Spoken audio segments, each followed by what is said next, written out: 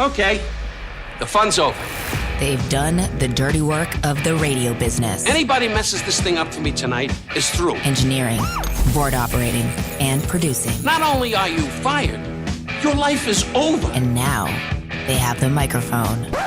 What could go wrong? Nobody messes up. You understand me? Don't mess up. Adam Copeland. You wanted some sort of like hard-hitting Bob Lee journalism. You came to the wrong place. Derek Papa. Oh, boy. Okay. It's getting hot. Is it getting hot, Derek? That's even worse. How are we feeling? It's getting hot? Oh, boy. And Tim Webb. Mankini, yes or no? 59. We go with this, too. It's a dirty job, but someone's got to do it. Ridiculous. Completely ridiculous. Welcome to Dirty Work. KNBR 104.5 and 680. The sports leader. It's Dirty Work on a Friday afternoon. Adam Copeland, D-Pop, Dan Dunn is back in our KNBR studios in Daly City. We are live from the broadcast booth at Oracle Park, where the Giants have fallen to 0-2 after a 3-0 loss on opening day, the afternoon opening day, the actual day game opening day today at Oracle Park. A 3-0 final after back-to-back home runs by Giancarlo Stanton. Actually, it was Aaron Judge and then Giancarlo Stanton in the sixth inning, put them up 3-0, and that was all she wrote. The Giants mustered. They always say mustard, right? When it's like one hit or two. One hit, one lousy GD hit, as Bob Uecker would say. 4 hits to the first 2 games. The Giants have yet to score a run here in 2026. We are coming to you live from the broadcast booth at Oracle Park, as I just mentioned. We'll be with you until 6 o'clock tonight. 808 KNBR, 415-808-5627, the number to call and the number to text. Derek is working on getting our camera up and running. And Derek, no rush on that, dude. We can do that during the break. I'm trying my best, sorry. Dude, it's a Friday night after a Giants day game, the opening day. And it was a thrilling game, too. It was not really a thrilling game, dude. It was a redo, right? By the way, I should note, pretty impressive home runs by both Aaron Judge and Stanton. God, those were massive. And I heard, it's funny, I was listening to John Miller on my way into the game today, talking to, on today's V show, is what he says. I kind of like that. The Tony Vitello. It's simple. The V show. It's time for the V. He was talking about, John was, about how last year, the Yankees hit 270-something home runs, or 250.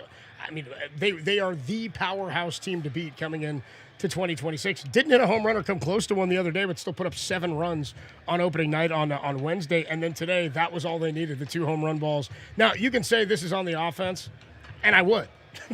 That would be accurate. You get one hit, it changes the course of how they play this thing out. I mean, if you've got the tying run at the plate or the tying run on deck, and they did in the 9th inning, you're in a much different situation here. I think more to the point here is that we've talked about the pitching having to be, maybe better than we anticipate, maybe outperforming what their projections would say they're looking to do this year. But we know the offense is going to have to carry this team.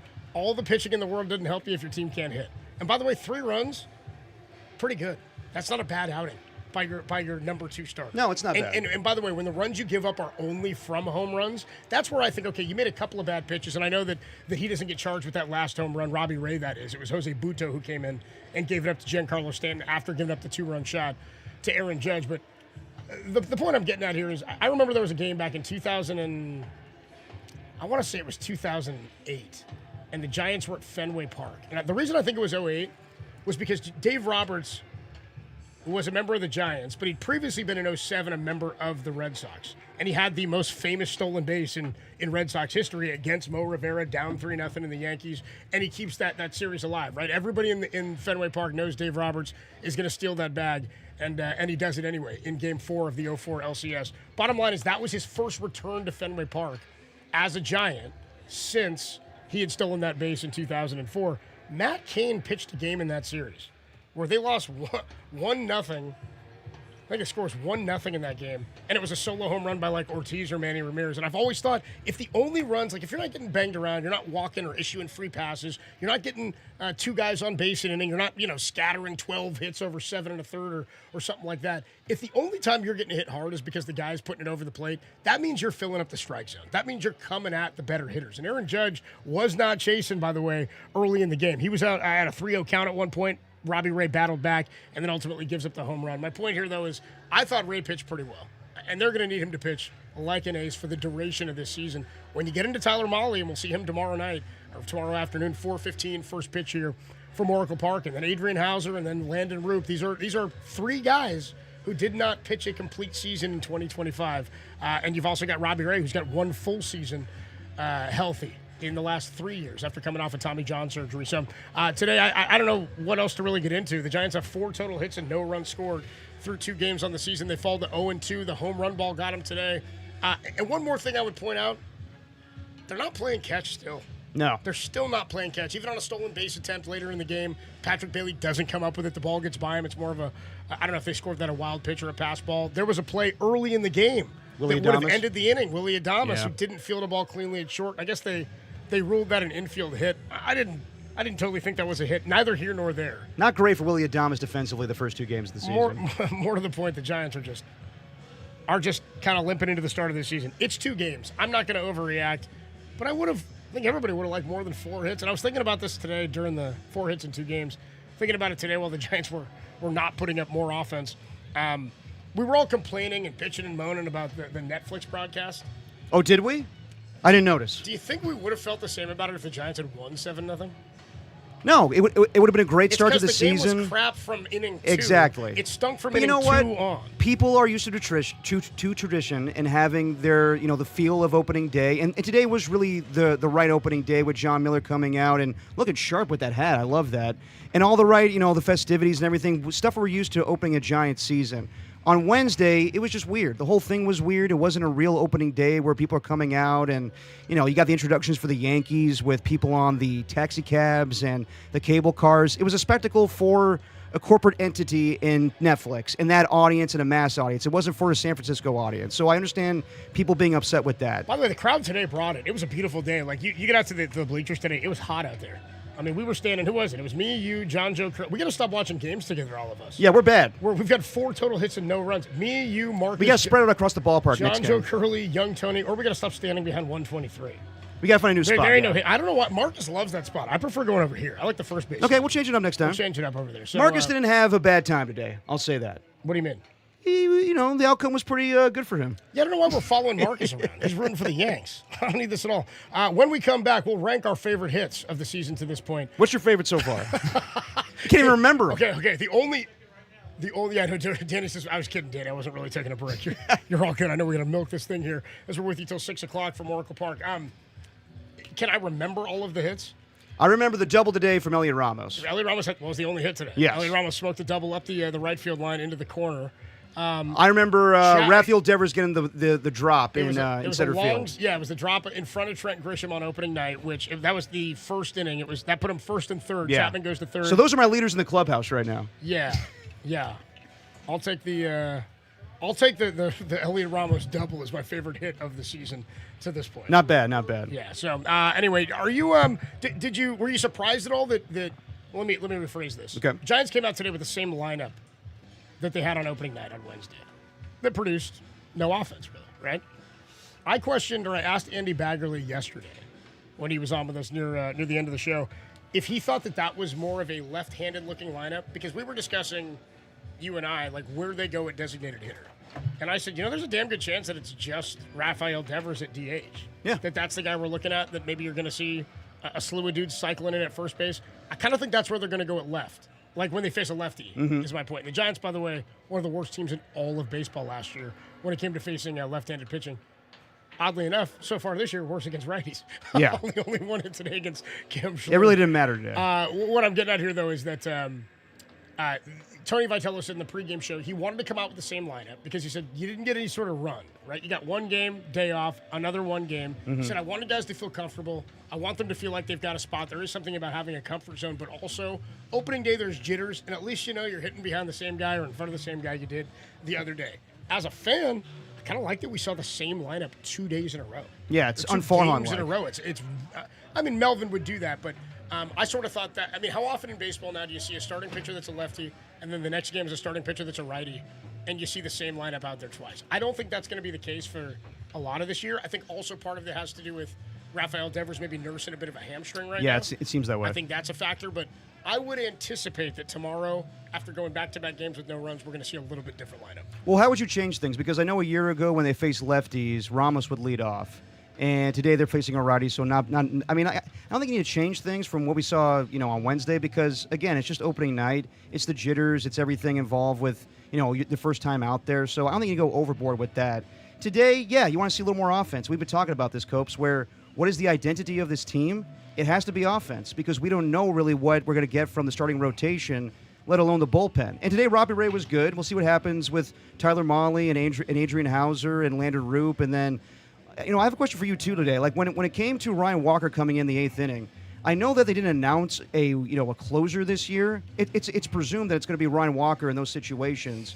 Does it still kind of seem like Tony Vitello just kind of going through, like, let me check out this guy in the bullpen, let me check out this guy? Like, it didn't call for that today where you need a closer, but I just thought it was kind of a bad situation where you throw Ryan Walker out there and then you pull him immediately because he's struggling a little bit. Well, he issued a walk in, he had a strikeout today, and he allowed one hit. And he went through a third of an inning. So what's interesting is we've talked about Ryan Walker as though he's going to be the closer. I think. But I'm not so sure. Somebody said it the other day. Murph said, I know they haven't announced it, but he's going to be the guy. And I'm with you there, but I also think there's something to the fact that Buster Posey is not handing out jobs. Tony Vitello is not handing out jobs. They're in a situation where they need these guys to come claim a job. Right now, Ryan Walker's a guy who has had closer experience, so you'd think at least on paper he's the leader, for lack of any better term, in the clubhouse, to be the guy who's your closer. I wouldn't be so surprised if we saw them, not that they'd go bullpen by committee, but that it's a bit of a situational, maybe early on, righty-lefty, where it's Ryan Walker. You know who I think it's going to be? Who I think is kind of claiming the role? And I think that's maybe why, I was thinking about it today, why they're carrying 3 lefties, and they threw all 3 today. Is Eric Miller your best reliever out of the bullpen? Is Eric Miller your best option to close while they await Randy Rodriguez to get healthy for the 2027 season to be the back-end dude in that bullpen? If you've got another guy out there who's got closer experience and he can be your 8th inning guy next year with Rodriguez, or he holds it down till Rodriguez comes back, I mean, we're talking way down the road here. That all remains to be seen. But I think you've got to go with a guy who may close it and a guy that you trust, or with a guy who may claim the job and a guy that you trust more than some of the other inexperienced guys. In terms of how I rank the trust in the bullpen, Eric Miller is probably the dude I trust the most right now. Yeah. In terms of guys who have very little track record, I think Budo's okay. I know he gave up the home run today. They were already down 2-0 at that point. Didn't ultimately mean much of anything, as they didn't record another hit after that. But I really do think that there was a thought process in carrying 3 lefties here. They signed Baraki, who, by the way, came in, issued a walk, and then had a pretty clean inning there and got out of it nicely. Matt Gage, a nice inning where he did issue 1 walk, though, in the 9th. Eric Miller did pitch before Ryan Walker, so that would be like your 8-9 setup. I wouldn't be so surprised, though, if we get to a situation where Eric Miller is the dude who claims this job and it's not Ryan Walker. Walker last year left a little bit of a bad taste, I think, in a lot of people's mouths. He did not record strikeouts against righties at the same rate, had a higher sinker usage last year, gave up a lot of home runs. And I don't like going to, again, I don't psychoanalyze. I don't want to go to head case or anything like that. Right. They didn't have anybody there. Doval never really claimed it. Rodriguez kind of did. Walker did. They were shuffling guys around. Once Rodriguez claims it, then he needs Tommy John surgery. So I was sort of impressed. If I was going to look for one silver lining in the last 2 days, I guess I'd say the bullpen. Yeah, but they're not really tested at this point. So I would say, it could have been worse. This was a game they were tasked at a couple of different points with keeping the score where it was. Right. So they went today. They went 3 1/3 innings, I guess the bullpen did. Yeah. And allowed 3 hits and 1 run. And it was the first guy who faced Jose Buto in Giancarlo Stanton. The pitching's not the problem, and you chalk it up to just the start of the season with Logan Webb. So I'm not concerned to anything right now. But yes, offensively, you just need obviously more, and you need a little bit from Rafael Devers than going 0 for 4 today or 3? He had 3 Ks today. Yeah, 3 Ks. And can I get you a good number on the Giants? You want to know how many strikeouts they had today as a team? Go for it. 13. That's not a good number. No, not at all. I said that, dude. Not good at all. The only guy who did not strike out but went 0 for 4, Luis Arraez. Yeah, you know what? So far defensively, yes, not amazing, but between him and Willie Adames, Luis Arraez is handling his own, and Adames, questionable decisions the last few days at shortstop, I would say. I wouldn't say decisions. I would say just not playing catch. He didn't field his position well. And good decisions, to your point, from Luis Arraez. 2 different times they played infield in, and he came home with the ball. He got a tag play at home, and he also had a force out at home late in the game. I wasn't so concerned with Arraez's glove. People always do that. He's got a frying pan out there. He's terrible with the glove. At second base is a position that if I had to hide a guy on the infield, Marcus and I were talking about this during the game. A lot of people look at first base and go, you can hide a guy over at first. First is even more crucial. I'd rather have a first baseman with range who can also dig it out for me than just have a second baseman who knows how to turn it. I don't need a plus second baseman if I've got a great shortstop. Now, what's funny is Willie Adames, in my mind, like, he doesn't. I felt like last year he didn't totally pass the eye test in terms of how good he was or lack thereof defensively. Statistically, it was one of his best defensive seasons. First 2 games here, he hasn't looked really sharp, but I don't want to put that on him. I don't think anybody's looked terribly sharp for the Giants. Even Patrick Bailey on the come up and throw down to second, which he didn't come up with. No. So, again, like right now, it's kind of like now we anticipated going into the season where we thought that maybe the pitching was going to be a huge question mark. So far, so good that they get in. I would say not really tested. Offensively, I was surprised to see this note after the game from Susan Slusser. It's the first time the Giants have been shut out in their first 2 games of the season. And I can't, I'm like, that's surprising. Wait, since when? Since ever. Like ever? Forever, ever? Forever, ever? Yes. You mean like since moving to San Francisco? I'll pull up the tweet again. Yeah, but give me that Sluss note on that. Sorry, I'm getting situated here in the booth. I'm sorry, Danny, one more time. What was that? First time in franchise history the Giants have been shut out in their first 2 games of the according to season. Susan Slusser, this is the first time in history the Giants have been shut out twice to open the season. That's surprising, but... Dude, you'll tell your kids you were here. Yeah. You saw everything, man. You saw the cable cars, you saw the taxi cabs, and you saw the Giants in their first iteration of the Tony Vitello era. That's pretty incredible. Shut out twice. I hate phrasing it like that because, again, this is, I mean, what was Tony Vitello going to do differently today or yesterday? I'm again? having fun. But it was a redo, Copes. It was a redo. I know, but I'm already seeing that stuff out there, and I'm like, guys, like, I saw a tweet today. Somebody had tweeted out the 2023 Giants lineup from opening day. It was like Tyro Estrada at second base. Okay. He had... and this is the team that opened up against the Yankees at Yankee Stadium. Yeah. Logan Webb on the mound giving up home runs to Archie Judge. Roberto Hernandez. Oh, my God. Was that his name Roberto Hernandez? I don't think it was Hernandez. Roberto. I don't even remember who that is. No, Roberto Perez. He was the catcher on opening day instead of Joey Bart, and then he got hurt like a game in or 2 games in. Remember that he was like done for the year. Roberto Perez was the catcher there. Joey Bart was backing him up. You had J.D. Davis out there. You had Mitch Haniger out there. Like the lineup in 2023 was kind of funny. That's what they were running with. Gabe Kapler pulled off 80 wins with them. This team is more talented.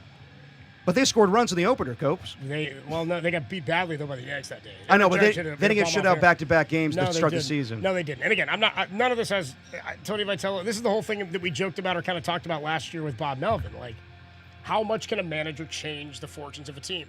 And I think it's about keeping them on track. I think it's about guidance. It's about obviously in-game play and strategy, but it's not like Kyle Shanahan calling a run play here. It's different. It's much different. Or a trick play here or taking a timeout at the right time. This is about players executing, and so far through 2 games they haven't, and it's a long season. So, I mean, point for concern. I would say that it's always a good thing in my mind if the thing that I'm concerned about is not the thing that's concerning me right now 2 games in. I'm not really worried about the offense 2 games in. I don't like that the Giants have never had 2 games where they were shut out to open the season. That's baffling. But I also sort of think that the pitching performing poorly, or like if the bullpen had blown it the first 2 days, we'd be like, oh boy. Yeah, exactly. You know what I mean? Because you remember like in Arizona, the first game of Mark Melanson's Oh, I career do. as a I do Giant. remember it well. Yes. Bumgarner hit 2 home runs that day. Yeah. I think he hit 2 home runs on opening day in Arizona. Was it 2017? I want to say it was 2017, and then your guy Melanson, who they spent all the money on in the offseason, he blows it. And then you got Dutch Holland out there in the No, dude, I do remember that opening day, and they had a good lead and lost. And that was a storyline the rest of the season was Mark Melancon and the bullpen cannot hang. But the point was that they could. Remember the year before, though, in 2016, they could not close a game out. Remember, they couldn't. I mean, Sergio it happened Romo, in Game 5 against the Cubs. Walking off the hill and laughing, but like they didn't have a guy to close the game. Like Casilla lost the game. They could not figure out the ninth. So that offseason, it was like go get a closer, and they went. They got the most expensive closer out there, and the Giants did not have a good track record with that. He and Armando Benitez. Right. The 2 big closer signings. You got to build your closer. You got to make your closer. They go and they get him, and it immediately falls apart opening day, and they never recovered from that. But mentally, from a fan standpoint, my concern was already on the 9th inning. Right. Now, you come in and you don't get out of it in the 9th inning, that's where you're like, damn, we got the same problems as last year. I think this offense is going to be all right. It is weird, though. You've got 13 strikeouts today, 3 hits in the Wednesday game, Only 6 Ks, by the way, on Wednesday against Max Fried. So, But when you say all right, like what do you mean? Like as far as like I think the offense When can you still- envision this offense, what do you see? I still think this offense can be the strength of this team. I do think It this has is a to be, major yeah. league offense in a playoff looking, at least on paper. Again, guys have to perform. It looks to me like a lineup that can produce enough to be a winning team. Mm-hmm. Will it produce enough to give cushion to a rotation that is unproven or a rotation that isn't necessarily 100%? I that remains to be seen. Like if your hitting is your strength, it's never a bad thing, but every team needs more pitching. Everybody's looking for pitching. You're always desperate for pitching.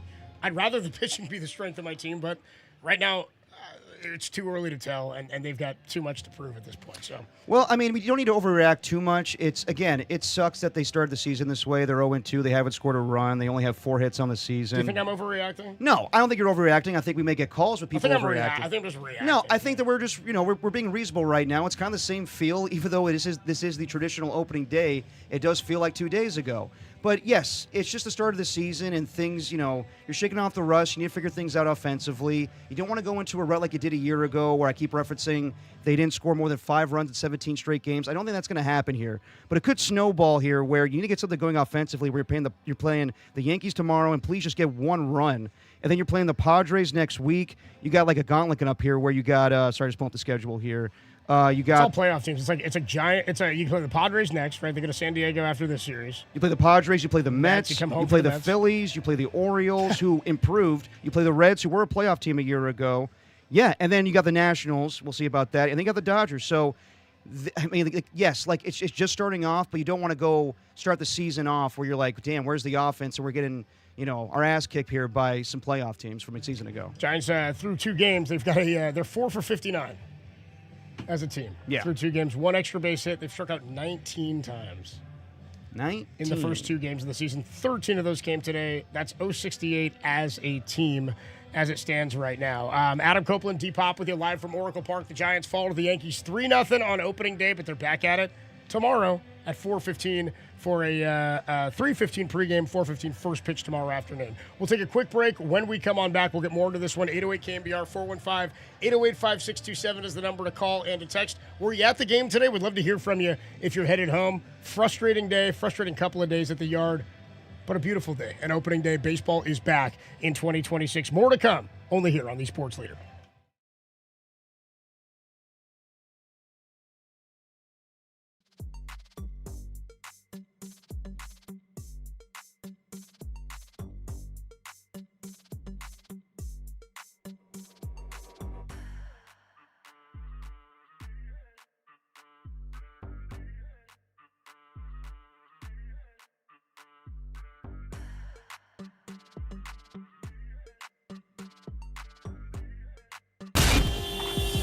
Time for your Bay Area Chevy dealers traffic update.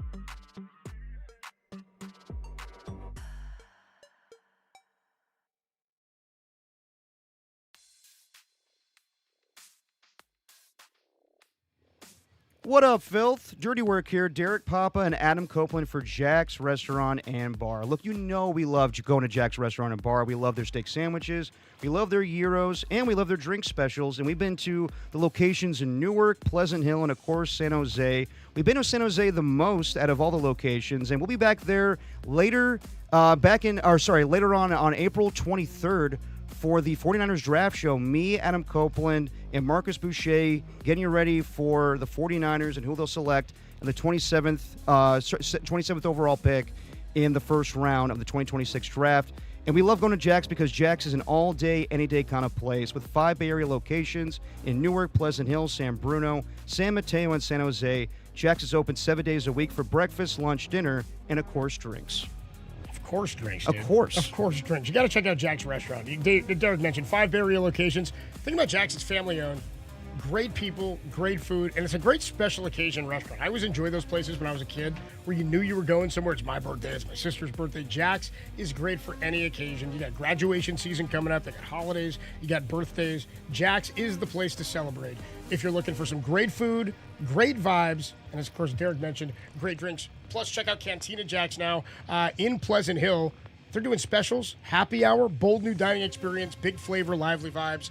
And as I mentioned, a happy hour with unmatched beer, wine, and cocktail specials, plus $5 tacos. Visit any Jack's location today and review your meal at ilovejacks.com for a chance to win $500. You eat Jack's, you tell them what you thought about it, and you have a chance to win $500 that you could spend on more Jack's. Jack's Restaurant and Bar, 5 Bay Area locations, an all-day, any-day kind of place.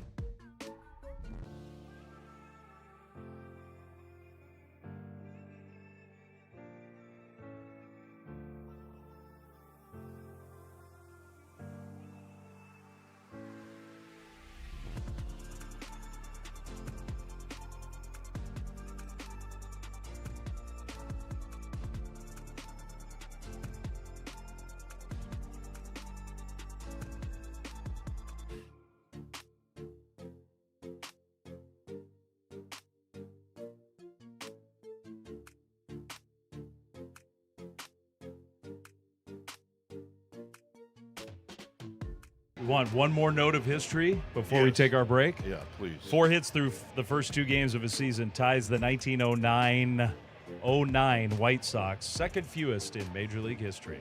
Not the fewest, second fewest. Now, back to Dirty Work. Adam Copeland and Derek Papa on KNBR 104.5 and 680 AM. The Sports Leader. That's what I needed there, Danny. A little Ska Friday. Adam Copeland, D-Pop, Dirty Work with you live from the broadcast booth at Oracle Park. How about us? I'm sitting in Dave Fleming's chair. You're sitting in John Miller's chair. Yes, we're here reacting to the Giants' loss, 3-0. By the way, dude, John looked always sharp today, dude. always the master of ceremonies, and no one does it better when we're starting an opening day for the San Francisco Giants. But man, dressed to the nines today. I loved John Miller's outfit. You're gonna have to scoot closer to me if Sorry. you want to get on this camera, brother. I'm trying. You gotta get closer, dude. Come on. DC had no idea we were going to be here, too. Get all up Come on on, me. Mike Holder. That has nothing to do with this. you're just looking for excuses. I know. now. By the way, Danny, that note you came in with there, that was after the game. That was Dave and the guys talking on the post-game wrap about the Giants offense. Was that the fewest hits to the first two games? Yeah, that's correct. The fewest Since hits. 1909. Wow. The 1909 White Sox had the fewest. So they've never been shut out in back-to-back games to start a season, and they had the fewest hits to start a season, By the way, too? was that when 1909 was that like a dead ball era? God. Fewest, dude, how about that second fewest hits for a team in Major League history through their first two games of a season? Now, 2 games means nothing. Like, did you see? Right. I sent this to you earlier, and maybe I said we could put it in the NBA grab bag for next week, but we can just talk about it. The Scoregami.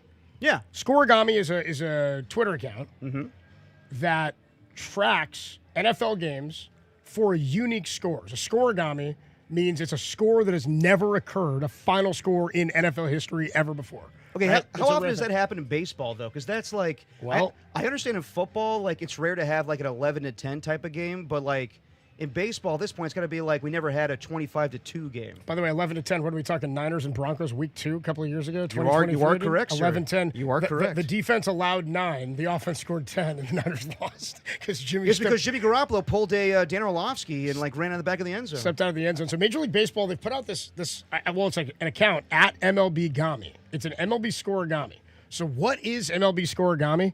A Scoregami is a final score that has never happened before in baseball history. Right. Over 155 years of Major League Baseball, only 358 unique final scores have ever occurred. Do you want to know okay, if we go back 26 seasons to the year 2000, how many unique scores In the year 2000. that had never been scored before, final scores in baseball history since 2000, how many different ones are there? Jeez. One time it's That's happened. it? So why even create this Twitter account? Yeah, that seems a little ridiculous. So they say, what else do we track? Because scoregamis are so rare, we also track franchisegami.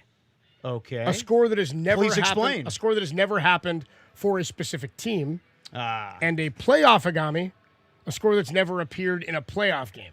They're kind of reaching here at this point. They are kind of reaching. Yeah. I think they're going to give us a lot of tracking of scores. It's a 50% chance it could be this, but it's Yeah. like, I don't think this is needed. Scoregami really only applies against the NFL because you can only have so many different types of scores. Also- it's going to be obscure where you're not going to, like, and in baseball, you get one run. In The football, most you'll ever get in baseball in one swing is 4. Exactly. That's the most possible runs you could ever score in yeah, one play. I would say just call it a day on this account. Football, you might get 2 here, you might get 1 there, Yeah, you might get exactly. 3 there, you might get 8 there. You might it's a completely There's a load of different 6, 7, 8. possibilities. I think that Scoregami's kind of reaching here. We're like, okay, let's see what the first, I don't know, 19-1 game for the San Francisco Giants. Like, okay, but that's really obscure. I would say just get rid of the account. Yeah. And just- Derek, I know. Derek said the day it came, I would just get rid of the account. They're not going to get rid of it. Just They're gonna- pack it in, Scoregami. They're using it to 2 other things. I don't know really what the benefit of that is. Bottom line is Giants aren't in that yet anyway. Giants haven't scored. Now they did. Do you remember a few years back? I want to say it was the last. Maybe it was 2018. What was that season? It could have been earlier than that. What was the season they won back-to-back days? Opening day and the second game of the season at Dodger Stadium, and they won them both 1-0. Yeah, I do remember that. I want to yes. say Ty Block was the opening day starter that year for the Giants. Yes, he was. Against the Dodgers. Yes. And they won 1-0. I think they got one off of Kenley Jansen one game. Yeah. Joe Panic definitely got one of those home runs. Both of those games were on ESPN. I remember that, and yes, they won those games. I'll look it up here just to confirm, but I do remember that pretty well, that they won those games 1-0. Well, you were saying that, it's easy to say, get frustrated what's going on. Tony Vitello, Danny, I know you're back in the studios, and I know that we're always a little light there, especially on a day like today. Do we have any Tony Vitello after the game? Because he was taking ownership himself. He was taking ownership himself for the lack of offense. I mean, I guess that's a manager being a manager. Yeah, you got to fall on the sword. I But blame it's myself. It's not his fault. Like, Rafael Devers needs to hit. Willie Adames needs to hit. Matt Chapman needs to hit. That's what these guys are getting paid for. So that's good on him. He'll learn that there's going to be many things that are not his fault, but he needs to take ownership because he is the manager. And yes, that's just part of being a big league manager at this point, is just like taking accountability. But I would say nothing so far. I can't really fault anything for Tony Vitello. Maybe mentioning the SEC too much in a pregame interview, but besides that, I really can't blame Tony Vitello for anything at this point with them being 0-2. Here's Tony Vitello after the game. Danny, is this him talking about the offense, the Giants' lack of production, second fewest hits ever for a Major League Baseball team through their first 2 games? They still play 160 more. Here's Tony Vitello on the offense. Over and over, we've talked about being in this for the long haul, so I think that's where our guys' mindset is, but there's also a pressing need in there for some feel-good and also to want to perform for the fans. And I've been in a situation where we went from no crowds to big crowds, and I saw it on our guys' faces and also in their hands when they're squeezing the bat. If I had to guess, to be honest with you, I'd blame myself, so maybe it's time to maybe do what I can to ease any tension in there so guys can be free and go out there and play. Because, as I said, I think everybody that was on the field or in the stands know those guys can play that were in that lineup. So what does that mean? Like, come in and tomorrow, like, be a little more loose? Like, I really don't know what he could do at this point. Like, he's got to feel it out himself. It's a weird deal where he's never done this before. He's trying to find things, maybe tweak the lineup tomorrow. Who knows? But I would say, like, there's not much he could do. It's just that these guys need to hit. It's the bottom line. It's a fascinating thing to watch. It's a fascinating thing to watch Tony Vitello experience this in real time. Yes. Right? Because, like, Bruce Bochy's first year as a Giant manager in 2007, Barry Bonds chasing a home run title. Bochy was kind of brought in to be the standard bearer to kind of carry it from Felipe Alou to maybe whatever the next run was going to be. I mean, he was coming over from the Padres. He signed a 3-year deal. They weren't successful the first 2 years. And then in 2009, they win 88. But more to that point, like, Tony Vitello's experiencing all of this. Like, it's interesting that he brought up there going from no crowds to big crowds. Yeah. I'm like, I don't know how often big leaguers think about that. They all, every guy who's in the Giants lineup on opening day has been in an opening day lineup before. You're used to it now. There are no rookies in this lineup, right? It's not Bryce Eldridge out there where the lights are too bright. So when he says, yeah, maybe they're gripping a little bit, I think there's adrenaline and things like that come into play. But I asked Richie yesterday, we had Rich Aurelia on, and I said, do you remember anything that a manager of yours ever did early in the season to sort of set the tone for the season? And he just kind of said all guys are different. So I don't think this is Tony saying, I got to go in there and shake things up and change things up. But we did discuss this when he was hired, that this is a marathon. Mm-hmm. 2 games doesn't necessarily warrant needing to shake everything up. I pointed this out earlier. Last year, the Yankees season started at home against the Milwaukee Brewers, and Nestor Cortez was the opening day starter. Does everybody remember the torpedo bats? Yes. Yeah, I do. That was only a year ago, man. Yeah. That was opening day last year. The Yankees saw 3 pitches to open the game, and the first 3 pitches they saw, they hit for home runs. I think they had like 7 or 9 homers in that game. The Brewers ended up being an elite pitching team, and they ended up with the best record in the National League. The first 2 games of the season don't even really set the tone for your season. No. They're just part of the season, right? 2 games ago, they were playing, sure, a much worse team in Sultanas de Monterrey, but they put up some numbers in spring. They hit a little bit in the spring. Some guys hit for power, and Richie did tell us yesterday he never liked looking at offensive numbers in spring because ball carries a little bit different at Scottsdale. You never know. Is a guy working on something? How many outings has this guy had? How long is he going today? Is he throwing something in the second that he'd normally be throwing in the fourth because he's working through his arsenal in a bit of a different way? So, right. Again, none of that stuff transfers over. But it is very interesting to me to watch Tony Vitello experience all of this for the first time. And I'm not going to judge him based on how he reacts to this, because the next time they lose 2 games in a row and they don't score in back-to-back games in this season, he's probably going to handle it differently than he does this time around. So this is all drops in the bucket here for what they're trying to build. But it's interesting that he says he blames himself. Yeah, you have to take ownership. Are you to blame for not at all. For Ramos double in the second? And by the way, they only had 1 other base runner the whole game. Yeah. Matt Chapman led off the 7th with a walk, and he didn't get past first base. So yeah. I don't put any of that on Vitello, the same as I couldn't put any of that on Melvin. However, last year we did talk about the flat nature of Melvin, the lack of energy. I don't think we're there yet. So I don't know what Tony's really talking about with whatever he can control. Maybe it's a change in the lineup tomorrow. Maybe it's just wrestling some things up. But do you even need to do that 3 games in? I don't know. I would say no, and I'll go to something that I've heard Tony Vitello say for the last 5 months since he was introduced as Giants manager. I don't know what I don't know. So he doesn't know how to handle 2 losses to start your career as a Major League Baseball manager. He doesn't know what to do at this point. And yes, he'll learn as the game goes on or the season goes on, but he's going to rely on Boch. He's going to rely on Dusty tonight and be like, what can I do? And they'll probably tell him, like, well, all these guys need a hit. Like, yeah, like that's basically what it is at this point. Butch and Dusty are like, I don't know, dude. We never had 4 hits in 2 games. Exactly. He's like, you have to ask. These are unprecedented times. He's like, you're gonna have to check in with the manager of the 1909 of White Sox. Yeah. See what he did to turn things around. So at this point, I don't mind. Like, I'm glad that Tony Vitello says, like, blame me. And we're not going to blame him because that's ridiculous. But I wouldn't be mad. I would not be mad if he pulled the line from Bob Melvin a year ago, where it's like, well, we'll just come back to the ballpark tomorrow. That's what you have to do at this point. But as the season goes on, he's going to know, okay, it's clear that this guy's not good in this spot. It's clear that this guy just maybe shouldn't be the lineup altogether. He'll learn. But for right now, games against the mighty New York Yankees, he's still learning. This team's learning, but it's not anything with like jitters at this point. That went out the window when you started this season on Wednesday against the Yankees.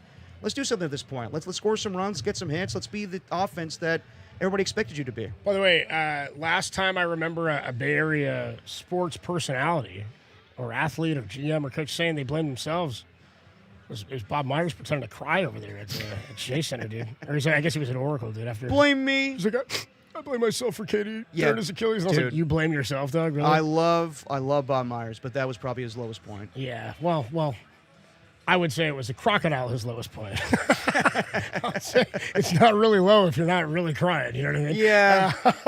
I blame myself. At least Tony said it with his fist on the table. I'm gonna go in there and change things up. I'm not saying that Bob Myers was disingenuous, but like that was like a weird moment where, of course, he was like, "I'm trying to get Kevin Durant back on the team." Tony, I don't think Tony's phony when he's saying like, and that rhymes. I think that Tony's like, yeah, I blame myself. We should come out here and put on a show for all these people. So, again, like it's gonna be very interesting to see how he handles the media, and I wouldn't be the least bit surprised if there's a performance this year where the offense doesn't, play well, where he comes and lights into everybody and says, pulls what he did when he was at Tennessee and just is honest, saying like, we got to get our ass together. So yeah, we're too far from being honest because we don't know who anybody is yet. Exactly. We don't know what this team's identity is. Adam Copeland, Depop with you. Danny Dunn is back at our KNBR studios in Daly City as we're going to be with you until 6 o'clock tonight. We'll try to get to some more Tony Vitello sound. We'll get a quick check of the text line, 808 KNBR 415-808-5627, the number to call and the number to text. I'm going no need for panic right now, but I am watching Tony Vitello in these moments. These are the points where I want to see, can I compare and contrast this to how he'll react to some of this stuff later in the season. I mean, everything that he does, I keep saying it's going to be his first time doing it. It's also our first time watching him and digesting and reacting to what it is that he does when he sees something awry or when he's got an idea or a strategy. I told you, I want to know at the end of the year or have an idea why Buster Posey brought this guy in. It ain't the 4 hits in 2 games. So we're waiting to find that out. So that's kind of what I've been tracking right now, or what I'm paying attention to is you learn a lot about yourself and you learn a lot about your identity and your team in the adversity you face and in the losses. We'll see who Tony Vitello is coming out of this one. More to come from Oracle Park with you on a Friday evening until 6 o'clock. The Giants fall 3-0 to the Yanks. 4 hits in their first 2 games. Second fewest in the history of Major League Baseball. More to come only here on the Sports Leader.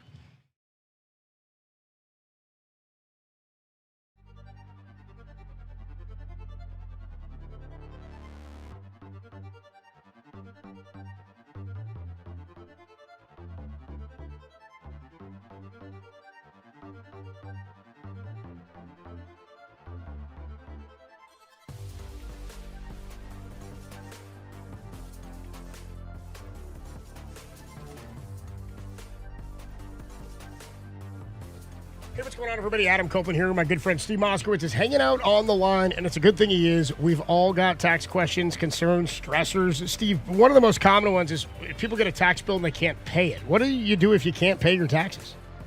That's a big stressor, but we can take care of it for you.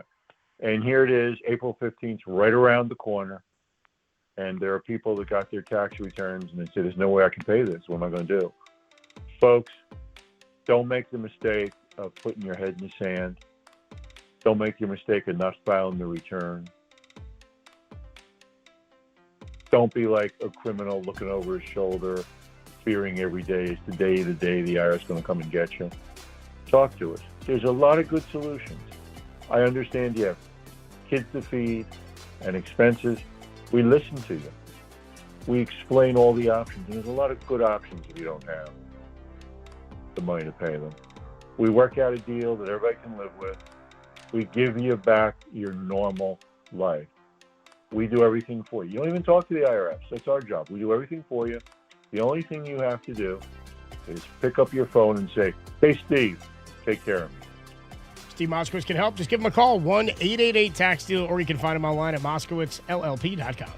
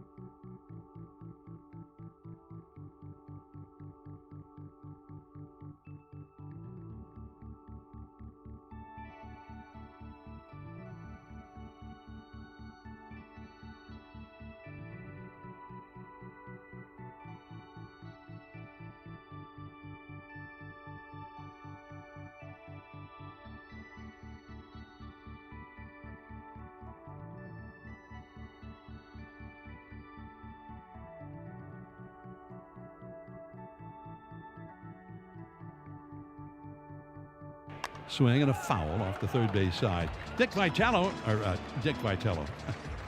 I'm confusing the Giants manager with the ESPN basketball commentator, Dick Vitale. Tony Vitello, the Giants manager. He did give us a little scouting report on Schlittler. We'll let you hear from. You found Dirty Work with Adam Copeland and Derek Papa, where no job is too dirty, on KNBR, the sports leader. Dirty Work is sponsored by Jack's Restaurant and Bar, an all-day, any-day kind of place. Live from the broadcast booth at Oracle Park, Adam Copeland, T-Pop with you. John Miller on the call, calling Tony Vitello Dick Vitello. It's awesome, baby.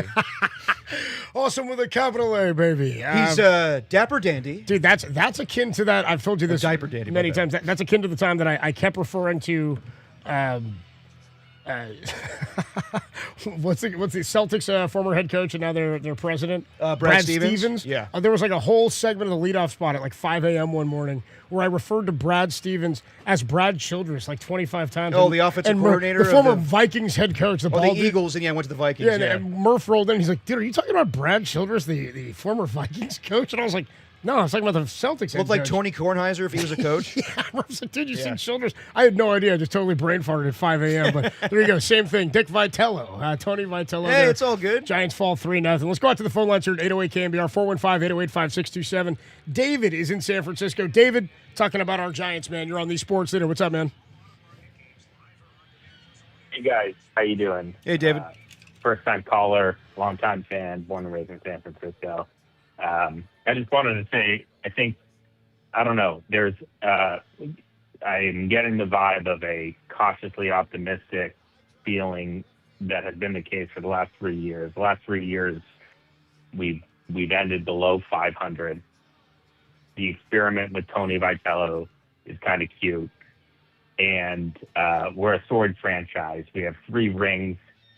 You know, the building phase, the creative phase, you know, that's been going on for too long now.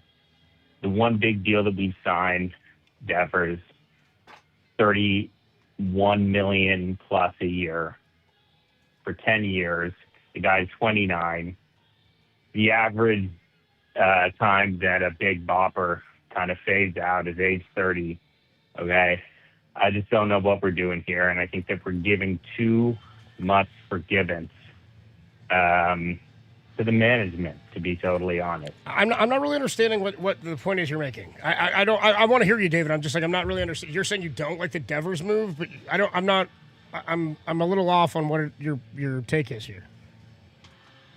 I'm saying that we need to be harder on the management here. I mean, Posey?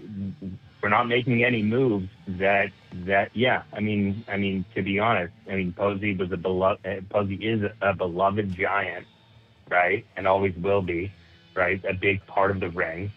But I think that we need more and we need sooner. Yeah, but I think that's why he made the trade. You're saying they didn't make moves, but 2 months or 3 months into his season last year, he trades for one of the best hitters in the game. And I know you're saying guys turn 30, but he's not a running back. Like, guys in baseball don't necessarily just disappear because they turn 30. And they're not – I get what you're saying, but if he were a free agent a couple of years ago and the Giants were on the market for him, or he was on the market and the Giants made him an offer, it would have been something akin to what he got anyway from Boston, right? Aaron Judge is a guy who's going to go over that. And I was fearful about giving Aaron Judge that contract, and that's already looking like one of the better long-term, big-time contracts in baseball history with the way that started. So I hear you on needing more talent, but they've made moves. It's just that I don't think they're kind of prove-it moves. Like, I don't love the adds to the rotation because they're not long-term, but I think that's also done with intent to try not to block guys who may be coming up. I mean, I hope Wisenhunt gets here. I hope we're going to see McDonald here at some point this year. Maybe we'll see Tidwell, but I hear you, David. I think they needed a bat in the middle of this lineup. I like the Devers move, and I don't think you gave up too much to get him. I don't hate the Devers move. It was the one move where we didn't seem to really penny pinch over the last 5 years. No, fair enough. And I think we need a little more. I think we need a little more of that attitude. Devers and the Devers move. We'll see how that turns out. I'm not totally pessimistic about it. That's a pump up, but let's see. We need more of that though. We need more of that injection into this franchise. The fans deserve it. Stadium deserves it. Incredible stadium, incredible franchise, incredible fans.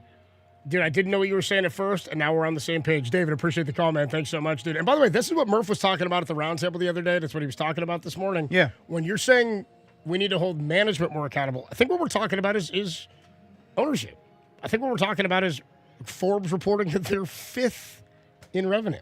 Yeah. They collect the 5th most, not second fewest hits, 5th most revenue in all of baseball, and they're 12th or 13th in payroll entering the season. I think that's totally fair. When you talk about the San Francisco Giants and being a marquee franchise in Major League Baseball, yes, they should go down and spend. And I think that Buster Posey can only work with what he's allotted. So far, I think that you really can't blame Buster for anything. I think that he's went out and made moves. I like getting Rafael Devers, to your point, Copes. Yes, in hindsight now, you didn't give up that much to get him. And I agree with the moves. I know that Camilo Doval comes in the last 2 days, and it looks bad, but I would make those moves too. I would make the move for Tyler Rogers, trading him away at the deadline. I don't question anything that Buster has done at this point.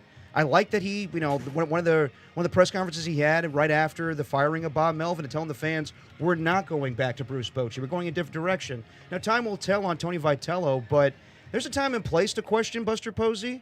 I don't think it's today. No, today's not that I'm doing that. I'm more looking at the financial thing that Murph was talking about. But no, that's totally fine. We could do that every offseason, to be honest. Here, we could question the Giants' ownership and saying, are they doing enough as far as because they're making sure they're doing enough in the ballpark. Yeah. Here's what I'm saying is, if you were like, let me dumb this down for all you guys, okay? Thank you. Yeah, no. You ever see the show Bar Rescue? Yeah. Okay, so you ever hear like when John Taffer, he's like talking to the owners and he's like, you don't even sell food at this place. He goes, if you bring in food, this is how much that chair makes per year. And that's how you have to think of it if you own a restaurant. Right. If that chair is empty, you're not making money off of that seat. The more seats you have, the more potential revenue you can make if you're filling those seats, right? How many different and added stands for food and beverage have the Giants added since 2020 in the ballpark? Seems like a lot. I could tell you, I know there's one place that I used to sit after the games and talking to a microphone that's now selling food or items, right? So it's at least one more stand. Let's say it's one. But we also know that when you come up the ramp now, they've renovated. There's a lot of really cool renovations at the ballpark. Mm-hmm. You come up the ramp now, there's a bar at the top of the nice. walk ramp. They're selling food there. They've got all the walk-in areas now. You're serving more people than you were before at a higher rate. They're not lowering prices for this stuff. We're putting ads up in different places that never used to exist in the ballpark. I got Chick-fil-A ads on the foul poles. Whether you like that stuff or not, like That's proof of the Giants bringing in revenue, and it's now being told to you at the 5th best rate in all of baseball. It's not being shown to the fan base. I remember a couple of years ago when Greg Johnson did that interview with Susan Slusser in the Chronicle, where she talked to him about the Mission Rock project that they were doing over there, building that Visa building and all that. And he effectively said, "Oh no, that's," because she asked him, like, "Will this be something like a baseball town or like a Wrigleyville, a St. Louis Cardinal, Dodgers, all that stuff? Are you building that around the ballpark?" And he's like, "Oh no, that's a different business venture." I'm like, okay, but the park's paid off, and we're stopping putting that product on the field that we had before. We used to spend in that way. We used to be top in that way. Or you've developed. The only way it's seemingly teams are finding success in baseball right now is you spend. The teams at the top and the richest teams continue to find themselves in the playoffs, or you end up with teams like the Tigers or the Brewers or some of these other teams throughout the league who develop enough, get really good, and then have to redevelop again. And that's just kind of what's happening, and you get a few of those in there each and every year. But the Toronto Blue Jays are one of the top paid teams in baseball. It's Dodgers, it's Mets, it's Yankees are the top 3. Then your Phillies, Toronto, Boston, San Diego, Atlanta, Cubs, Detroit, Houston. You're behind the Arizona Diamondbacks and then the Giants. Yeah. At 13th. So, I mean, the Tigers are still even in top 10 payroll, but they've also now paid Framber. Mm-hmm. They hit a spot with Tarek Skubal where they had to pay him at least a bigger chunk of money in arbitration. But all the teams that I just named to you are teams that we would expect to be in the playoff hunt this year, and they're all a top 10 payroll. I mean, there's probably a couple other teams we could look at and be like, they might be a problem. Seattle's a unique one. They haven't paid their guys yet. Not yet. It's like being the Seattle Seahawks. They didn't pay anybody yet. They haven't had to fork over contracts yet, right? Seattle's there, and they're a team that's going to be a problem. Milwaukee's 22nd in payroll. They're going about building it differently. Cleveland's 29th in payroll. They're under $100 million, which is pretty incredible. What I'm getting at, though, is just that it's pretty obvious what the correlation is to success and sustained success in baseball right now. Yeah. You spend money. You have to spend money to win. You have to spend money on the best players, and the best players in baseball are on a lot of those teams. Back out to the phone lines at 808 KNBR 415 808 5627. Danny, I lost my call screener here. Who do we got?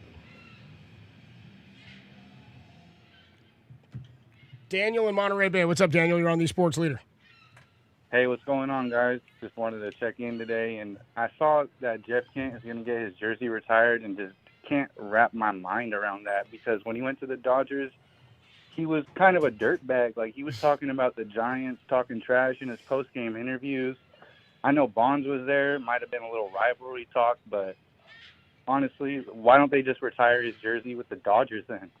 Well, they have it's their prerogative, but he's going into the Hall of Fame as a Giant, and as per Giant standards, we've retired every Hall of Famer their number who's gone into the Hall of Fame as a Giant. Jeff Kent is one of the greatest Giants of all time. He played more seasons with the Giants than he did with the Dodgers, and I think actually what you're thinking of is when he went to the Astros first and said, "I never felt right in those French vanilla uniforms." I think that's the line you're thinking of. But he was an Astro when he said that.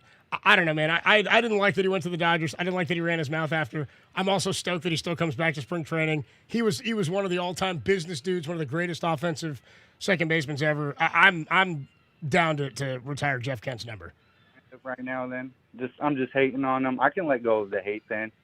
No reason to hold on to it. Yeah. But I did want to add that there's levels to the knowledge of the ballpark. I know how you said they're adding ads everywhere.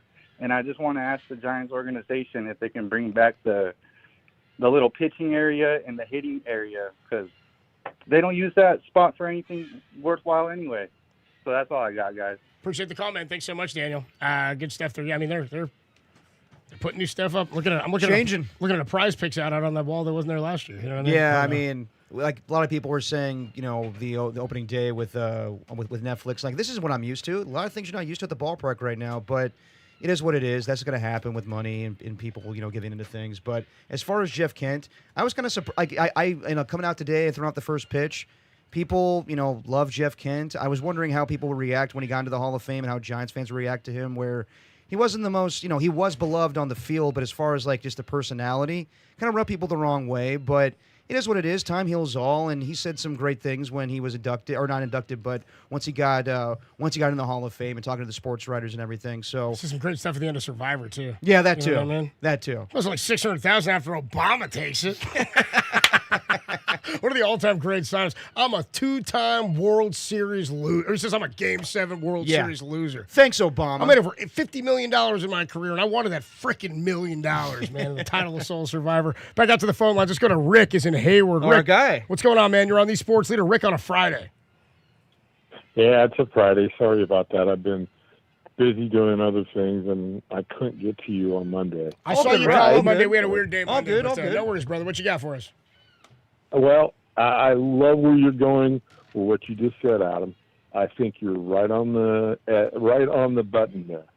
The Giants don't spend. It's all on the ownership right now. Yeah. They didn't go after top-flight pitchers in the offseason. I don't have any problem with what's happened the last 2 days. The only thing I would question about today is why did Robbie go out for the 6th inning? You could tell he was tired. He looked exhausted when he was throwing those pitches in the 6th. But other than that, I don't have anything negative to say about the pitching so far. The hitting, okay. When we got Willie Adames, we overpaid for him. Jazz Chisholm at second base is making $10 million with the same exact stats as Willie Adames. And that's unfortunate. We're paying way too much for Willie Adames. He shouldn't be making $27 million, but that's the price of doing business, Sure. Unfortunately. Okay, so you look at the lineup right now. You got Chapman, Adames, Devers. They're all strikeout guys. Bailey's a strikeout guy. Bader's a strikeout guy too. Strike out. We got like 5 of 6 dudes at the bottom of the time. Yeah. Yeah, they strike out 29.8% of the time last year. Now, and then you got, and this is what everybody was worried about with Arise. Yeah, he hits the ball, but he doesn't hit it. When he doesn't get Far. base hits, he doesn't get on base. Doesn't hit far. He No, doesn't doesn't get got on lots of base. walks. No, he doesn't. He doesn't get on base if he doesn't get a hit. And the same thing goes with Jen Ho Lee. They only have a 327 on base percentage. Unfortunately, the team didn't change enough that there's going to be any significant difference in what happened from last year to this year. I think it's all on the offense. And bottom line here, yeah, eventually they're going to hit. There's no doubt about it. They face one of the best pitching staffs in all of baseball right now. Them, the Dodgers, the Yankees, and all that. But like you said, you know what? I think Greg Johnson is stuck on development. I think he's stuck. We're going to get all these guys that come up through the ranks. We built this beautiful, whatever it's called, the development thing they got in Rock over there, yeah. in Arizona. I They got you, built this. They spent all this money. And I think they want to develop players. The unfortunate thing is they haven't been able to draft good enough players to warrant that idea of we're going to bring these guys up. Rick, Rick, I'm sorry, we got to run. We are up against it. I got to take a quick break. We do have to run. We'll talk more about this next week for sure with you. I hear you, though. I'm like, it only works if you draft the talent. And right now they're evaluating whether or not Bryce Eldridge is that talent. They traded out the other first-round pick that they had last year when they made the trade for Rafael Devers, and he's already been traded from the Dodgers as well. Right. Excuse me, from the Red Sox to the Dodgers. James Tibbs the third, I think, is the guy that they drafted. Anyway, I'm with you, Rick. They're going to hit at some point. The pitching, you're asking it to do something that 4/5 of it hadn't done all of last season or in any of the last 3 seasons. So we're live from the broadcast booth at Oracle Park. Seagulls are here. So are we. We're signing off when we come on back. We'll put the show to bed. We'll put the week to bed next. And hopefully when we come back on Monday, the Giants will have at least one win. More to come here. We'll put it to bed next from Oracle Park on the Sports Leader.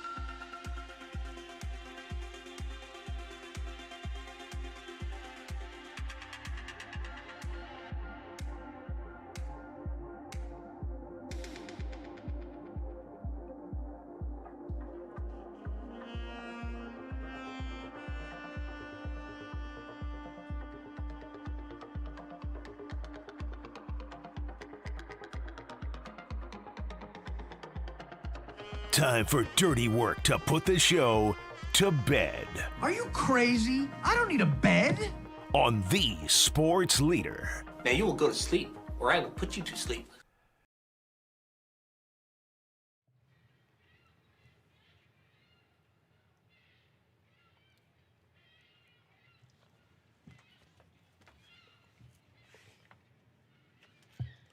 Dirty work, putting the show to bed on a Friday evening. Adam Copeland, D-Pop, Dan Dunn is back in our KNBR studios in Daly City. We are live from Oracle Park, putting the show to bed and the week to bed. And what has been a tough first couple of games for the Giants here on opening week. The second fewest hits through 2 games for any team in the history of Major League Baseball. The 1909 White Sox, the only team with fewer. All right, we got Larry Krueger, I assume, coming up next. I believe so. I mean, Giants opening day. Why wouldn't you get Niners and Niners Nightly? It is confirmed. At 6 o'clock. All right. Larry coming up with some Niners Nightly following, couldn't. They scored the same number of runs as the Giants did. They're putting the same number of points. Yeah, that's true. Danny, you got a note to self for us? Run tomorrow. Note to self. Yeah, note to self. Great couple weeks, guys. Tim's back next week. All right. Good work, Dan. We'll Thanks. miss you, Dan, but Yeah. we'll always have you back on. Note Note to to self. Danny Dunn is such a good board op and producer for the show. Even when I'm joking with him, saying, "Hey Dan, make sure we get a Fernando Mendoza highlight package." The man has it good to go. I was clearly joking, Dan, but thank you for having that. Danny, how do you have a Fernando Mendoza highlight package? Note to self. Note to self. The 1909 White Sox. Not only did they record fewer than 4 hits in their first 2 games. Yeah. Opening day 1909, Wednesday, April 14th against the Tigers, an hour 22. The second game, an hour 30. That's how little they were hitting that year. look at the time of game, dude. Playing these games in an hour and 22 minutes. And no pitch clock, huh? Yeah, no, pretty incredible. Pretty incredible. They lost it 2-0. That's going to do it for Dirty Work this week and on this Friday evening. Danny, great work by you today. Thanks to our guests. There were none. And then we'll be back with you Monday. Full show. Giants are going down to San Diego to take on the Padres for their home opener, and we'll have all that action for you right here on The Sports Leader. Everybody enjoy the weekend, enjoy the ball game tomorrow, and for anybody who needs to hear it, it gets easier every day. It gets a little easier. You just got to do it every day. That's the dirty work, but it does get easier. You are listening to KNBR and KNBR FM San Francisco, The Sports Leader at Cumulus Media Station. Larry Krueger, Niners Nightly starts right now. Have a good weekend, everybody. I'm a fool to do your dirty work. Go, yeah.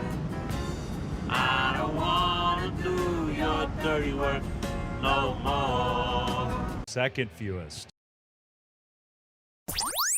It's time to bring the 49ers to the forefront. It's go time. This is the best team that they can put on the field this year. Welcome to Niners Nightly. You guys are going to hear it. The latest from the locker room, the latest from the podium, the latest scuttle from the players. On your proud home of 49ers football. KNBR, the sports leader. Your faithful fix with your host, Larry Krueger, begins. Take phone calls. We'll talk Niners for a full hour. Fired up. Really excited. Now. And away we go. Welcome. Larry Krueger back with you on a Friday. A rough Friday for the Gyros. Wow. Well, hey, look at it this way. The pen looks pretty good. No? Too soon? Too early? I enjoyed that Ramos double. Too soon? Too early? Anyway, we will give you all a break. If you've, there was a day I can remember doing the show with Gary back in a decade ago, and the Giants were going through a streak where they just weren't hitting. And we did this thing where I said, everybody just roll down their window, beep your horn, and just say they can't hit. They can't hit. Honk honk. They can't hit. We're getting close to a they can't hit honk off. But welcome to Niners Nightly. We give you a reprieve of they can't hit for an hour. We got a great hour for you. In fact, the incomparable Damon Bruce is going to stop by. We'll get his thoughts on the 49ers. We got a lot to get to. There's some really interesting stuff connected to the Niners, and we'll get to all of it this hour. But Damon will stop by on this Friday night, and but we always get into what happened today in Niner news off the rip, and we got a bunch of things. I got 10 different things that happened today in Niner news. Some of them are pretty good. We also have a couple Greg Cosell cuts. He was on the Ross Tucker podcast talking wide receivers, and he's talking about two that I think are right up the Niners' alley. So hopefully we'll get the great Kyle Haar producing tonight. We can take some of your calls if you want. 808 KNBR is the number. If you know what you want to talk about, start dialing right now. We'll put you at the front of the line. Today in Niner news. All right, we start with the Athletic's Saeed Youssef, who wrote that Joey Bosa, and where have you heard this before, potentially could be a fit for the 49ers. He is a free agent. 82% of the Niner fans voting on Niners Nation want the Niners to sign Joey Bosa. It's always easy to say, go sign. Go get this guy. Yeah, go get him. But Joey Bosa is 30 at this point. He hasn't had a 10-sack season since 2021. 15 games, though, with Buffalo last year. He had 5 sacks. He led the NFL with 5 forced fumbles, which that right there, if all he did was force 5 fumbles, I'd take him on the team right now. 5 forced fumbles in the season is a huge defensive impact. So 15 games, 5 sacks, 5 forced fumbles. He's got 77 career sacks over 10 seasons. I like him. I don't know if the money can work. The Bosa's never seemingly take any kind of discount, and I doubt Joey will here. But in a lot of ways, I think he might be the perfect guy. I mean, he's going to stick his nose in there and battle against the run on first and second down, and he can burn the edge a little bit, still on third down for a 30-year-old. Keeps himself in good shape. He had one of his healthier seasons in recent years this year. I think it would be a great incentive for Nick. I think it would be a great incentive for Joey. I think it could be a real nice Nice mix. The Bosa Osa Bosa. Can't wait for Papa to call that. And it's a combo sack. Osa Bosa Osa.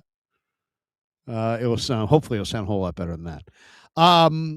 Also, the Athletic Saeed Youssef says that he sees Juwan Jennings landing eventually with the Buffalo Bills. At this juncture, it seems like JJ may have overplayed his hand. I hope that's not. I hope he gets his. I hope he gets what he wants. I hope he's happy because he gave us a lot of joy, and what a warrior. What an absolute warrior. I'm not talking about Golden State warrior, but what a warrior Juwan Jennings is on the football field. And I'll always have respect for Juwan Jennings. But according to The Athletic, he could be on his way to Buffalo. If I was Juwan Jennings, I think I'd go play with the Chargers. I mean, they're going to run the ball a ton. They got tons of backs. They got a big line. You know, Jim Harbaugh's 3 yards in a cloud of dust. Your best thing at this point is that you can block. Jim is like that old school tough guy throwback football coach that will appreciate the old school throwback tough guy Juwan Jennings. If I was Juwan, I'd go play for Harbaugh. He'd be by Thanksgiving, Harbaugh will be banging on Jennings' shoulder pads and telling everybody that he's tougher than a $2 steak and all that stuff. But I just think that'd be a good fit. Also, get him out of the NFC. I just don't want to see JJ in the playoffs. Let's be honest. See him in the AFC with the Chargers. Niners met with a player today, Wisconsin's defensive lineman Darrell Peterson, at their pro day. He's a versatile defensive lineman, 6'1", 260, spent 5 years in college there at Whiskey, 139 career tackles, 24.5 TFLs, 14 sacks, 7 passes defensed. He had a forced fumble. He had a fumble recovery. As I said, he's a versatile rusher. They met with him. Richard Sherman says the Niners should re-sign wide receiver Deebo Samuel. I don't think they're going to. I don't. I think he's going to go somewhere else.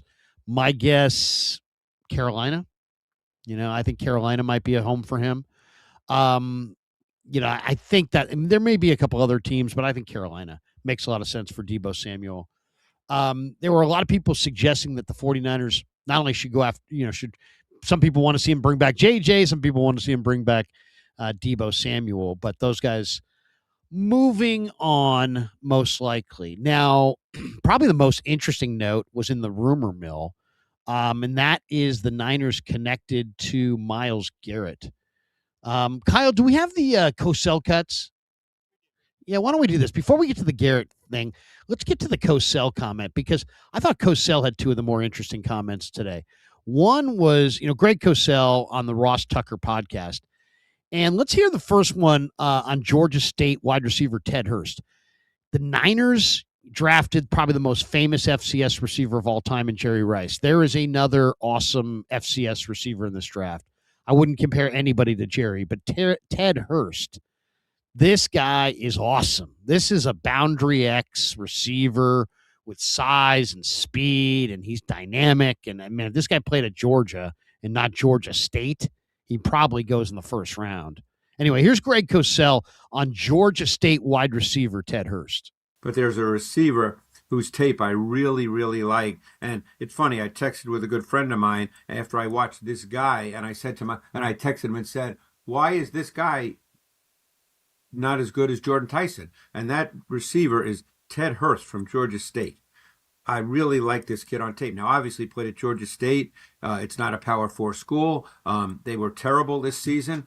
I think he's one of the most intriguing wide receiver prospects in this class. Size, speed, stride length, that's his profile. Obviously, there'll be questions about the level of competition, but you're talking about a long, dynamic receiver. He was a weapon at all three levels of the defense. Look, what I always say about players like this, if he showed the same traits profile with this kind of production in a Power 4 conference, Ross, we'd be talking about him as a first-round pick without question. I thought he worked the middle of the field at the short intermediate levels. He caught a ton of dig routes, had a few too many drops. That needs to be cleaned up. But he also had plays where he caught the ball very easily on the move, seamlessly transitioning to run after catch. This guy, to me, has the size and length and traits profile to develop into a boundary X at the next level. I was fascinated by Ted Hurst from Georgia State. Yeah, I love Greg Cosell, man. And there he is talking about my guy, Ted Hurst. This kid Hurst is something, man. I mean, I watched him one day. I'm like, wow, look at this guy. And then you say Georgia State. Why didn't he transfer? He had opportunities to transfer. I got buddies down there who said that he had big money opportunities to transfer to the SEC. Said no, I'm going to stay at Georgia State. So remember that name come draft day. There's a lot of rumblings that the Niners are going to go maybe defensive line in the first round and maybe wide receiver in round 2. Interestingly enough, a lot of the Niner top 30 visits are wide receivers. Denzel Boston from UW, Omar Cooper, Indiana, KC Concepcion, A&M, all have come to Santa Clara or will come to Santa Clara on top 30 visits. They're all projected to go late first, early second. Also, Tony Pauline says that the Niners really like Louisville receiver Chris Bell. But let's hear Cosell one more time here. Here's Greg talking about KC Concepcion. If the Niners, follow the lead of the Seahawks, which is, man, they put a lot of emphasis on explosives. They may want this guy because KC Concepcion is explosive. Here's what Greg had to say. There's a lot of guys. I'll tell you a guy that I have to mention because I love him, and that's KC Concepcion. See, now to me, when I watched him, the first guy that came to my mind was I thought of Zay Flowers coming out of Boston College, but I really like KC Concepcion a lot. This guy's got juice. These other guys don't really have that kind of juice, but this guy is sudden, twitchy. He's got short area explosiveness. He's got accelerating vertical speed. He can definitely be a factor at all 3 levels of the defense. And, the other thing that we need to talk about very briefly is some of these smaller receivers, in terms of weight, not necessarily height, they play on the outside now in the NFL. It's not like, oh, God, the guy's 185 pounds. He can't play on the outside. Think of Jordan Addison. Jordan Addison plays on the outside of Minnesota. I think he was 173 when he came, at the combine. I could be wrong on the exact number, but he was. Yeah. Devontae Smith is 160. So, you can't look at a guy that's 187 or 185 and go, well, he can't play on the outside. Concepcion to me is arguably the most dynamic receiver in this draft class in terms of everything he can do from the receiver position and the explosiveness. Yeah, once again, the mention of juice. Think of the old SNL, Rob Schneider. You like the juice, eh? The juice is good. I get you the juice. That's what KC Concepcion gives any football team. Juice, explosiveness, explosive plays. This guy's got big playability, and he's a dynamic return guy. So that's interesting. I would imagine, a lot of talk about the Niners going pass rush, D-line, edge, or tackle in round 1, maybe receiver in round 2. Interestingly enough, one of the other notes today was Matt Mayoko says he doesn't think the 49ers go offensive line until the 4th round. So he doesn't think they go, and I agree. I think Niners will go offensive line in this draft, but I do think it's going to come in the 4th round. All right, before we take a break and welcome in Damon Bruce, the biggest story of the day, the most interesting story of the day, the juiciest story of the day. Sorry, KC Concepcion, your juice aside. The Niners have been linked in the rumor mill to Browns defensive end Myles Garrett. That's right. The NFL's reigning defensive player of the year could be traded, and he could be traded to the 49ers. Now, when I first heard this, I thought, no, Niners don't need to go after just one guy. They're not one need away. Then they went and started filling some of their needs in free agency. They added some receivers. They added some linemen. They've added some pieces. They brought back Greenlaw. They're not quite as barren as they were when free agency began. And now here's a very interesting situation. Cleveland reworked Myles Garrett bonus payment schedule, and they moved his date from March 25th to August 30th. Why did they do that? Immediately, it led to trade speculation, so much so that Adam Schefter said he picked up the phone and called the Browns and said, hey, what's the deal? Are you guys trying to trade Myles Garrett? And, of course, they're like, no. We're absolutely not trying to trade Myles Garrett. And they have lots of reasons to say that, and yet many more reasons to actually do it. And then here's the Niners, on the other hand.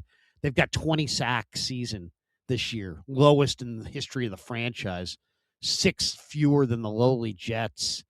The area of the team the Niners want to make their like foundation piece was horrible. They want to lead with their defensive line, and their defensive line was historically awful sack-wise. So, and John Lynch said it at the Combine. He said, defensive front. What's your number one offseason priority? Defensive front. Then Bryce Huff suddenly retires. That leaves a significant void. Now you got a situation where Nick Bosa and Mikael Williams are coming off of torn ACLs. You're not exactly sure what you're going to get out of them. And here's Myles Garrett sitting here in Cleveland. And the Niners, have really struggled to hit on their first-round picks. Let's be honest about that. That's the truth. Garrett would give them the sack presence that they lack. He had 23 sacks this last year. He outsacked them. I mean, that's sad. It's true. But by signing Mike Evans and re-signing Dre Greenlaw, 2 older players, the Niners are showing their cards. They are all in. They're in go-for-it mode this year. And they know they've got the 3rd youngest defense, so they don't need to get younger on D, but they need to get better on D. And they're an older team. So, you know what? Who knows what direction they could go. And if they're offering draft picks into the future, if you're Cleveland, this would be very, very attractive to Cleveland. Why? Cleveland tried to trade Myles Garrett. They couldn't trade him, so they extended him. But then they just passed over his buddy Jim Schwartz for Todd Monken. And there's a lot of talk from my friends out in Cleveland that maybe Myles Garrett is not happy that Jim Schwartz told the Browns to go take a hike, and that maybe he wants out, and that maybe he just hasn't publicly said it, but he may have said it to their front office. So what do the Niners need? They need to upgrade immediately if they want to contend with Seattle, LA, Philly, Chicago. And by the way, all of those teams are rumored to have interest in Myles Garrett. Then you look at the defensive linemen that potentially could be available to Lynch at the end of the first round. Cassius Howell, great player, short arms. Zion Young, great player, character issues. Caleb Banks, the big defensive tackle from Florida, awesome player, broken foot, played 3 games.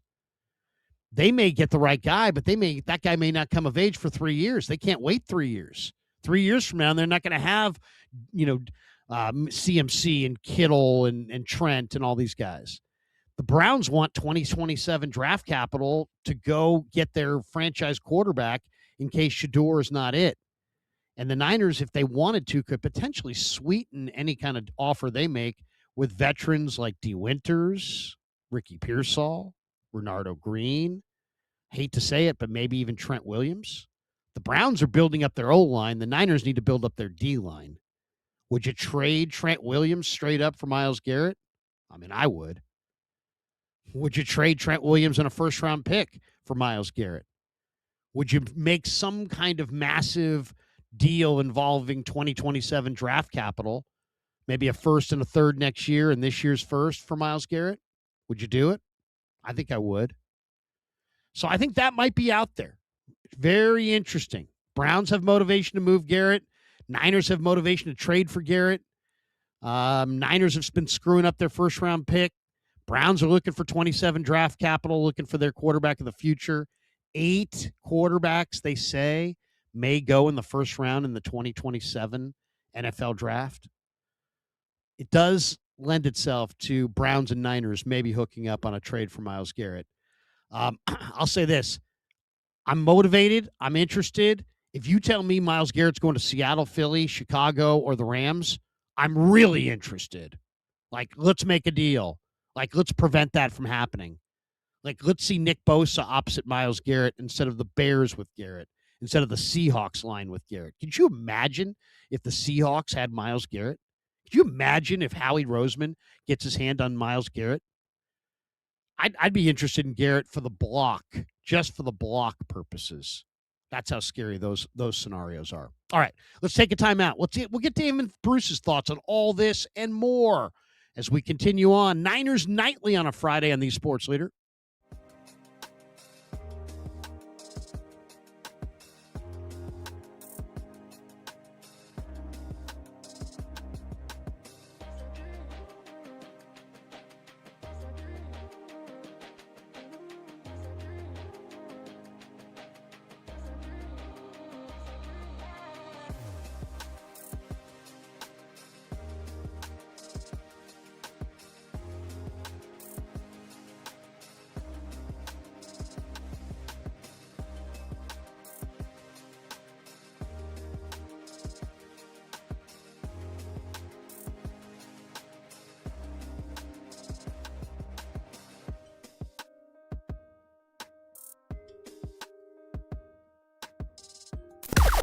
Now, from the O'Donnell Financial Group Sports Desk. Learn more at odfigroup.com. O'Donnell Financial Group, because planning is a process, not a product.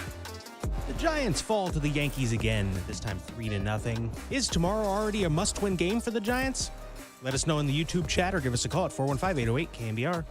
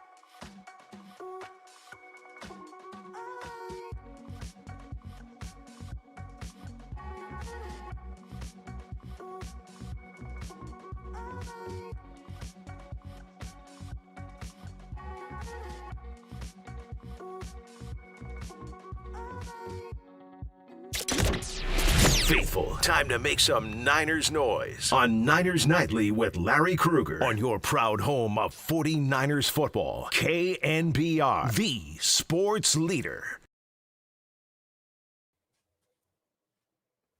All right, welcome back to Niners Nightly on this Friday as we're joined by a very familiar face. The great Damon Bruce joins us on the UMA guest line to chop it up and talk all things Niners offseason. Damon, how are you?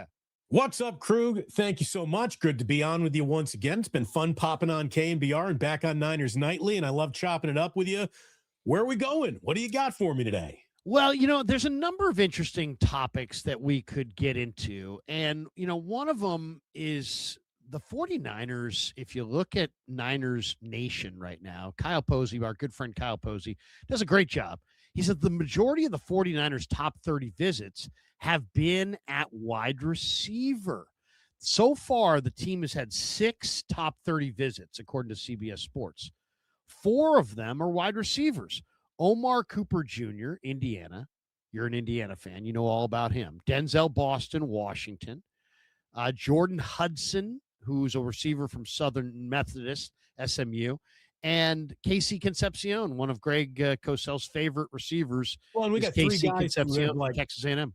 And those 3 guys at least have first-round projections on them, so maybe the Niners are tipping their cap a little bit here.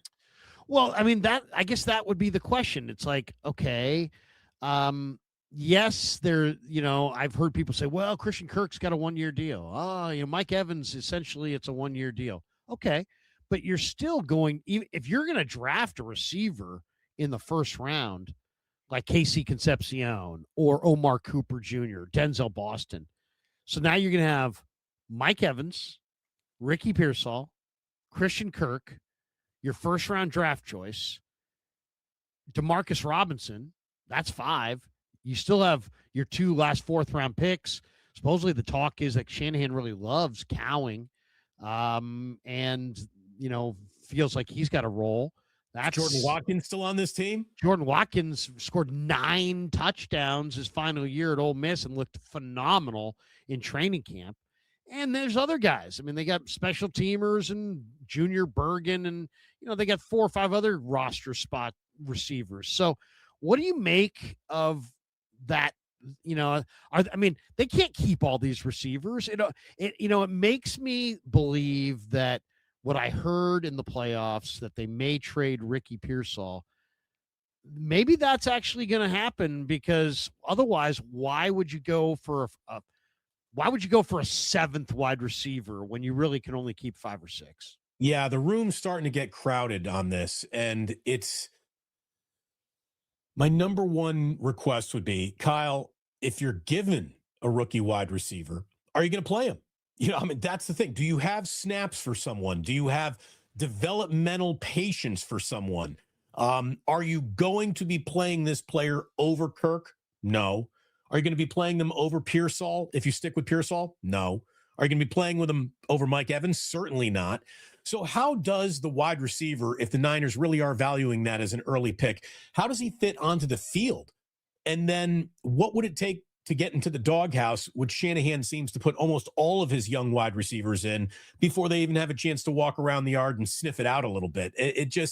It's weird for a guy who understands the position so well and runs an incredible offense with a nameless, faceless core of wide receivers.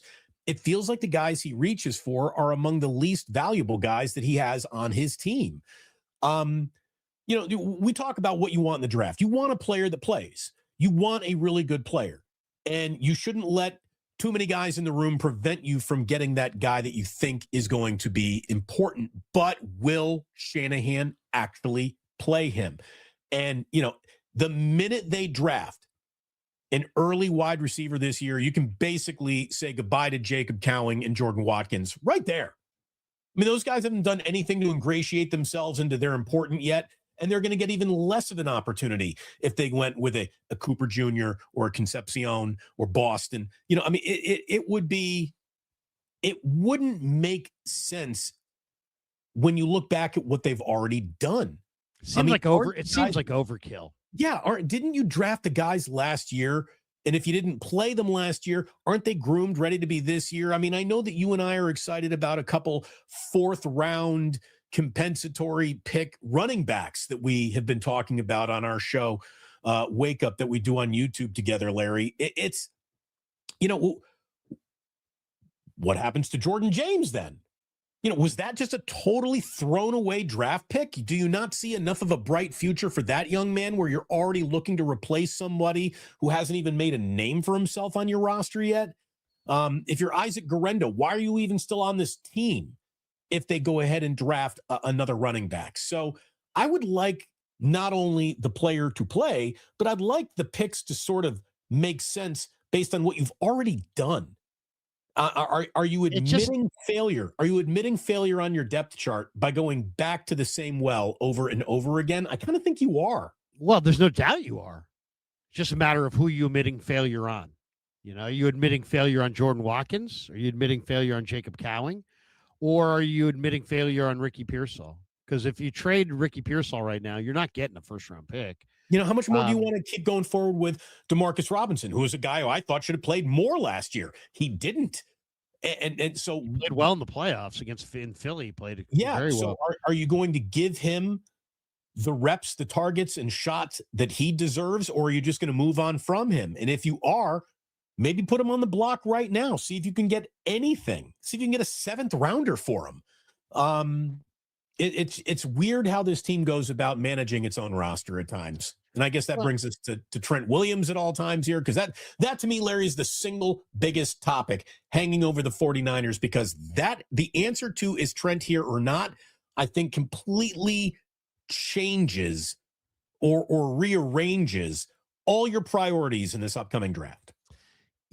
Back to the receiver for a second. We'll get to Trent, but there was an article on Niners Nation about 5 receivers the Niners may consider after round 1, and they have Chris Brazzell from Tennessee, Jacoby Lane, who looked so amazing in that gauntlet drill at the combine, Chris Bell, who Tony Pauline says the 49ers really like. He's a 6'2" receiver out of Louisville. Jeremy Bernard, who Matt Miller thinks is a great fit for the 49er offense.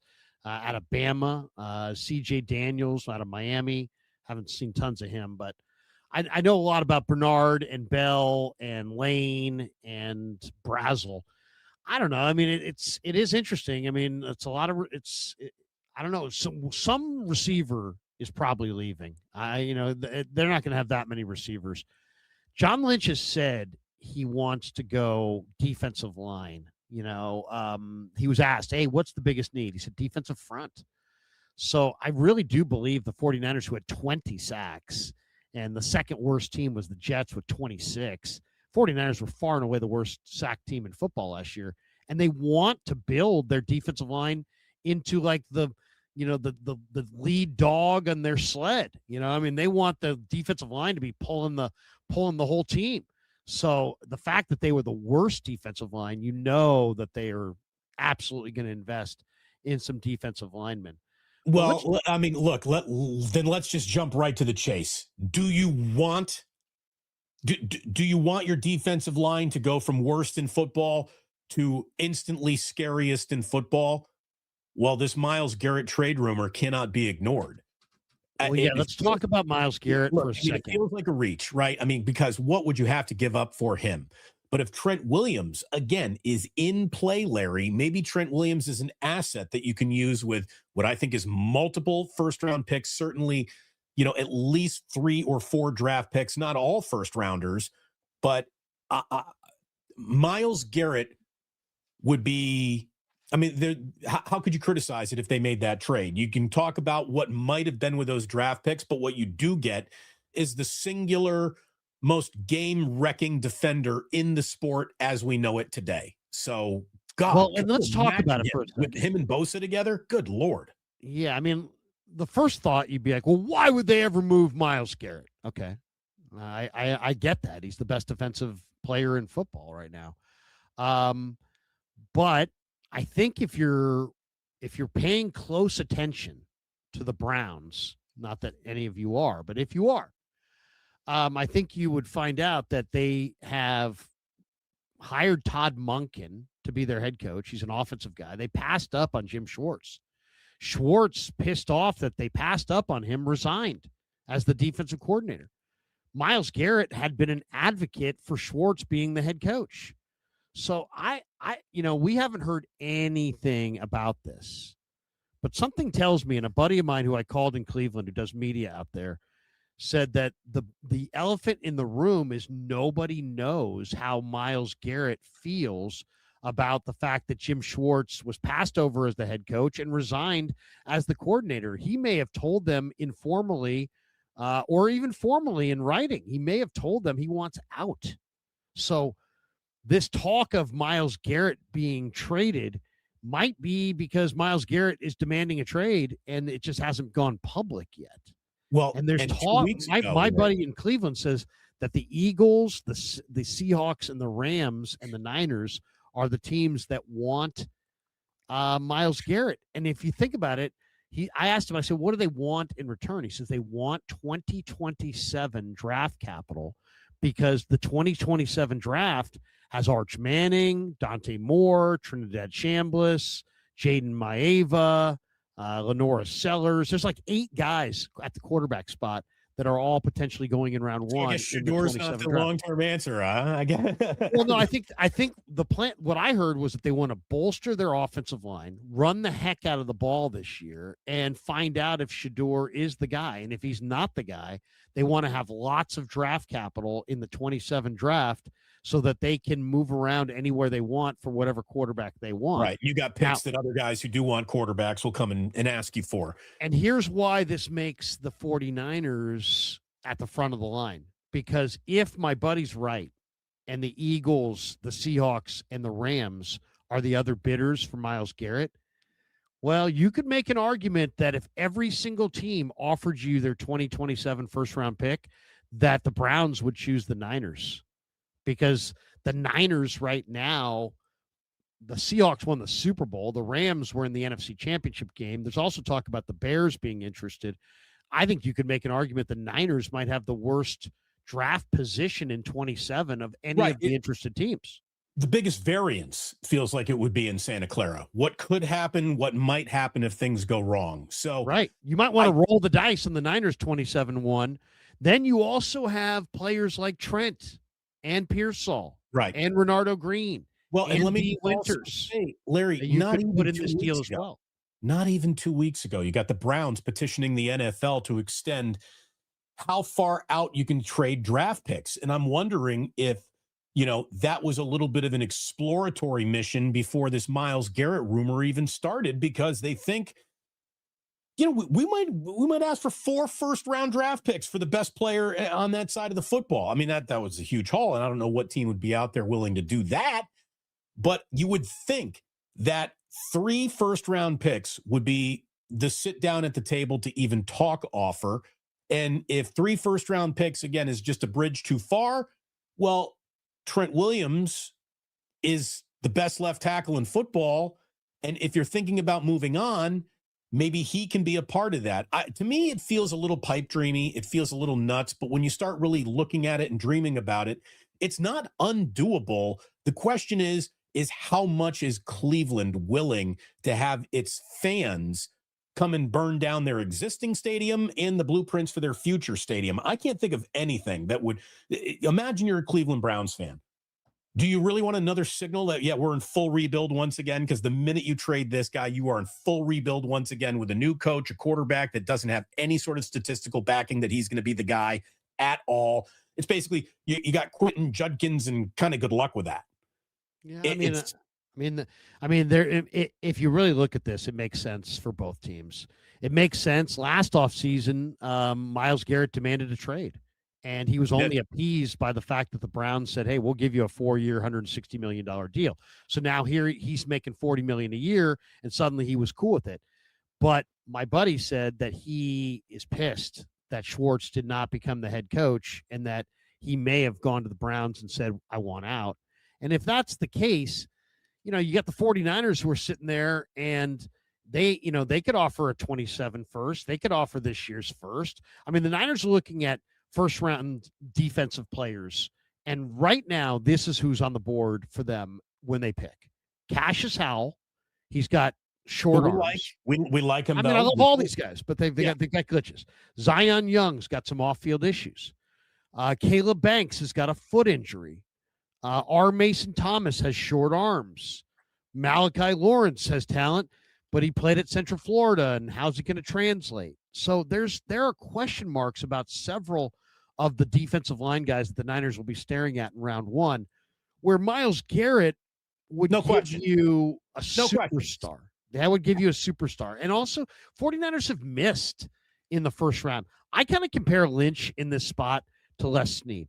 Les Snead took over as the Rams GM.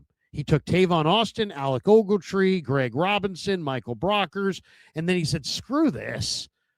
He took Donald, but he's like, I'm trading my number ones. And they traded their number one from 2017, 2018, 2019, 2020, 2021, 2022, 2023.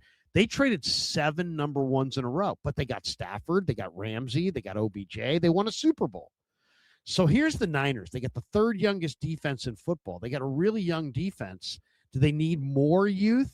Well, they got to get better. So they either need more youth or they need veterans. And a guy like Myles Garrett, if he really has demanded out, I think the price tag is probably 2 number ones and a 3. That would be my guess. And if you're the 49ers, you're getting a 3rd and 27 for Mac Jones for sure. So that's where the 3's coming from. And then it's just a matter of, would you trade 2 1s? Well, I mean, your number 1 this year could be Cassius Howell, or it could be Myles Garrett. I mean, who's going to have the bigger impact? Well, yeah. I mean, there's nothing to talk about. There is no player who will be drafted in this upcoming draft at any position on any team who will be more ready to go and destroy all of football like Myles Garrett will be ready to go next year. I mean, he is the best player that we could possibly talk about. The line of good defensive players all lines up behind Myles Garrett. He is the number 1 defensive player off the board in this league. Nothing to debate. If anyone would want to put a player ahead of Myles Garrett, that person would be wrong. He is that special.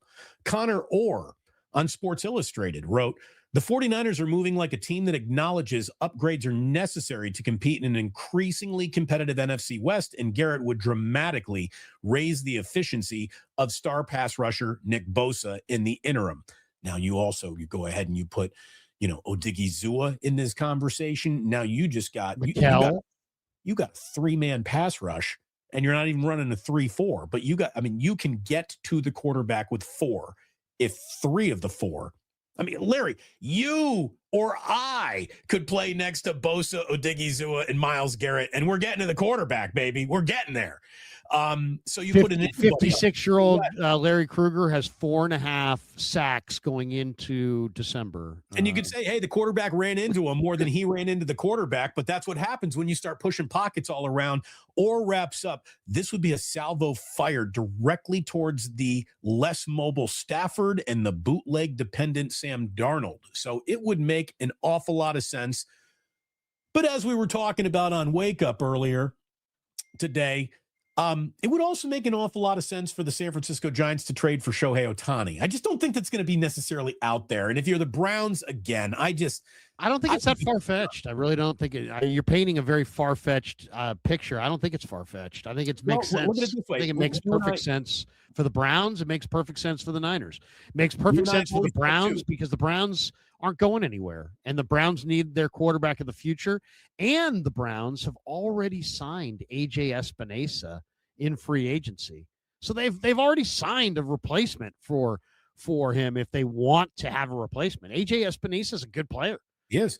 So that makes sense for the Browns, especially with Schwartz moving on and him being such a Schwartz loyalist. And then I think it makes a lot of sense for the Niners because the Niners have screwed up their first round draft choices, and they need a very unique thing. They need good players at their positions of need who are ready to contribute right now, not a year from now, not 2 years from now, right now. And Myles Garrett's a right now proposition. And I kind of feel like the Niners are at that point in history where they're also looking at what happens to your Super Bowl chances if this guy winds up in Seattle or Philly or Chicago or do LA. not improve. That is for sure. And again, you and I have talked about this. Forget about what teams say. Forget about what they communicate through the media. I mean, Adam Schefter immediately came out and said, well, the Cleveland Browns are denying that there's any interest in trading Myles Garrett. Well, that's what you have to say right up until the minute you do it, because people start calling and they don't want to have their season tickets anymore. And you got jersey burning parties taking place across the entire state of Ohio, and everybody's mad. This would be like, you didn't hear anything about the Dallas Mavericks trading Luka Doncic until they did it. And that's the way this certain guys are big names. When you're at a certain level, you're right. It's like, and my Cleveland contact said, hey, look, there's very good chance that Myles is pissed that they didn't hire Schwartz. And he may have told them he wants out. And if he has told them that he wants out, and maybe that hasn't become public knowledge, it's not on ESPN.com, but it's probably not, well known within NFL circles. And maybe That would lower the price tag. That, maybe you could get him for Trent Williams, a number 1 and a 3rd round pick. And if you had to look at the Cleveland Browns, who it's almost impossible to compliment as a franchise, decade over decade over decade over decade. I mean, you got to go back to Bernie Kosar to find anything to be proud about.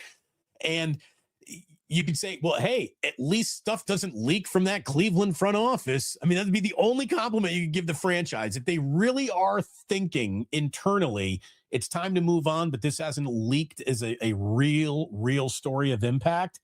That's the only thing the Browns are good at. Exactly. And it makes sense for the Browns because the Browns are trying to build a dominant offensive line and run the ball with Judkins and Sampson behind that line and see if Shador's their guy. And they've rebuilt their entire offensive line. Now, I don't know that Trent Williams would okay a trade to Cleveland. Something tells me that Cleveland would probably have to reroute him to Kansas City or someplace. Do you think Myles Garrett okays a trade to the 49ers? He's got a full nose trade too. He would have to sign off on it. Yeah, I think he absolutely would. Here's why. What is he in? He's right now, he's played the last few years in a Jim Schwartz 4-3 based wide 9. Well, guess what? Schwartz just got canned. Or Schwartz just quit, I should say. And what do the Niners run? A 4-3 based wide 9. So, yes, I think Myles Garrett would love to come to the 49ers. and especially opposite Nick Bosa, right? I mean, he actually might get the sack record playing opposite Nick Bosa. It would be an amazing thing. And for the 49ers, it makes lots of sense because you have C.J. West. You have Alfred Collins. You have Mikael Williams. Do you really want to go add Cassius Howell or T.J. Parker or another really young player to a really, really young defense? The 49ers are the 3rd youngest defense in the NFL. I think they need to upgrade it. So, by the way, you can upgrade it with more youth and become the 2nd youngest defense. I think the Niners are looking for the quick bounce back. I think they feel like they're in their Super Bowl window, that they need to add significant defensive players. You've already brought in Greenlaw. You brought in Osa Odigizua. I think you need 5 fearsome defensive players. If you brought in Myles Garrett, now you got 3 fearsome defensive players going into the draft. Say that again. I think you just glossed right over a fact that is lost on a lot of fans. And until you said it, I actually, when we were talking earlier today, I didn't really think of it. Because we think of the Niners in terms of an aging football team, getting older, too fast for anyone's liking. The 3rd youngest defense in football sounds pretty nice for an older team, don't you think?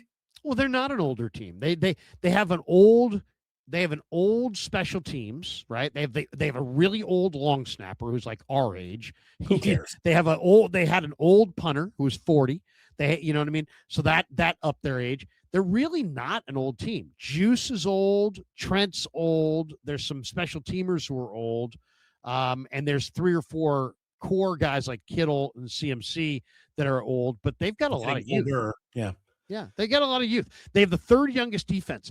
And so the question is, do you want to get even younger on your defense? Even if you draft Cassius Howell and he's the right pick, it might take him 2 years. And by the time he's ready to really roll, where's Kittle, CMC, Fred, Nick, Dre? Where are these guys in 2 years? I think the Niners are looking to not rebuild. I think they're looking to reload and go for it right now. And I think Myles Garrett's a big part of that. The other thing that's kind of interesting. By the way, real quick, before we move on, the best job in San Francisco, the best job in Santa Clara would be whose ever job it is to call Raheem Morris. Be like, Raheem, guess what we got?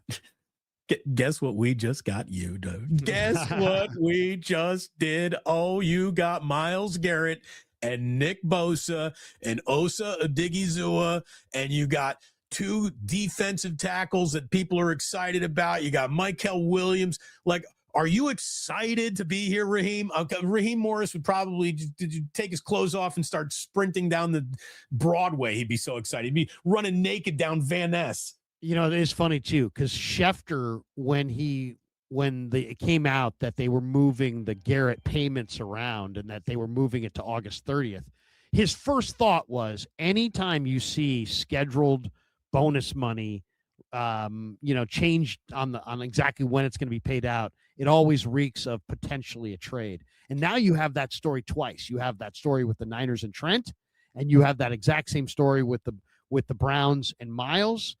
And here's the other thing. Miles Garrett's 30 something, like 30, 31. He's 30. He'll be 31 in late December. Right. And Trent Williams is 38, but they play different positions. And if you said to me, what do they have left? Even though they're different ages, I would say Trent probably has 2 or 3 years left. And if you said to me, what does Myles Garrett have? I would say he maybe has 3 or 4 years left. So even though Trent's older, if the Browns really do want to get down the road on Garrett, or if Garrett has told them, screw you guys, I want out of here, it would be not a bad pivot for them to pivot from that into the best left tackle in the game and a first-round draft choice. And I think that would be a fair trade. I really do. It's something to talk about because, Trent Williams is a known proven commodity and no player that you're about to draft can claim to be such. It's right. Every single draft pick is a gamble and a wish upon a star. All of them, not some of them, all of them. Every draft pick there's always some risk. There's a failure rate. Yes. There's a failure rate. That's why when you trade veterans for draft picks, you can't get one pick because there's a failure rate on these picks. All right. Couple last thoughts before we call it quits here. There is some push from Richard Sherman for the 49ers to go after and re-sign Deebo Samuel. Niners receiver room, as we said, they've already said goodbye this offseason to Kendrick Bourne, Sky Moore. They're going to say goodbye to Brandon Ayuk. Jennings is unlikely to return. They've brought in Mike Evans. They brought in Christian Kirk. But Richard Sherman says they ought to bring in Deebo. And we know Shanahan likes Deebo. Loves him. I'd be willing to bring in Deebo, but it would have to be at the Niners price. And it would have to be at $5 million or less. And if he's willing to do $5 million or less, I would bring him in and let him be the kick returner and the gadget guy. But he's got to play at my price. Otherwise, no. How happy is Deebo going to be playing behind Jordan Watkins? Yeah. How happy is Deebo going to be Christian playing Kirk behind Ricky Pearsall or Christian Kirk? Or, let me tell you right now, a guy who I think is going to be playing wide receiver an awful lot for the 49ers next year is Christian McCaffrey. I think he's going to be split out wide more than ever before in his career just to preserve his body, for goodness sakes. So I just, to me, I don't dislike Deebo. I just dislike Deebo at this point in his career. And I think the ship has sailed and trying to dock it once again in Santa Clara. It's, like you've already done this with Dre Greenlaw. You cannot do it with Deebo too, right? I would say don't look back.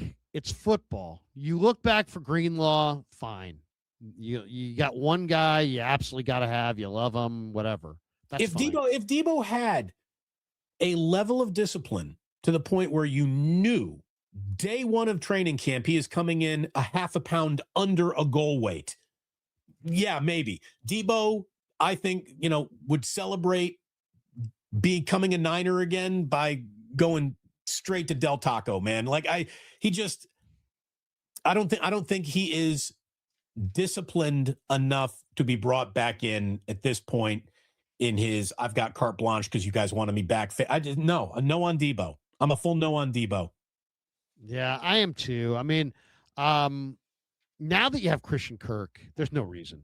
There's no reason for Deebo. I mean, before Christian Kirk, you could make an argument, right? I think you could make a decent argument. Yeah. Let me ask you this. The division is starting to, really look awesome at receiver, right? You've got JSN and Rashid Shaheed in Seattle. You got Devontae Adams and you got Puka Nacua, and the Rams are talking about maybe trading for A.J. Brown. You got Marvin Harrison Jr. and Michael Wilson and Trey McBride in Arizona. So There's three nobody times to throw them the football, but they've got good targets. 6 times a year. You get 6 games a year against top level receiving cores. How much should the Niners, you think, Damon, consider maybe defensive back? And I bring this up because I'm looking at several of these mock drafts, and when they get to around where the Niners pick, it seems like all the best corners are still there. Chris Johnson, San Diego State, your guy, D'Angelo Pons, who, is just an amazing player. He had incredible stats this year. He had a 3.8% missed tackle rate. He had 7 picks in 3 years. The guy's got unbelievable speed, 42.5-inch vertical. Indiana's complete culture change does not happen without D'Angelo Pons. He is one of the single most important Hoosier players of all time. So you got Pons, who I think is a star. You got Chris Johnson, who's kind of like Quinyon Mitchell from the Eagles from a couple years ago. He's just a very clean prospect. He tests great. He looks great. His measurables are all great. So he's very, very good. And then there's this guy, Keontae Scott from Miami, who was one of the best defensive backs in the country this year. He's kind of like a Brian Branch type. He can play free safety. He can play nickel. He played nickel for the Canes. He transferred from Auburn, where he played outside, but he can play outside. He can play in the slot. He can play the nickel spot. He can play the free safety spot. He ran 4.25 with a 43-inch vertical, and he had amazing film. So Keontae Scott is another star player that's going to be staring them in the face. Would you consider going with a star corner in round 1, or is that too high for a corner in your mind? It's not too high for a corner. Again, this is an important player in a division where you need players that really know how to cover guys. Right. But I think you're trading back if you do that. I think that's a trade back move, and then you can pick that guy up early second round. I'm a D'Angelo Pons guy for sure. Love the player from San Diego. When you and I were mocking, again, let me plug Wake Up one more time. When we were mocking it, I really like Traydon Stukes, the kid from Arizona. I like Bud Clark, the safety out of TCU. I mean, that's me saying you need help in your secondary. So if I'm willing to do that in the second round, late in the second round, I would, if they started Pons at 27 and came back with a safety at 58, I wouldn't have a problem with it at all, especially if you flipped a few first rounders down the road and Trent Williams for Myles Garrett, for goodness sakes. Yeah, I mean, let's just say you could make a deal for Garrett, not move your number 1. Okay. Well, that's out of the question. The number one's off the board. The number one's gone. No. I'm saying if you're, let's say you could get that. I think if you, like my buddy who covers the Browns said, what the Browns are really after is they want multiple picks in the 27 draft because of all the quarterbacks. So this is what you offer them. You offer them Trent Williams, your first next year and your third next year. You're getting your third back from Mac Jones. You offer them Trent Williams. They now have a premier left tackle that they can either plug and play, or they can flip them to Kansas City for more picks. But you're giving them your 27 first and your 27 third. If you could keep that 26 first, this year's first, and add Myles Garrett to your front and D'Angelo Pons to your back end, I think that's putting your best foot forward. You want to make your team better. You add Myles Garrett up front and D'Angelo Pons to your secondary, and just roll it back with. I don't care if those were the only 2 picks you had in the entire. I don't care if those are the only 2 players you had the rest of the offseason. If you add Myles Garrett and D'Angelo Pons to what the Niners have right now, they're undoubtedly a playoff team, and I think they're very much in the Super Bowl mix. That's how good Pons is. The flaw to that is now you don't have a left tackle, and I'm not comfortable with Pleasance or Lowe. That's and fair. at 27, you're looking at the best tackle on the board, I think. Ian Acher, from Arizona State, is just a mountain of a guy who I think would make an awful lot of sense, and I think will be there. Freeling gone, Caden Proctor gone, Giants gone. by the time you get to 27. Ian Acher is enough of a project still where I think he is there. And if you do draft him and you're the Niners, I think this is a project that you're starting week 1 in Australia, which, by the way, we got some interesting stuff about. Do you see that they're going to have to move the Seahawks to Wednesday night? Because at 10:30 in the morning with a 17-hour time difference, the 49ers are going to be the first Thursday night game of the year. The Seahawks are going to be the Wednesday night game because of this Australia season opener. I saw that. And the Niner game would be, they would play the game local time at like 10 o'clock in the morning. 10:30 in the morning with a 17.5-hour time difference. That's a little goofy. It is, and I'm going to just tell you this. Here's my only, I feel good about it, gambling advice of the upcoming NFL season. Fade both the 49ers and the Rams in week 2. Unless they're getting a week 2 bye, fade those. Those teams are going to come back exhausted and all turned around and jet lagged. And good luck, everybody. Yeah, seriously. All right, that's going to do it for us. Good segment. Damon, great stuff. Larry, always great to see you, man. I mean, I love talking to you anywhere. For us to be talking together on KNBR again, it feels so right. It's always fun. Thank you for having me. Thanks to Holler. Thanks to everyone in the studio, Thin Tim, all you guys. Appreciate it very, very much. And have a good one. I'm in Florida next week, Larry, so we're going to take a week off, I think. Wow. But I'd love to come back with you again real soon. Sounds good. Safe travels. We got more straight ahead. It's Niners Nightly on a Friday. We'll come back next and wrap it up on the Sports Leader.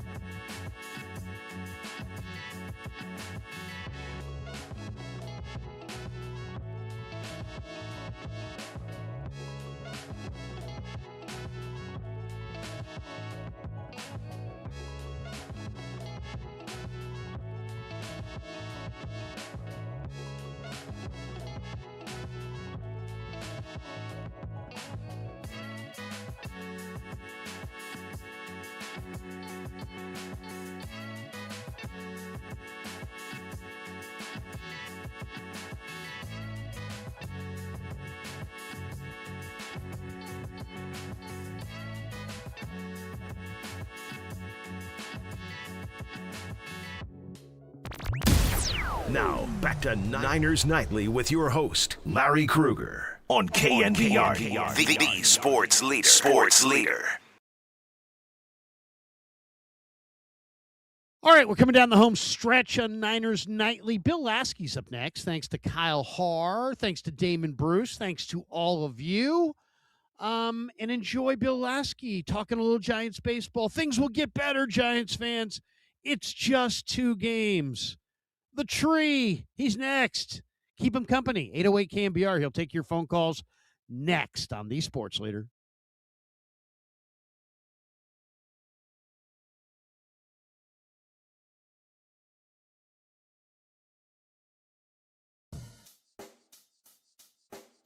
Check the mic and make sure it sound right, boys.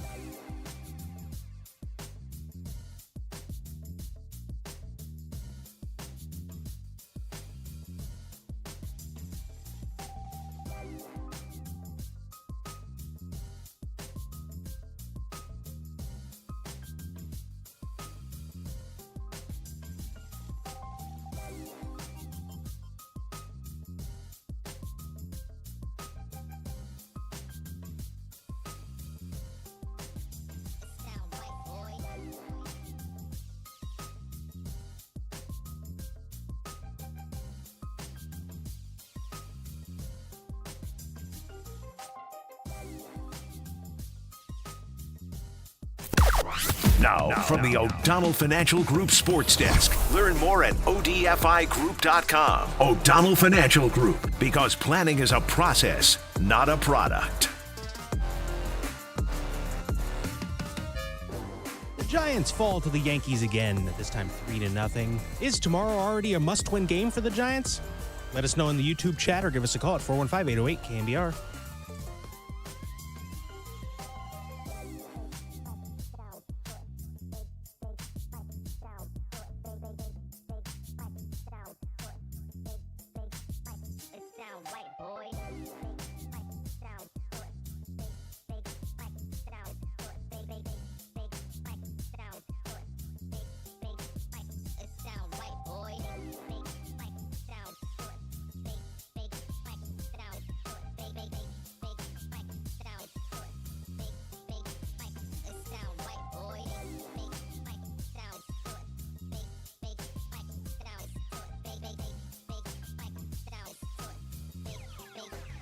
It sound right, boy.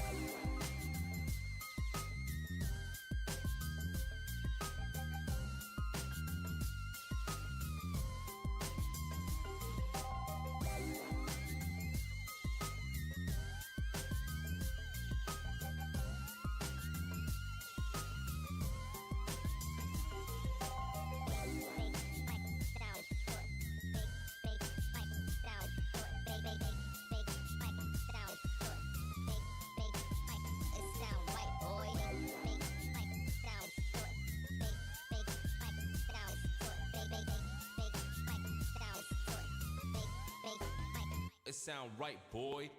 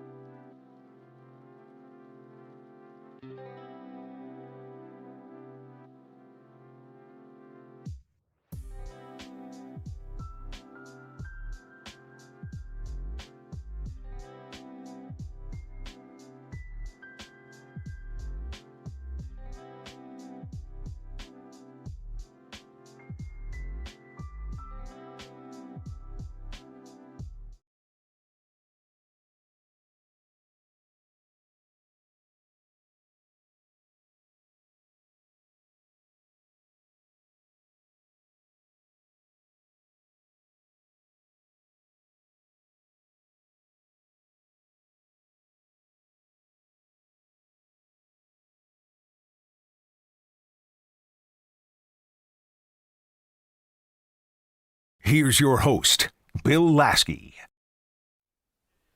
Welcome into a Sports Phone KNBR Friday night show. Bill Lasky at the helm here. Talking all you people off the cliff, talking all of you all negative right now because the Giants lost their first 2 games. Don't worry about all this. It's all going to equal out. Just take a break. Have a cold one. Relax. Okay, they're 0-2, but you know who they're playing? They're playing the New York Yankees. It's not like they're playing a dirtbag team. Come on now. Let's talk about this the next 2.5 hours. We got a lot to cover, but let's just start off on a positive. Come on, Giants fans. It's a positive show tonight. We got to talk positive.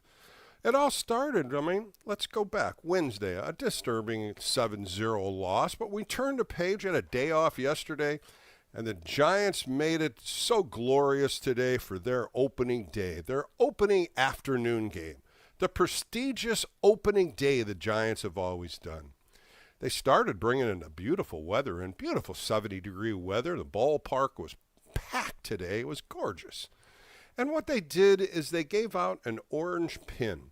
And that orange pin referenced one of my good friends, Valerie McGuire, who passed away too soon this past year of cancer. And she used to pin an orange corsage on all the men's shirts, jackets. All the women would wear them. And it was more or less every year she did this for over 20 years. I remember when Vita Blue and I and Greg Papa did Willie Mays Plaza, we all had orange corsages on. Everybody in the front office did. And the Giants honored her today by doing that for all the fans. So that little orange corsage pin that you got today, that's Valerie McGuire. That's her heart on you. And she was a special lady to all of us. Well, that all started, and then next thing you know, John Miller, dapped out, tuxedo, nice brim on his hat. And you know what was really nice is how he slowly made that whole celebration open up to Giants fans. Sure, the Yankees got announced, but he made that so sincere. Each player being called out, each player running down the line, high-fiving everybody. Arise was high-fiving everybody. Everybody was stinging her hand. He was so pumped up. And the game started. Boy, Robbie Ray, the first inning, sensational. Just threw the ball real well. 3 up, 3 down, 14 pitches, 9 strikes. Well, on the other side, Cam Schlittner, he pitched really well. He pitched a little better than we thought. He threw 10 pitches, all for strikes. 10 pitches, a 1-2-3 inning. 2 punch-outs. Chapman and Devers punch-out. 10 pitches, 10 strikes, 6 fastballs, 2 cutters, 2 curveballs. 10 pitches, 10 strikes. That was the start of the downfall of the Giants offense.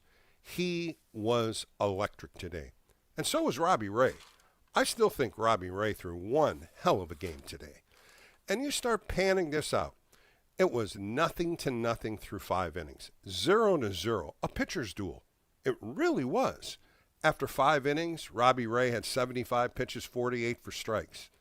Schlittner, 67 pitches, 48 for strikes. That's how good these two guys were. That's how persistent they were on getting the ball over the plate. So what happens in the 6th inning? Robbie Ray goes back out there. Gets a 1-2 count on Paul Goldschmidt. Tried to go inside. Goldschmidt said, no, not that far. It was inner part. Bust one down, opposite way, down the right field line. Double. Here comes Aaron Judge. A 1-0 pitch. Could have been 2-1-1. He challenged it. He wins it. It wasn't even a milli-inch underneath it. 2-0. Then Robbie Ray goes 3-0. And right then and there, I was starting to shake my head. Is he going to come back? Is he going to try to do this? Is he going to try to go after him? And he did. 3-0, 3-1, 3-2, fouled off.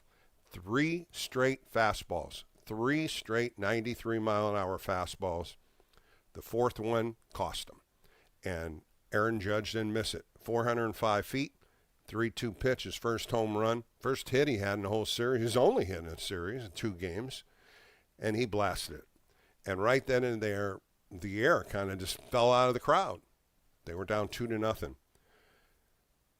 Tony Vitello changes it, brings in Jose Buno. Buno gets an out, gets a ground ball, and he goes against Giancarlo Stanton, another home run hitter. He goes 2-1, a couple good fastballs, a slider in the outside corner. He misses the slider, lays it on the outer part of the plate. Stanton hits it farther, 414 feet. His first home run of the 2 games. And next thing you know, the Giants are down 3-0. At this time, they had 1 hit. Elliot Ramos only had that hit in the 2nd inning. Matter of fact, as you all know by now, that's the only hit the Giants got. So then it was the battle of the bullpens, and the Giants just couldn't come up with anything. Camilo Duvall comes in the 8th inning. We all remember Camilo. He was electric. 3 up, 3 down, 3 punch-outs. And we know how he pitches. We know how good he is. But he was electric today. They had a chance with David Bednar with a walk, but they didn't do anything with it. 1 hit, 2 walks. Here's the number that we keep fretting about, 13 strikeouts. Now, we can go back in spring training. We can talk about spring training. I was on many shows talking about spring training on weekends and during the week. And the one thing that they all talked about is putting the ball in play. We need to put the ball in play. We strike out way too much. Well, I hate to tell you, folks, 13 strikeouts the first game, it wasn't good. 6 strikeouts the first game, 6 yesterday and 13 today. They have to get better. Tony Vitello in a post-game show blamed him. No, Tony, don't start doing that. Please don't start doing that. Too early. You got to blame on these hitters. And these hitters are experienced hitters. These hitters have been in the league more than 5 years. They couldn't hit a fastball today. Literally, they could not hit a fastball. Schlittler has been throwing 98, 99, 100. Straight. It was straight. He also mixed in a cutter. Had a little break on it, about 94, 95 on the outside corner. He started throwing a little slider toward the middle of the innings, a little curveball off speed, threw a little sinker, but he really didn't throw that many of them. His main pitches were a fastball and a cutter. Matter of fact, 44 of his pitches, and he threw 68. 44 of those pitches was a fastball or a cutter. 95 for a cutter, 98 to 100 for a fastball. So you think about that. 44 out of the 68 pitches. They missed too many of them. They missed a lot of them. 13 Ks. Not acceptable. Not acceptable whatsoever. They got to come back, no question. But you start looking at what the Giants did. The pitching was great. Today, the pitching was great. They got in a little jam. They got out of it. Tony Vitello went right to the bullpen. Brought even Ryan Walker in the 8th inning and tried to hold the lead, to be 3-0. He got in trouble. Ryan Barucki comes in, gets out of it. Matt Gage comes in, finish it off. Only 1 run. That was the home run that Jose Budo gave up. I thought they did well. I don't think there's roles anymore down in the bullpen. I think he's going to use what he thinks at certain times of the game, and I think that's how he's going to roll with it. We've always talked about certain roles for certain guys. I saw it today. I saw it on Wednesday. I don't know if there's roles. I really don't. I think he's going to manage the way the game is being played. And today, boy, Eric Miller threw great. 1 inning, 10 pitches, 7 for strikes. He was bringing it, 98, 99. So we can't look at the bullpen. We can't look at the pitching. Sure, Logan Webb, bad hiccup yesterday or Wednesday. Bad one. Bad taste of his mouth. It just didn't work out. Too many first pitches, and boy, did the Yankees put him to bed. Boy, they did. It was an ugly, ugly 2nd inning when he gave up 5 runs. But today, boy, the energy was there. Jeff Kent throwing the first pitch out to Dusty Baker. All the right things to get that fan base fired up for today. And the Giants did a clunker. Boy, they did. They really did. But now we got to turn it over and see what's next. See what's going to happen tomorrow. 4:15 first start. Tyler Mahle gets his first start for the Giants against Will Warren. Don't think these pitchers that the Yankees are throwing out there are no secondary pitchers. Each one of these guys, they're going to a 4-man rotation to start the season out. But Tyler Mahle's thrown very well over the spring. So we'll find out what he's got. He's faced the Yankees a lot. He's an American League pitcher. So we'll find out. But we're going to talk about what you saw in these first 2 games. What's the big question mark that you have tonight? I got a great show lined up. We're going to talk to Brian Hoke Of course, Brian Hoke writes for MLB.com. He also wrote a book, number 62. It's all about Aaron Judge, the pursuit of greatness. Great writer. Follows the Yankees so well. We'll talk to him on the 8 o'clock hour. Have a chance to talk to Travis Ishikawa today. He's in the minor leagues. Of course, he's working with a lot of young talent and what he's going to do in the upcoming year. And then finishing out the show with my buddy Steve Kroner as we dissect what the Giants have done, what the Giants have to do, and moving forward on what they can do to change their luck here with one more game against the New York Yankees. We'll take a quick break. 415-808 KNBR. Let's get on the phone lines. Got a few callers right now. Let's keep it going. Let's talk Giants baseball as we continue on Sports Phone KNBR, the sports leader.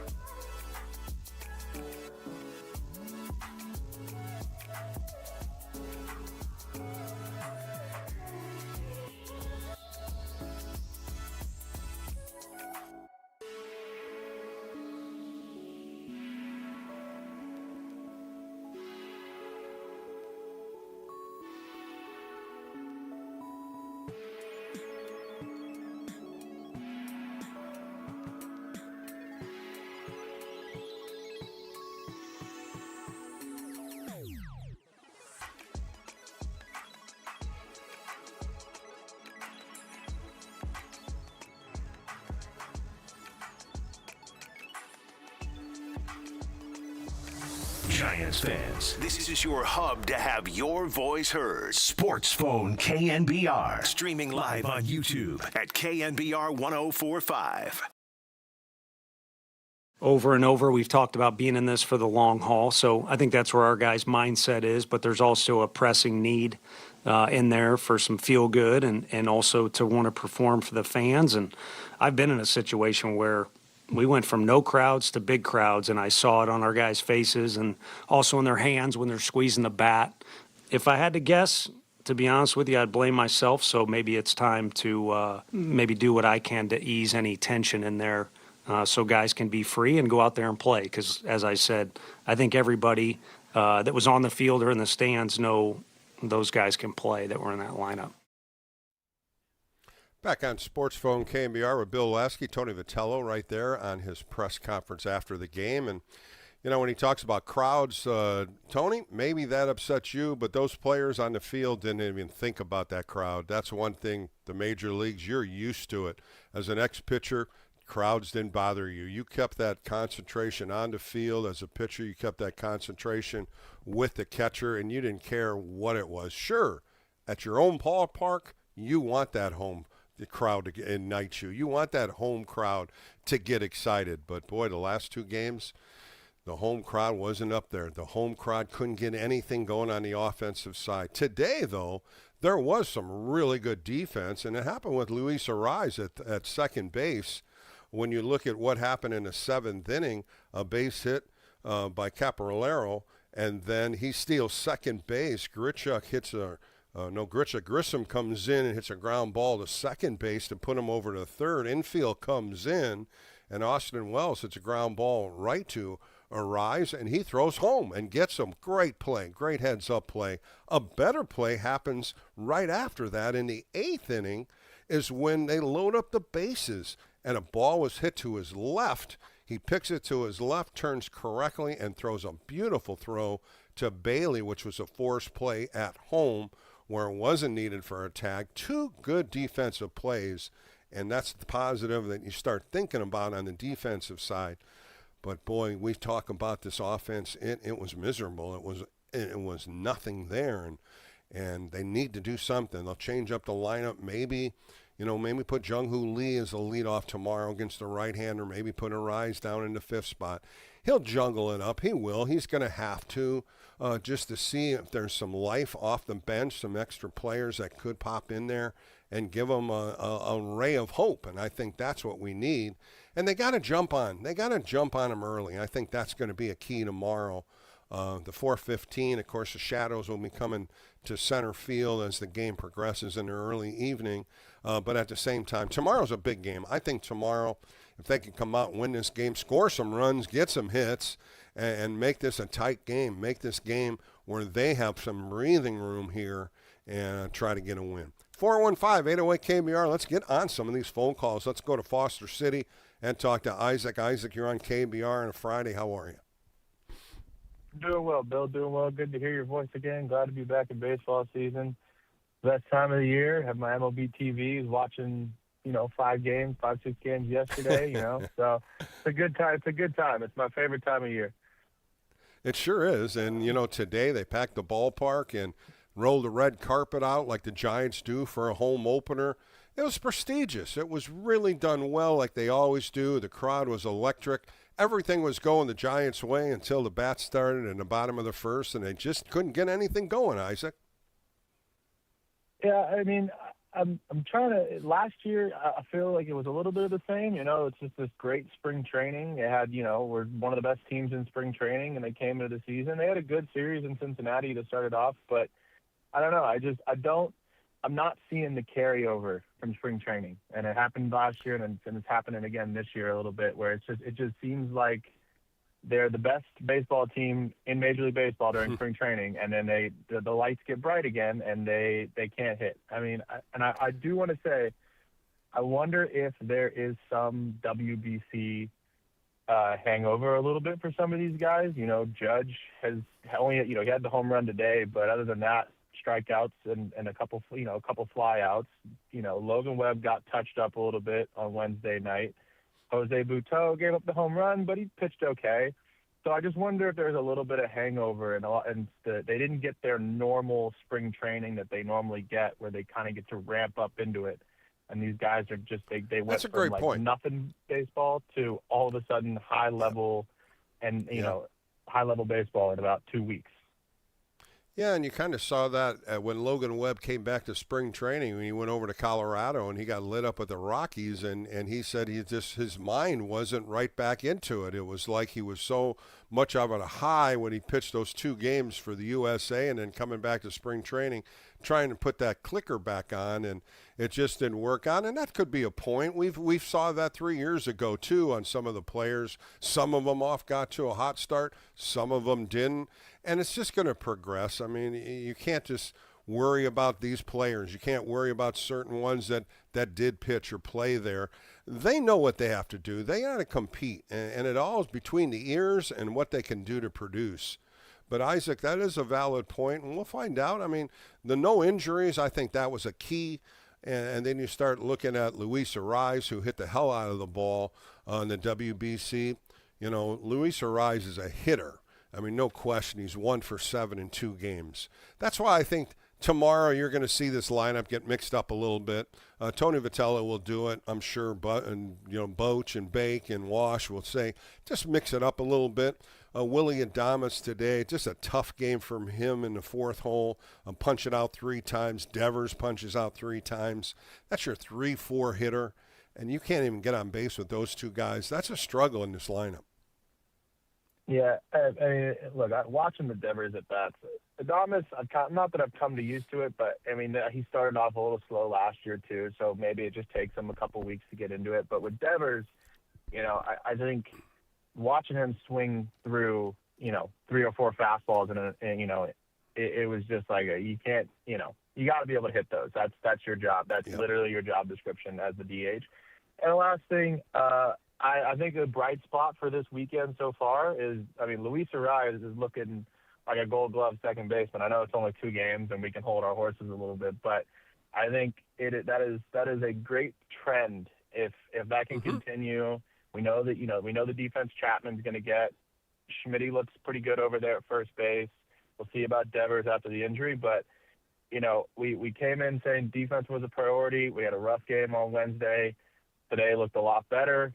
Bullpen looks pretty good for all the concerns we had. So, the bats wake up. I think we've got a pretty good team this year. Good shot at making the wild card. Yeah, Isaac, I'm right with you. Thanks for the call tonight. And you're absolutely right. Ariz has been working really, really hard with Ron Washington. Same thing with Devers. I would love to see Devers play first base. I think he's more into the game when he's on the field than a DH. You've heard him say that in many different times. I want to be on the field. I want to get that playing field image. I want to be out there. And as a DH, man, it's a tough, tough job. Sitting under, going in a cage, hitting off a machine, hitting off soft toss, and then you're right back into the game. It's a different position.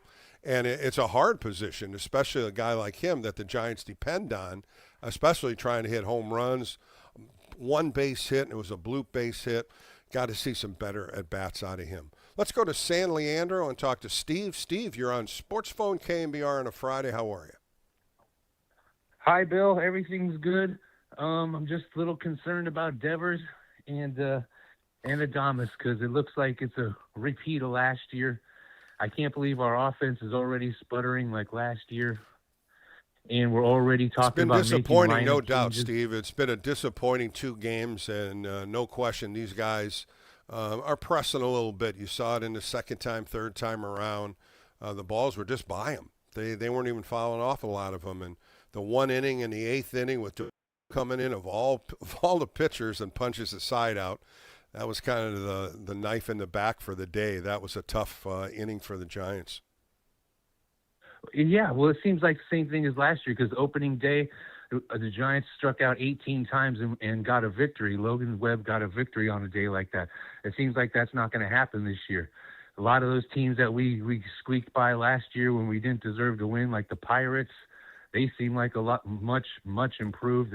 The Braves are going to be better. The Mets are going to be better.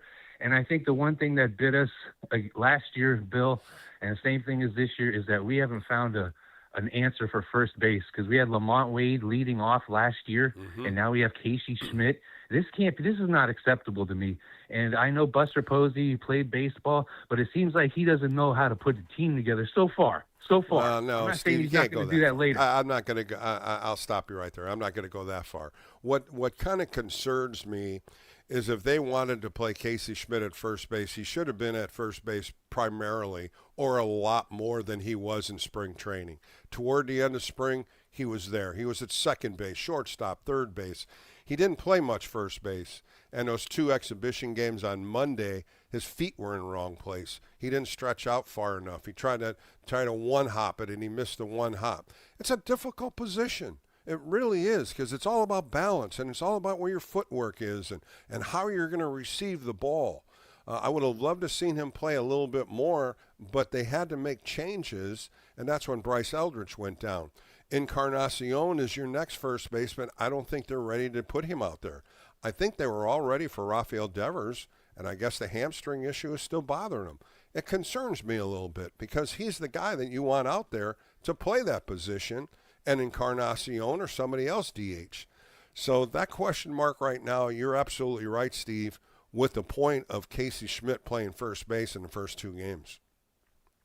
Well, why is he even a consideration? I understand we have injuries and stuff, but Bryce Eldridge is not cemented in there at first base.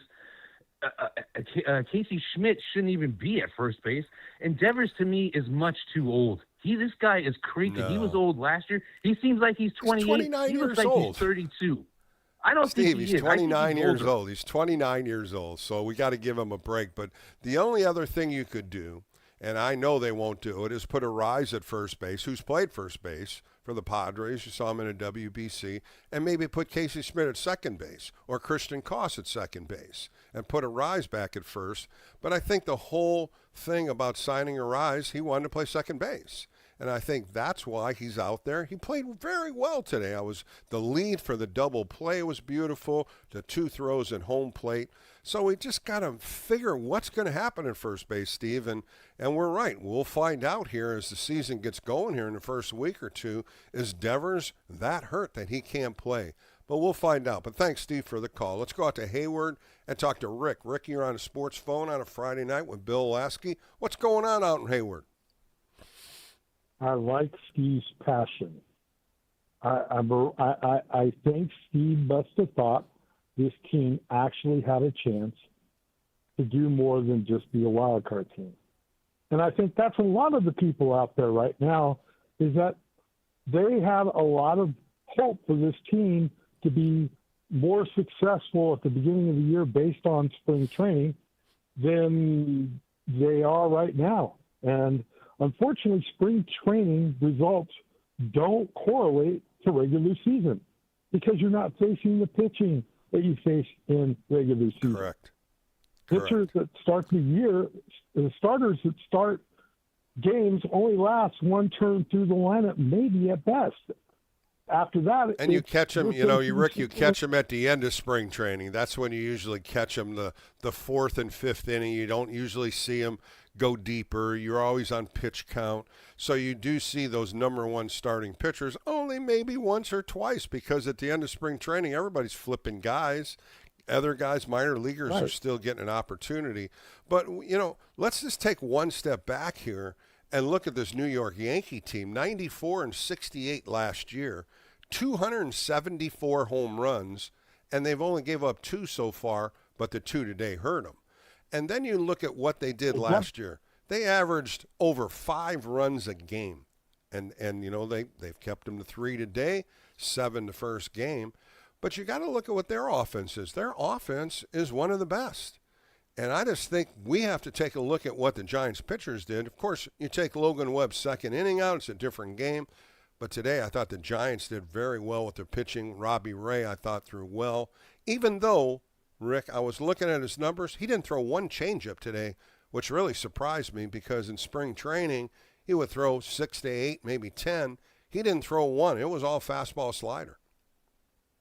Yeah, and if you would have thrown the changeup on the 3-2 count after throwing, like you said, 3 straight fastballs and then that 4th straight fastball, the Judge, I think you would have had him. whole inning bothered me. I don't know why he was sent out to pitch the sixth. He threw 75 pitches, and he looked gassed. They had an early picture of him in the sixth inning, and he was like, deep breath. Yeah, but only let me tell you, Rick, in the fifth inning, he threw 7 pitches, and he got out of that inning. 7 pitches. And that was the thing where I'm thinking, okay, that was a really good inning. He only threw 7 pitches, 5 for strikes, a nice 1-2-3 inning. I think that's why they said, go out there. He did get ahead of Goldschmidt, but the fastball that was supposed to be in by his belly leaked over the plate, and Goldie, with good, quick hands, punched it down the right field line. It bounced, and that's why that double was, but it didn't matter. But I thought he could have pushed him back a little farther into the belly, got him. It was a 2-1 count. I think he could have done that a little bit better on that pitch. A 1-2 count, I should say. He could have wasted something, and slider in the dirt. He went after him, and he caught too much of the plate. Well, you look at the velo to begin the game, he was consistently at 95, 96 at some points. In the sixth inning, he was at 93. So he had dropped a few miles an hour on the fastball. You know, so I that's the only thing I would question with Tony V today. And they didn't really show more than 2 questions on NBC Sports, the post-game show of Tony V's press conference, so I didn't get to see that. But I was hoping that one of the 2 questions would have been, what was your logic in leaving especially 75 pitches. Yep. 75 pitches are pretty much where they were when they left spring training. He ended up throwing 89, which is too much. I think 89 is way too much your first start. 75, probably if he went 5 and fly, he would have probably done. But I really think they justified that, Rick, on that 7-pitch inning. I really do. And he had the top of the lineup coming up for the 3rd time also. That's another mark that you could think of. That's another thing. Yeah, I think you're right on with that 75 and the 7 in the inning. But honestly, it didn't matter. You don't score. No. It doesn't matter what they scored. Right. It doesn't. I mean, even if you mentioned Logan's, or I should say, Brandon, according to the guy that called the game on. I'm blanking on the announcer's name that called him Brandon Webb. Anyways, I thought that was funny. He called him Brandon Webb. Hunter Pence? Are you talking Hunter Pence? No, not Hunter. I'm talking about Matt Bisturgeon was calling Logan Webb, Brandon Webb, 5 or 6 times before Hunter and CC corrected him in the booth. That was one of the funny. And of course, Brandon Webb pitched for the Diamondbacks. That's exactly. I heard the same thing, and it was not impressive. Today was much better with Kruk and Kipe. I love the opening ceremonies. Once again, the Giants do a great job. It's just, Rick, I just don't know what happened to the hitters. I mean, you and I talked about it through spring training. They were hitting the ball, making contact. You and I talked about going the opposite way. For the first 2 games, this team isn't the same team that I watch in spring training. You hit it on the head. It's a different part of the schedule, different pitchers, but you got to have a better approach than what they've had. Well, you said it. You said it to start, and I've been harping on this.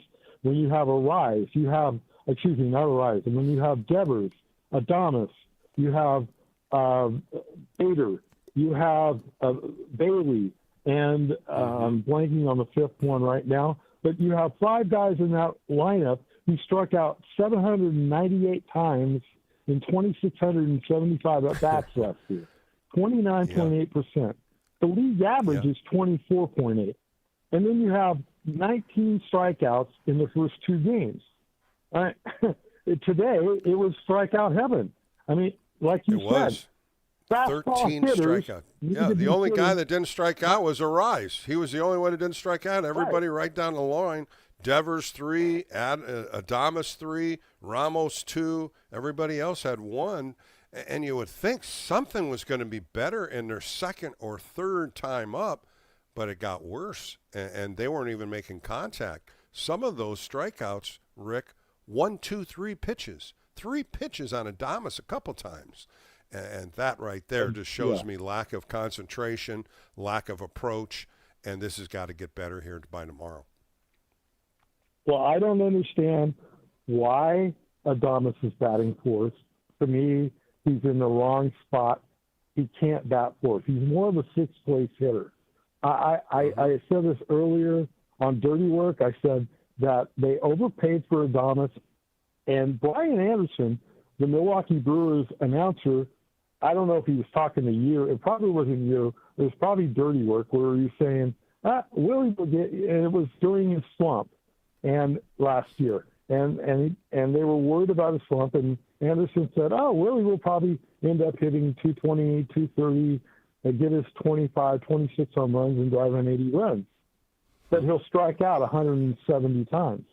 Well, Brian wasn't far off. He batted 225, 30 home runs, 87 RBIs, and he struck out. Well, we got to look at it differently. Times. We got to get out of this slump. This team's got to start hitting, Rick, and we'll find out though. Rick, thanks for the call. I appreciate your time always. Let's take a quick break. Come back. We're going to talk some more callers. There's a couple callers on hold. 415-808-KNBR. Coming up at the 8 o'clock hour, we get to talk to Brian Hoke. He's a writer with MLB.com, covers the Yankees. But we're going to take some more calls. We'll come back right here on KNBR.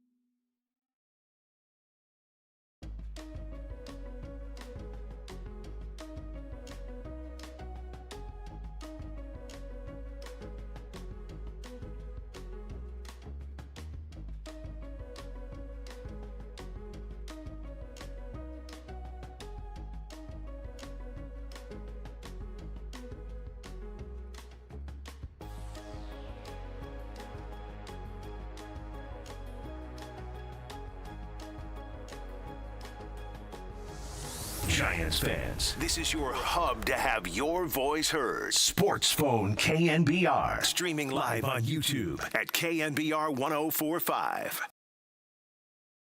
Here's the pitch. There's a high drive deep down the left field line. If it's fair, it's gone. It is hooking. It is a home run right past the foul pole. A two-run homer for Aaron Judge. The first two runs of the game.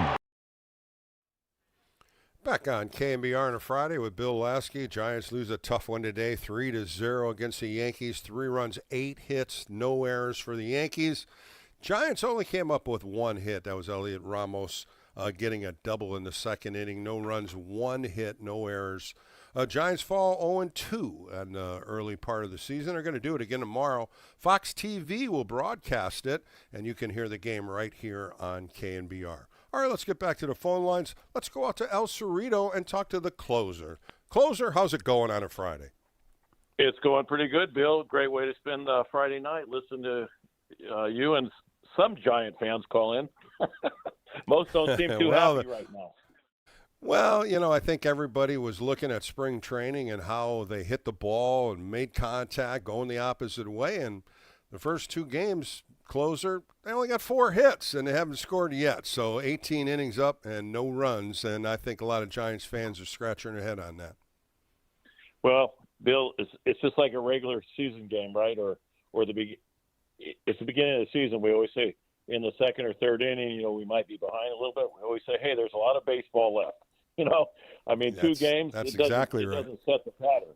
But, you know, like I heard your calls earlier, you brought out some good points, you know, about Robbie Ray pitched great 5 innings, you know. 5 innings, you know, can win a game for you, especially the way he did it today until they got a couple of hits, you know. Home run.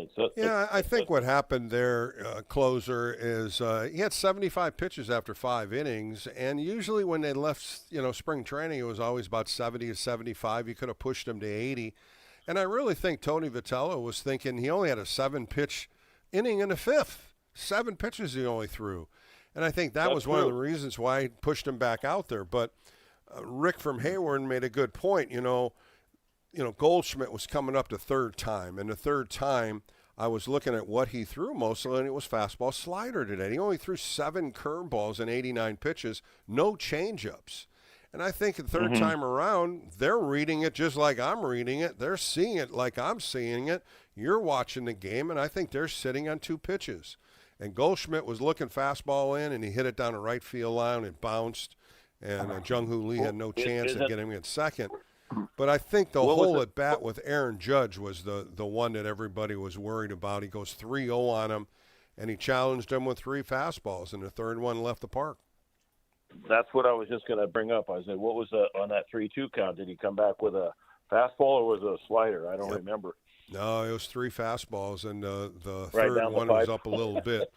Yeah, and, you know, no, not a pipe, but it was down enough where he got it underneath it, and, of course, being Aaron Judge as big as he is, 3-2. And I mentioned this with only 7 curveballs and no changeups. Anything of a wrinkle or anything off speed might have got him to pop it up. But he went back to him with that fastball, and he nailed it. It was one of the mistakes he made, falling behind on him, too. Right. What do you think's going on in his mind? I mean, is he just, as a former pitcher yourself, is he just like, you know, so psyched that he wants to challenge him? Because, you know, you can't mess around too much with Aaron Judge, you know what I mean? Is it just like, I'm going to get this guy out? And that's what happens. Yeah. You know, closer, you're absolutely right. It's me against you. It's my fastball against you, even though I know who you are. I believe I can get this ball by you. But going 3-0 and throwing all fastballs, Aaron Judge is waiting fastball. And if it's a slider, he's probably going to take it because it's probably going to be down and into him from a lefty to a righty. A changeup, anything off speed would have got him in front. But to challenge him 3 straight times after a 3-0 count, I think it goes the opposite way. I think it goes into the hitter's way of thinking, I'm not missing this one because he fouled off one before that. Right. I got it. I heard a stat today, Bill. I wasn't sure which one it was. I don't know if you mentioned this earlier in the game, but it was the first time in 140 years or something like that. On opening day, the Giants lost 2 games in a row to shutouts. Can you verify that? Is it 140, 100? Well, no, it never happened. It never happened in Giants franchise where they got shut out 2 times in a row. It was in the early 1900s. Yeah, and in the early 1900s where they only had 4 hits in 2 games, the White Sox were number 1 in that one. But when you're looking at 1909 to 1919, you don't want to go back that far to look at history of hits. And you definitely don't want to put that in your repertoire or your resume for your Giants leading off the 2026 season. It's not a statistic you want to hang around, that's for sure. Not at all. Hey, what? Not at all. Well, closer, thanks for calling, buddy. It was great to talking to you, and we'll see what happens coming up here tomorrow. Don't get discouraged. We got it. We got this. That's right, closer. Thank you so much for calling in, and you know, a lot of good calls. Of course, a lot of people are skeptical of what happened the first 2 games. Even me, I thought they weren't going to score 4 or 5 runs a game. It just didn't happen the first 2 games, and they're going to face a right-hander tomorrow, and they're going to get right back at it. And Tyler Mahle is going to get to start for the Giants. And like I said, he's been pitching extremely well through spring training, and he has faced this Yankee lineup before. All right, we're going to take a quick break. Bring on Brian Hoke. And, of course, he writes for MLB.com, covers the Yankees. His 20th year going for opening day. So we'll talk to Brian coming up next right here on the Sports Leader.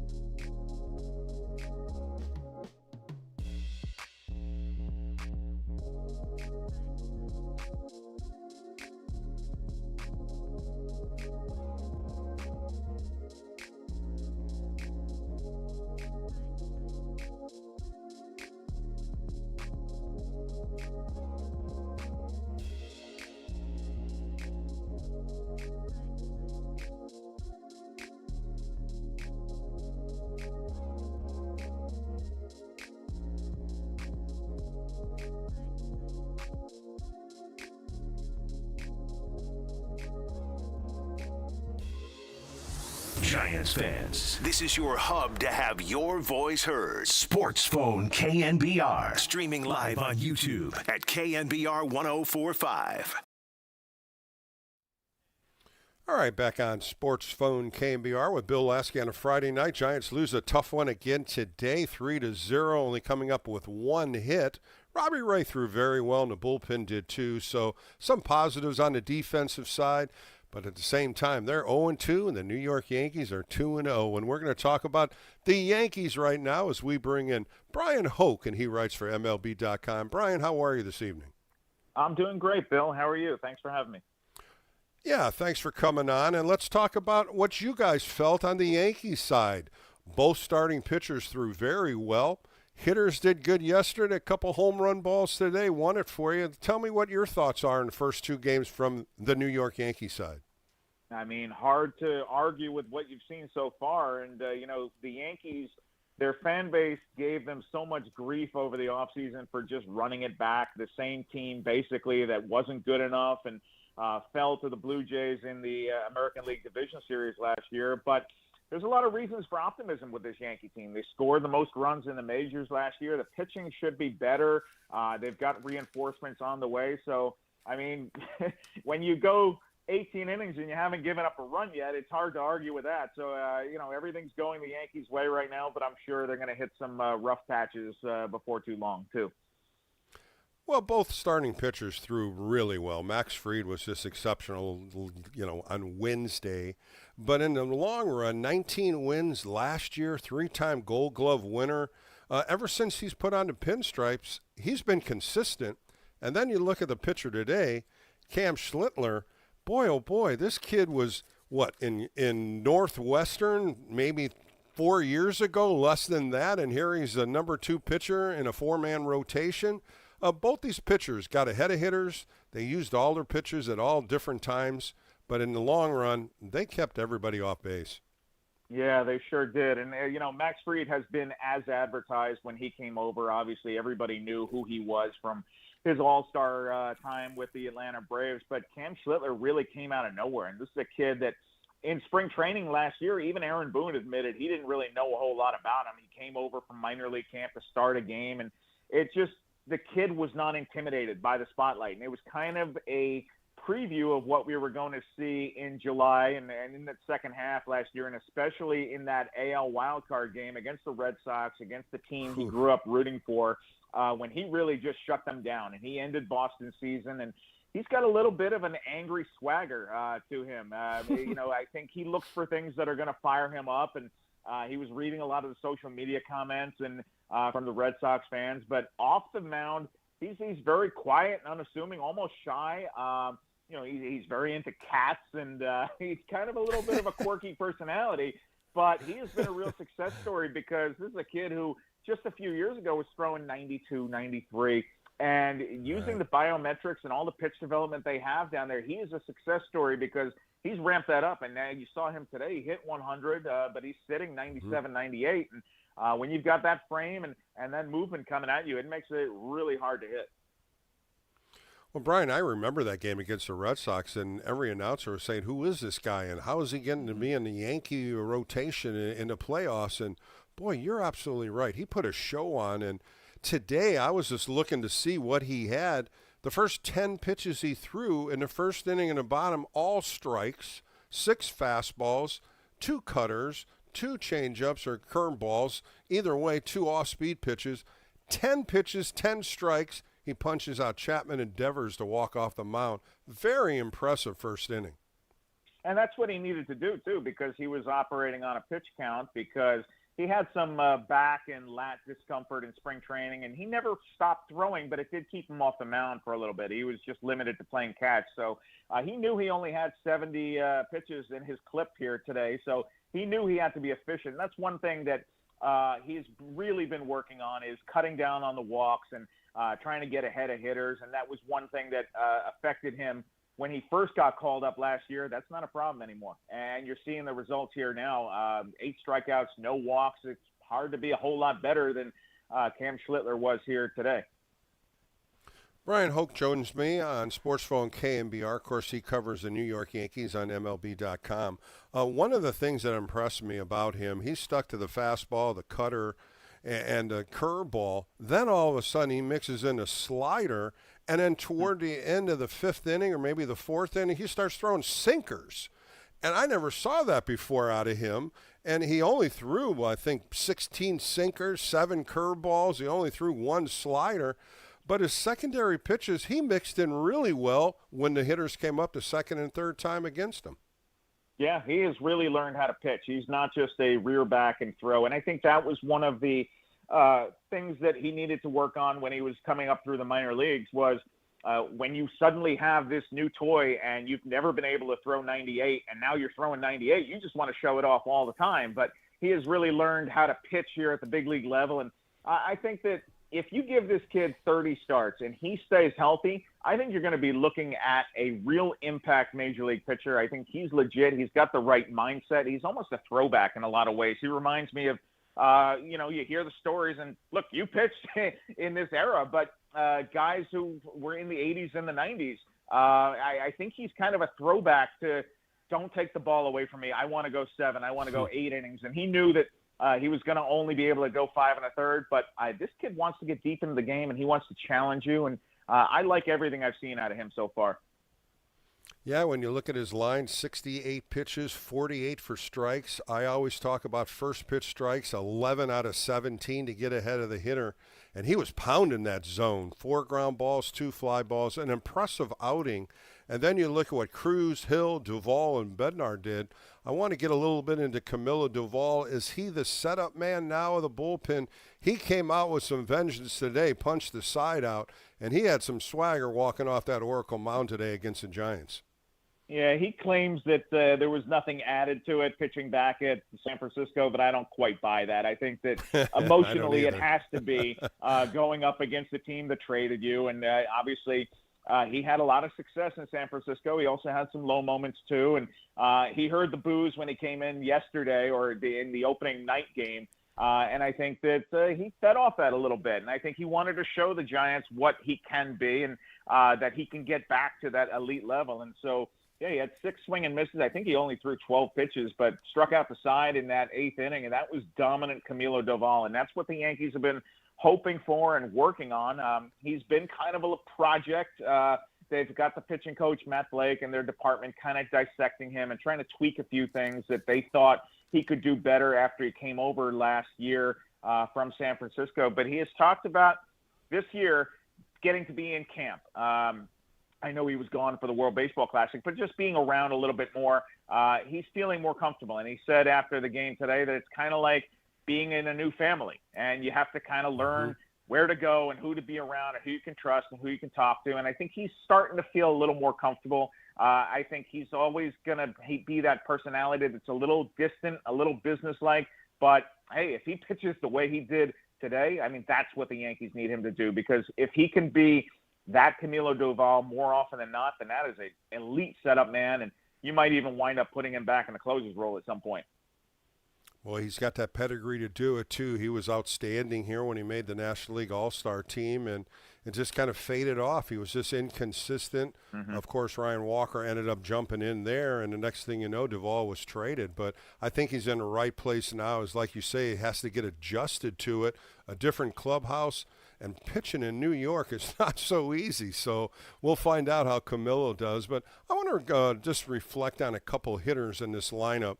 And the first one's Ben Rice. I've watched this kid play, 27 years old, from Dartmouth. I mean, just a good all-around first baseman. Tell me what you think of him so far. I think he is going to be an impact major league hitter, and he's worked really hard on the first base thing. He had a couple nice scoops on opening day, and that is an adopted position for him. It's one that he'd never really played before last year. This is the catcher who came up through the farm system, and they just said the only way you're going to get any big league reps here, you got to learn how to play some first base. So he kind of learned it on the fly a couple of years ago. Last year, he got a little better at it. He was a little shaky at times, but what I've seen out of Ben this spring, I mean, he is a hard worker. He's taken a lot of time. Paul Goldschmidt has given him a lot of tips on playing first base. So the defense has gotten better. But I think offensively, this kid scorches the ball. He barrels it up a whole lot. Last year, the numbers, I think he only hit in the 250s, but it should have been a lot higher because there were so many times where he'd rip a double to the gap and it would get robbed. And he probably had some of the worst luck in the major leagues, I'm guessing. I think that at some point that's going to balance out because when he's hitting the ball with, over 100 miles an hour, the exit velocity he's got, that left-handed swing, you put that in Yankee Stadium, I think he's going to put up some big numbers. And so I see bright things ahead for Ben Rice. And I think that you mentioned Dartmouth. There's no doubt this kid is sharp too. I think he's a student of the game. I think you have to be. He kind of looks at the game like a catcher does, even though he's standing over at first base. And so he's bright, and he's got a stroke that's built for Yankee Stadium. If he was a stock, I would buy him. Yeah, I tell you that, and he disguises himself in that lineup when you go against Judge and Stanton and all the big right-hand hitters, and he's in the middle of it. His numbers last year, like you were saying, 28 doubles, 26 home runs, and that's why he just stands out to me. And watching him last year when he first came up, he didn't really do much, but last year, boy, he was electric, and I really like watching him play, and I think he's going to be a big star in New York as the years progress. The other one is a player that I watched with the Colorado Rockies for many years, and he used to hurt the Giants, is Ryan McMahon. Of course, Yankees traded for him last year. When you look at what he's done in his career, 6 times 20 home runs or more, and I think he's another guy that's getting the feel of those Yankee pinstripes. I think he's going to be a big, big plus for the Yankees. The defense has been fantastic. He made one of the best plays I've ever seen in the playoffs last year against Boston, where he tumbled over the dugout railing and went into the Red Sox dugout during that playoff series, kind of just fearlessly. And so, the way Aaron Boone puts it is he was born to pick up a ground ball, McMahon was, and he's just kind of got that smooth defensive play over there. And now they've got to figure out, can the bat catch up? Because you mentioned the power, and I'm not sure how much of that was Coors Field influence, but he's really worked on tweaking his stance. And one thing that the Yankees looked at over the offseason was McMahon had one of the widest stances in all of Major League Baseball last year. And it was something that he didn't do consciously. It just kind of got away from him. And so he's trying to tighten that up, and he's made some swing adjustments all spring training. He didn't see a whole lot of results at the plate this spring, and hasn't really carried over yet. I know we're 2 games in here, but I'm curious to see if he can make those adjustments and he can give them more offensively, because if he can, and if he can become a true 2-way player for this team, then that is a big pickup, because it was a position where they weren't getting a whole lot of production last year out of DJ LeMahieu. They wound up having to cut bait there and let him go, and they plugged in McMahon at the trade deadline, and they thought that was going to be a big boost for them, and it really wasn't in the second half last year. And maybe part of that is a transition to New York, but he seems like he fit into the clubhouse pretty quickly. And like I said, the defense, he really solidified to the left side of the infield, because if you remember last year, Anthony Volpe was really struggling defensively. And so that added an elite glove on the left side, and the pitching staff certainly appreciated it, because suddenly a lot of these soft tappers down the third baseline that were going for hits were getting turned into outs. And I know that up and down the Yankee pitching staff, they were saying, wow, that makes a big difference. Brian Hoke from MLB.com covers the New York Yankees. Your 20th opening day. I saw that you tweeted that out. I think that's really impressive. But the thing is I want to talk about is you jumped in Willie McCovey Cove, and you jumped in a kayak. And I saw a couple of pictures of that, and I'm like, Brian, do you know what you're doing out there? And was that the first time you were in a kayak? No, I don't know what I'm doing out there, but I loved it. It was a great experience. A credit to City Kayak and Netflix for setting that up. It was part of the promotion for opening day, and I got that invitation, and it's not one that I could pass up. And so going out in McCovey Cove out there the day of the ball game, and I tell you what, I got a little too close to the sea lions. They barked at me, and so that kind of startled me too, because I got a little close to him. They barked, and he splashed in the water, and I said, boy, I mean, if he really wanted to, he could tip me over right now. So I better keep my distance a little bit. But it was beautiful out there. This is one of my favorite road cities to go to, a beautiful ballpark. And so that was definitely a bucket list experience to get out there in the Cove. I have been kayaking before, but never anywhere as beautiful as that. So that was really, really, really great. And so City Kayak, that's awesome. Anybody out there who wants to do it, go check that out. Yeah, I had a good chuckle checking that out on your page, and I saw that sea line. They're a little bigger here on the West Coast, Brian. You got to watch out for them, and they will dive in after you, no question there. But let's talk about your book, a fabulous book you wrote, and it was all about Aaron Judge, number 62, The Pursuit of Greatness. A fabulous book of his run that he did when he had 62 home runs. You persuaded Aaron Judge, maybe you twisted his arm and saying, can I write this book? How did you go to him to say, can I do this, and will you participate in working with me for it? Well, I think that as that season was going on, I knew that something special was happening, and I didn't know what it was going to wind up being. He was obviously hitting a ton of home runs, and he was having an MVP-type year, and you knew that, sure, chasing Roger Maris was kind of in the cards, but I also thought maybe he winds up being a Yankees win the World Series book. Who knows? And so I was just collecting as much as I could from the All-Star break on, and knowing that there was probably something here. And then once it got to September, and it was clear that this Judge home run chase was something we haven't really seen since the Barry Bonds and Mark McGwire and Sammy Sosa years. I mean, they were cutting in on college football broadcasts to show Aaron Judge at bats, and that's something that Yankee fans have never really experienced. And so it did take me back to the late 90s and to the Barry Bonds home run chase, and it felt like that again, and there was so much fan interest in it that it just became a natural fit to that. And so what I wanted to do with that book was not just tell the story of all the 62 home runs, because I think that is kind of that could get dry at times. What I wanted to do was really dig into where Aaron came from in Linden, California, tell his story and who was impactful, helping him get to the major leagues. I mean, this is a guy who he was picked 32nd overall. He was certainly not a sure thing, and there were a lot of people wondering if that was even a smart pick at the time. And so he beat the odds to do that.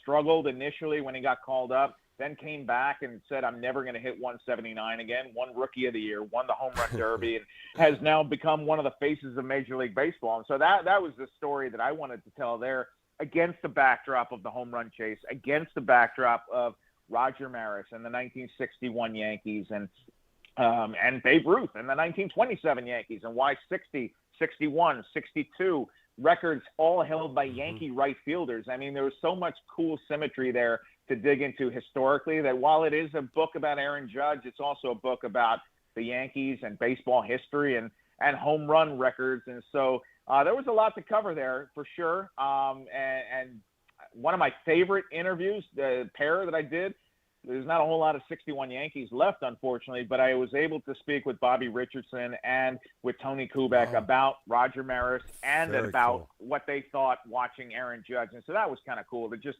tie that all together in baseball history. Brian, when you were watching Aaron Judge go after this record in September, did his demeanor change? Could you tell if he was stressed out? Because every time I look at him in a dugout, he's so cool, calm, collective, looking at his iPad, talking to people. He's like the calmest guy in the dugout. Nothing bothers him. But when he was going for that number, was there anything different about him? Yeah, I think there were times where he was stressing and definitely pressing for it. I think he wouldn't be human if he could have blocked it all out. I think that there was so much noise around him, and every day, everywhere the Yankees went. I remember a series in Milwaukee, and the national media is descended on your locker because you're at 58, and then it just gets bigger and bigger as that goes on. And then Roger Maris Jr. started coming out to the games and waiting for 60 and 61 and 62. And you see him on the broadcast sitting next to Aaron Judge's mom. And it was just you can't block all of that out. You know, everybody in the ballpark is waiting for you to hit a home run. And it was so funny. There were times at Yankee Stadium, I remember late in that season, a game against Boston, where, of course, everybody's standing. Everybody's got the phones out. They're waiting for a home run. and Judge rips a double, and you hear the audible crowd reaction of, oh. I mean, the fans were disappointed that he hit a double. And so I think that was a snapshot of how crazy that time was. And, you know, it's just it was a special time to be around. And it was definitely historic and fun to be a part of. But I think that I think watching from afar last year as Cal Raleigh was chasing that record, I don't think Judge was wishing he was there right there in it. I think he was happy to let somebody else take the spotlight for a minute. Well, congratulations on that book. It's a fabulous book, number 62, if you go into your bookstore and read about it. And, of course, I'm talking to the author, Brian Hoke. A couple more minutes here with Brian as we finish up here on Sports Phone KNBR. Let's talk about the starting pitcher tomorrow, Will Warren, the 26-year-old from southeastern Louisiana. Had a pretty good season last year, 33 games, 9-8 with a 4.4 earned run average. He gave up the long ball. He gave up 22 home runs, but he also had 171 punch-outs. Tell me a little bit about what we're going to see out of him tomorrow. Yeah, not a bad rookie season, all things considered. And I think those numbers were inflated by a few games where he really got knocked around. And if you look, and there's some 7s and some 8s in his game log there, and that's going to sway your numbers pretty well. But, yeah, I think that the Yankees are so high on his stuff, and they think that he's going to translate into a mid-rotation starter at some point. And you know, they're counting on him to repeat or improve upon what he did last year. And one of the things that was impressive from his spring training, and I don't know how much you want to read into spring training numbers, but he had a ERA under 2, and one of the reasons for that was he's moved over to the third base side of the rubber. And you wouldn't think that that is such a big change, but it really has changed the angles on a lot of his pitches. And so I was talking to some of the Yankee catchers this spring about what pitches have impressed them the most, and a lot of them pointed to Will Warren, and they said that because of that move to the third base side, it's just handcuffing guys, especially left-handed batters. And so I think that's one thing I would watch here. The Giants have obviously had trouble hitting in the first 2 games of this series, and they're probably going to be swinging out of their shoes to put some numbers on the board here. I think that if you go off the scouting report of what Will Warren was last year, you're going to be disappointed because he has changed. So I think I'm not telling the Giants anything they don't know. You'll have to watch the scouting of what he did in spring training this year, because that's what they're going to face tomorrow. You know, last one for you, Brian. Garrett Cole, where is he fitting in? Where is he right now in his throwing, coming back from TJ? Where does he fit in this season?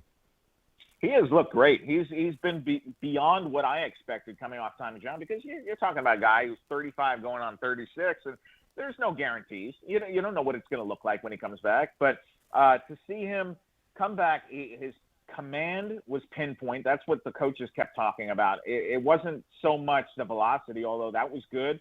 It was the fact that he was hitting all his spots. And so the rehab has really gone about as perfectly as you could hope for at this point. And, you know, that's no guarantee. There are always going to be bumps in the road, but if it continues as it's going now, I think you're looking at late May, early June, you plug him back in the Yankee rotation. He was able to get into 2 spring training games, make starts there, and just a few innings, just kind of a taste to get his beak wet. But right now he's about ready to get on that every 5 or 6 day program of making minor league starts as he starts to build stamina. And, you know, he's only thrown 2 innings right now, but next time out it'll be 3 and then 4. And then before you know it, you're ready to plug him in. So that's one reason that the Yankees are so confident about that run it back idea, is if they have the same offense as last year, and then you have the pitching, and you're going to plug in Carlos Rodon, and you're going to plug in Garrett Cole later on, you get 32 starts out of Cam Schlittler, who you saw today. If Will Warren takes a step forward and you have Max Fried, I mean, that's a pretty deep starting rotation there. And you never have enough starting pitching, but they do feel like they have a lot. Yeah, Brian, running it back is a good slogan right now, as you just threw all those names and positions and hitting and pitching. A fabulous team in the pinstripes, and we'll find out in 2026. So far, they're 2-0. Against the San Francisco Giants. But I want to thank your time, Brian. A pleasure to meet you and talk to you. And thanks for your time on a Friday night. You got it, Bill. Take care. Thanks for having me. That was Brian Hoke on Sports Phone KNBR. Coming up next, I sit down with Travis Ishikawa. We talk minor leagues. We talk about a lot of the prospects coming up. That's going to be next right here on KNBR, the sports leader.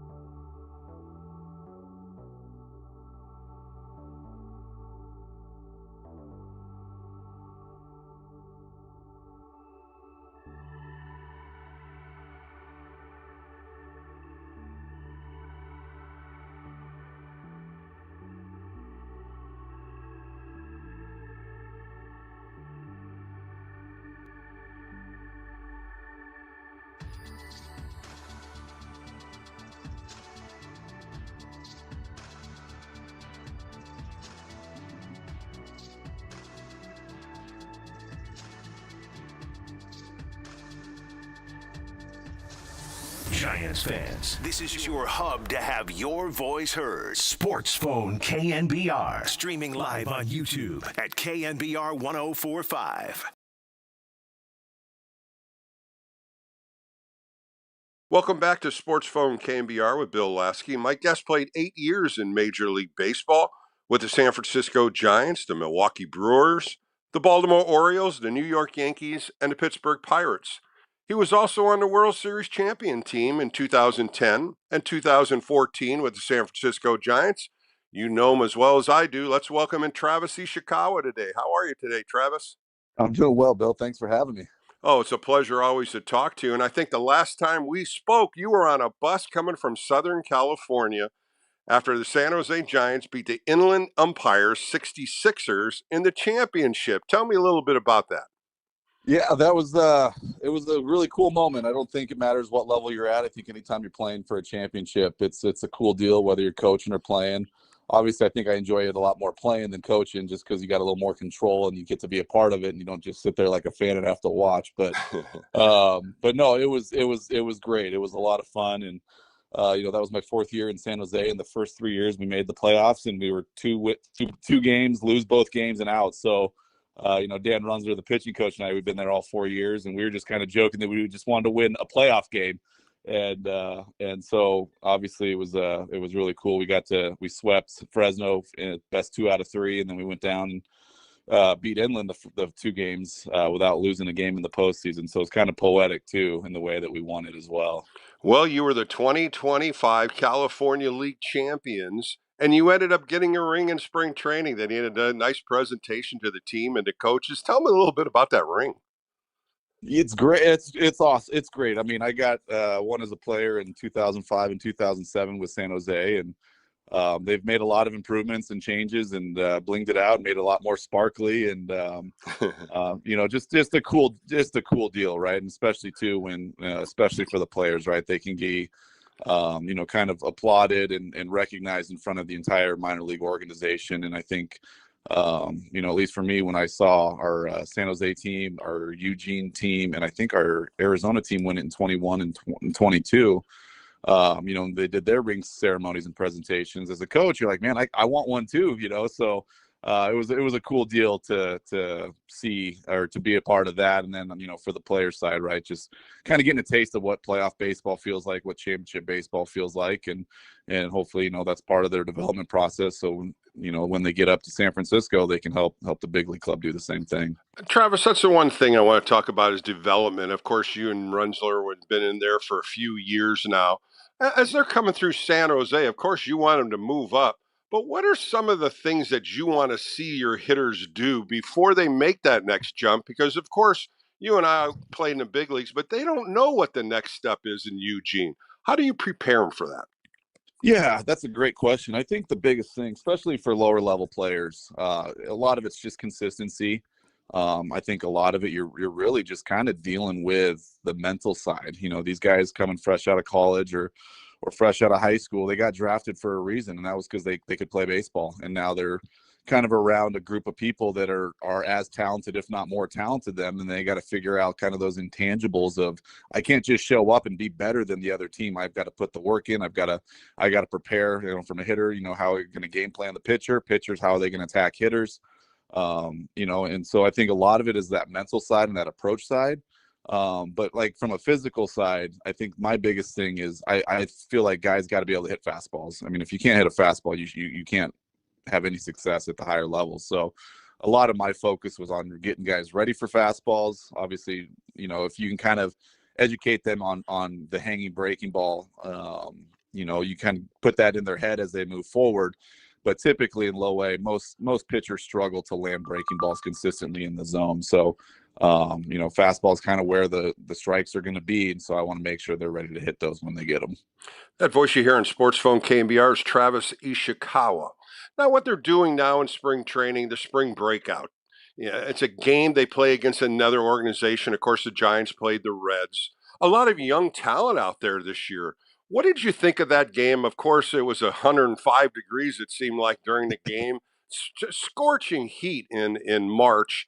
but it was something to bring that blend of players together and to work together. The game didn't go the Giants' way, but you had to have seen some positives. Absolutely. I think it's fantastic what they do. I think it gives kind of fans the sense and idea of who their favorite team, who their prospects are, or who the guys that the Giants value coming up, and kind of get a chance to watch. And I believe a lot of them are televised. So maybe the fans that kind of really just lock in on the big league club, that gives them a chance to see, hey, who do we have in our system, and is there anybody worth getting excited about, and maybe starts kind of keeping an eye and tracking them and their development. And I think it's a really cool idea. I love it. I think it's fun, just again, for these minor leaguers, right? They get to play in the big league stadium. We've been fortunate the last two years to play a night game, so you get to kind of play under the lights. It has more of that kind of like big league feel to it. And it didn't turn out our way this year. Like I said, it's MLB's like top 30 prospects, and then kind of we interchange a couple, and it just worked out that looking at Cincinnati's top prospects, all of the starting lineup, all but 3 of their position players had AAA time last year. The starter that we faced actually had some big league time, and we had 7 of our 10 starters, including the starting pitcher, played in San Jose with me and runs last year in low A, including and one of those that wasn't in San Jose was our shortstop Luis Hernandez, who just recently signed last January as a 16-year-old. I think he just turned 17. He hasn't even played a professional baseball game, and he was in the starting lineup facing a big league arm. So I think there's a lot of positives, even though the numbers didn't go our way and the game didn't go the way we would have liked. But I think, at least from a hitter standpoint, I thought we were competitive. I thought we took really good at bats against some really good arms. Like I said, I think it just kind of shows the difference on why development's important and why you have levels between, the A balls and the triple A's, because you can kind of see the execution that they were executing at a higher level than we were. Well, Travis, over the past years, you've been doing a great job with a lot of young talent. Once again, you've changed another job title and you're back in Arizona. Tell me a little bit about what you're doing now. And it's extended spring because a lot of teams have broke, but tell the audience what your new job is. Yeah, so I'm still the hitting coach with our rookie ball team here in Arizona. We have 2 hitting coaches, so I'm going to kind of co hitting coach with him. But I've also been given the title as just kind of the rehab / complex hitting coordinator here down at Papago in Scottsdale. So basically, just kind of as guys kind of get beat up and they get put get put on the IL and they have to come here for the rehabilitation program. My job is when they start hitting again and they're cleared to hit, to basically kind of work with them to make sure that they're getting the work that they need to help best prepare themselves. So when they go back to San Jose or to Eugene or Richmond or Sacramento, they're not as far behind the 8 ball just because they're not getting the kind of work that they would have been getting when they were healthy. So my job is just basically to make sure they're as best game ready when they get activated from the IL. Well, Travis, the last couple of months, spring training was down in Arizona. Of course, like I said, a lot of teams have broken into the cities that they're going from AAA, AA, single A. I want to point out a couple players, and I'd love to hear your remarks about them. And I think the number one is number 7 overall, and that's Bo Davidson. He was in big league camp, athletic as you can be, great arm, good features of speed and agility. And, of course, his bat is extraordinary. Tell me a little bit about your thoughts on Bo Davidson. Yeah, just kind of it was a cool story, just undrafted free agent. Kind of obviously they don't get to really play their first year in the draft because the seasons are pretty much over by the time they get signed and kind of brought back in. And so he played a few games down in Arizona, just kind of got his feet wet. And so I had him his first full year in San Jose. Kind of got off to a rough start, right? There's kind of a little bit late on the fastball, a lot of chase down in the zone. Ended up I think he ended up getting hurt and missed a month or 2. And then by the time he got back to us, I think he really got to settle into who he was as a hitter. And for those last 2 months, he was one of the most electrifying hitters I've ever seen, especially in that span. When I played and I was in my hot streaks, they would last a game, a week. If I was lucky, I had a 10-day heater where anything you threw in the zone, I could put the barrel on and hit it hard somewhere. And I was just, when Bo came back and was starting out, I was like, okay, this is awesome, but how much longer is it going to last? It lasted the entire year. It was the last 2 months of the season. I think his average went from, I think when he got hurt, he was hitting kind of like in that 179, 185 range. I think he ended the year hitting 320 something. And, started hitting homers, started hitting doubles, going the other way really well. He just has that raw power that doesn't look like he's trying. It's just an effortless power, and he just has to get the barrel to it.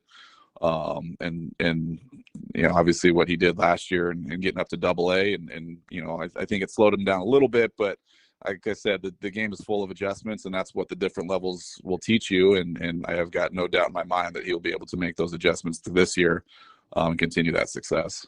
Travis Ishikawa joined me on Sports Phone KNBR. Buster Posey was asked in an interview who opened his eyes in spring training. What was some of the minor leaguers? And he pointed out Parks Harbor. Of course, Parks ended up having a hamstring issue toward the end of spring.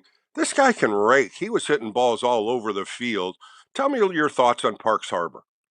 Yeah, I haven't really gotten a chance to see him much. When we traded for him, he went straight to Eugene. I know he had a really good year for him there, and then he went to the fall league and just smashed it. I think he was one of the top hitters in the league, and definitely opened a lot of our eyes as well that hadn't even had a chance to see him or put eyes on him yet. And my first time seeing him was in January. He came out for a January camp, and so I finally got to see him on the ball field hitting off, machines, arm, everything. And it's a pretty swing. It's very simple and efficient, and he can drive the ball to all fields. And he seems to have a really good head on his shoulders. He talks through the game. He talks through, what he's trying to do with each round and things like that. So I think that there's just a very high ceiling for him. And obviously I think he was having some success up there before the hamstring injury. So I got to believe that as soon as that hamstring heals, he'll be one of the guys that I'll start working with. And then wherever they end up deciding to send him, he'll start that season. So I'm excited to work with him, get him back healthy, and get him back on the field, because I think he's definitely an impact player for us wherever he's going to be at. Travis, you talked about Hernandez, a young shortstop. You got another one down there, Gonzalez, both of them, Hernandez and Gonzalez, 17 and 19. They're young, inexperienced shortstops, but they play with so much confidence. Both of these guys you got eyes on for sure. And this is a process for them, coming out as a young individual player and a young talented player, and they got to learn a lot about baseball. What do you guys teach them individually each day? Yeah, it's kind of the same thing. Like my philosophy on the younger hitters, right, is just routine, teaching them how to be a professional, right? Like a lot of these kids, they're like you said, they're 17 and 19. How many 17 and 19 years are there in the world that feel like they've got adulthood figured out, right? So it's definitely our jobs to kind of help them walk through what that looks like. Like I said, just showing up, making sure that they're consistently putting in their work and showing up and having the routines. And then at the same time too, just teaching them the game of baseball, keeping that athleticism and the like you said, they're very tooled out, and making sure that we never lose that. But at the same time too, teaching them how to harness it, how to use it, how to kind of make the wavelengths, the ups and downs, be a lot more steadier than the big, tidal waves and valleys. So, like you said, they're very extremely tooled out. And I'm really excited to see where they end up in the next couple of years, because again, I think these are two guys that really can help the big league club in the future. A couple more minutes with Travis Ishikawa on Sports Phone KNBR. I'm going to talk about age here, Travis. Daniel Susak, who made the big league team, came out the other day and said he remembered coming into the locker room with his brother Andrew Susak after Travis Ishikawa hit his home run in 2014. But Daniel Susak said he was in high school. Now he's on a big league team. How does that make you feel? We were joking about that. I had the opportunity to be with the big league club the week that they broke their last week here in Arizona, and so we were in the cage and going through his routines and stuff. And of course, he asked the question, and I knew who he was. I knew, I remember Andrew, and so I'd ask how his brother's doing and things, and he's just like, man, I just got to tell you, and he tells me. Anytime people are like, I was there, and I was like, which I always joke about. I feel like the capacity that night was 100,000 people at that stadium, because I feel like I've heard 100,000 people tell me that they were there that night. But when you have a kid kind of in the same profession, in the professional baseball realm, trying to make the big league club, and then he tells you he was there and he was in high school and he was a kid, and you're just like, man, that just puts it in perspective. And I just had to step back and laugh. And like, man, these days it doesn't feel like time has flown by, but when you hear stuff like that, it kind of ages you for a minute. And I think my back started acting up a little bit right there. My feet started hurting. I needed to sit down. But no, it's a cool moment too to see. And I'm pretty sure he said he grew up a Giants fan as well. So just to be able to play for your hometown team, what an experience. Travis says we finish up here, a new hitting coach at the big league level, Hunter Mentz, and of course Oscar Bernard coming back last year. Is there a different philosophy in hitting? Is there something changing here throughout the system, or is it going to be the same kind of philosophy that you've been teaching for years?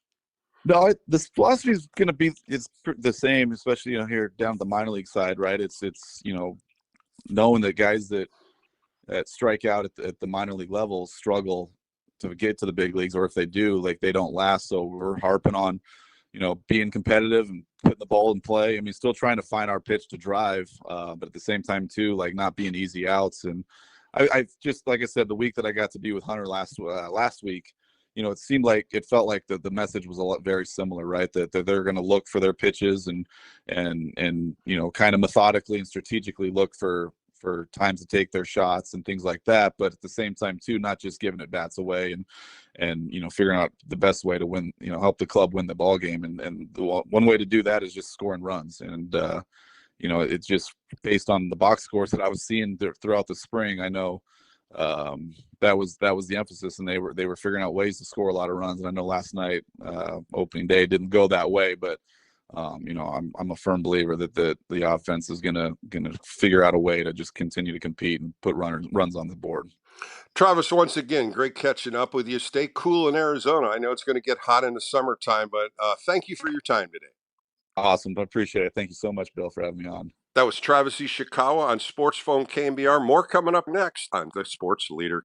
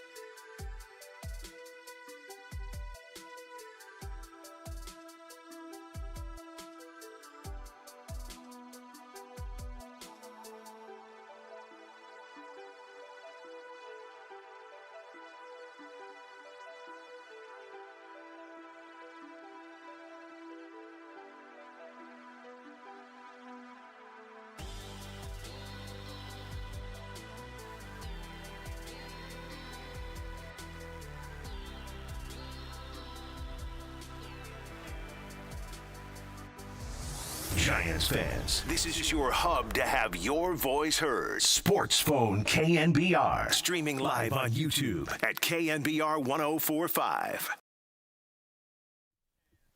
All right, back on Sports Phone KNBR on a Friday night with Bill Lasky and the extra inning post-game show that I've been doing for the last 6 years, starting my 7th year, starting tomorrow. Of course, that's going to be on a post-game show. And I love doing some great interviews, and I got a good one for you tomorrow, and you'll kind of have to listen to it. Of course, he wore number 49. His number was retired. Little lefty, Louisiana Lightning, Ron Guidry. I got to sit down and talk to him, and I hate to say this, but I was a little nervous talking to him because he was a guy I watched when I was a little kid. I used to love watching him pitch. Of course, he's got a plaque in Monument Park. Just a fabulous interview with him. And the year that he had in 1978, 25 wins, 3 losses. He had a 1.74 earned run average in over 275 innings, 9 shutouts, 16 complete games. He was a captain of the Yankees along with Willie Randolph. And this is a big one here that I really looked up, and I did not know this. 5-time Gold Glove winner. 5 times. And when you think about it, how many errors do you think he had in a 14-year career? You will never guess. And I'll tell you that tonight. 8 errors. 8 errors in a 14-year career. And when I mentioned it to him, he jumped at me and said, "They're all throwing errors. I didn't miss a ball." It was a great interview, a real fun time with Ron Guidry, and you'll hear that tomorrow. And then I caught up with Curt Casali. Curt Casali now, along with Javi Lopez, is a right-hand man to Buster Posey. Of course, he was with the Giants, the Mariners, the Reds, Tampa Bay. He came back to the Giants. He's a backup catcher, of course, with Buster Posey. The year when the Giants won 107 games. We talk about a lot of things, and Curt Casali is so happy he's back with the San Francisco Giants. So I wanted to bring that up. Tomorrow, of course, I'll be doing a post-game show after the game at 4:15 right here on KNBR. Extra inning post-game show as I start my 7th year. Great sponsors, some new ones coming out, some great friends of mine jumping on to support the show. But Ron Guidry and Curt Casali, good 2 interviews coming up. Coming up next as we take a quick break, Steve Kroner coming on, as we always talk to Steve on Friday nights, and we're going to talk more Giants baseball as we continue here on Sports Phone KNBR on Sports Leader.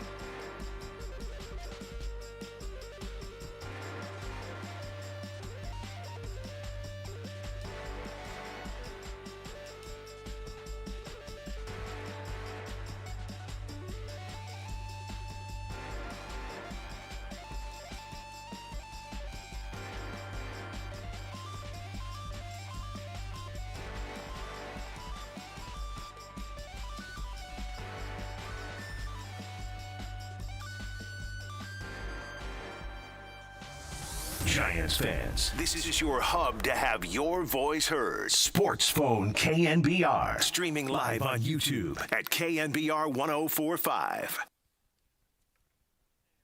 All right, welcome back to KNBR with Bill Lasky. Tomorrow, first pitch, it's going to be on Fox Sports at 4:15. Will Warren, a right-hander, 26 years old. Last year, 33 games he pitched for the New York Yankees, 9-8 with a 4.4 earned run average against Tyler Mahle, his first start with the San Francisco Giants. Of course, he's 31 years old, 16 starts last year with the Texas Rangers, 6-4 with a 2.18.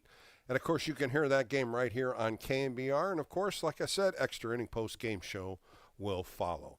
My guest coming up next, he was at the game today, so we're going to get some insight from him. Of course, you can follow him on Twitter at Steve Kroner SF. Let's bring in my buddy Steve. Steve, how are you on a Friday night? Bill, I'm doing okay, and just want to say I heard your fine interview with Travis Ishikawa in the previous segment, and the next time you talk to Travis, tell him I was one of the 100,000 people who was there for Game 5 in 2014 when he hit the homer. I was there. That was pretty funny when he said that, and I'm sure there was so many people wherever he was at, with San Jose or even in Arizona, saying that they were at that game when he hit the home run against the Cardinals. But I thought it was pretty funny what I brought up about Daniel Susac. He came out in an article saying that, of course, his brother was on that team, and when he said it, I said, I got to write that down. I wrote that note down, and Travis said, yeah, he told me about it in the batting cage, and we laughed about it. And, of course, his one-liner back, Steve, was, yeah, my lower back's hurting and my feet are still sore. So a good memory right there from Andrew Susac. Absolutely. And I will say, in this era of full disclosure, I was not in high school when Travis hit that home. Well, today, let's go into today, Steve. Before the game, it was that day game. It was the opening day for the San Francisco Giants, and they always put the red carpet out there. You were out there. A fabulous day. The weather was perfect. The heat from last week was gone. It was full ballpark. Everybody was all ready for a good game. Tell me how that atmosphere was before the game. Before the game, it was great. It's a little bit weird because there was an opener 2 nights ago. So I don't know if you could really say it felt like a traditional opener, but there still were a lot of people excited. It was a beautiful day. And, I think you and I have talked about this in the past. It's hard to say remembrances of people who are no longer with us is a beautiful thing, but the Giants do a very nice job.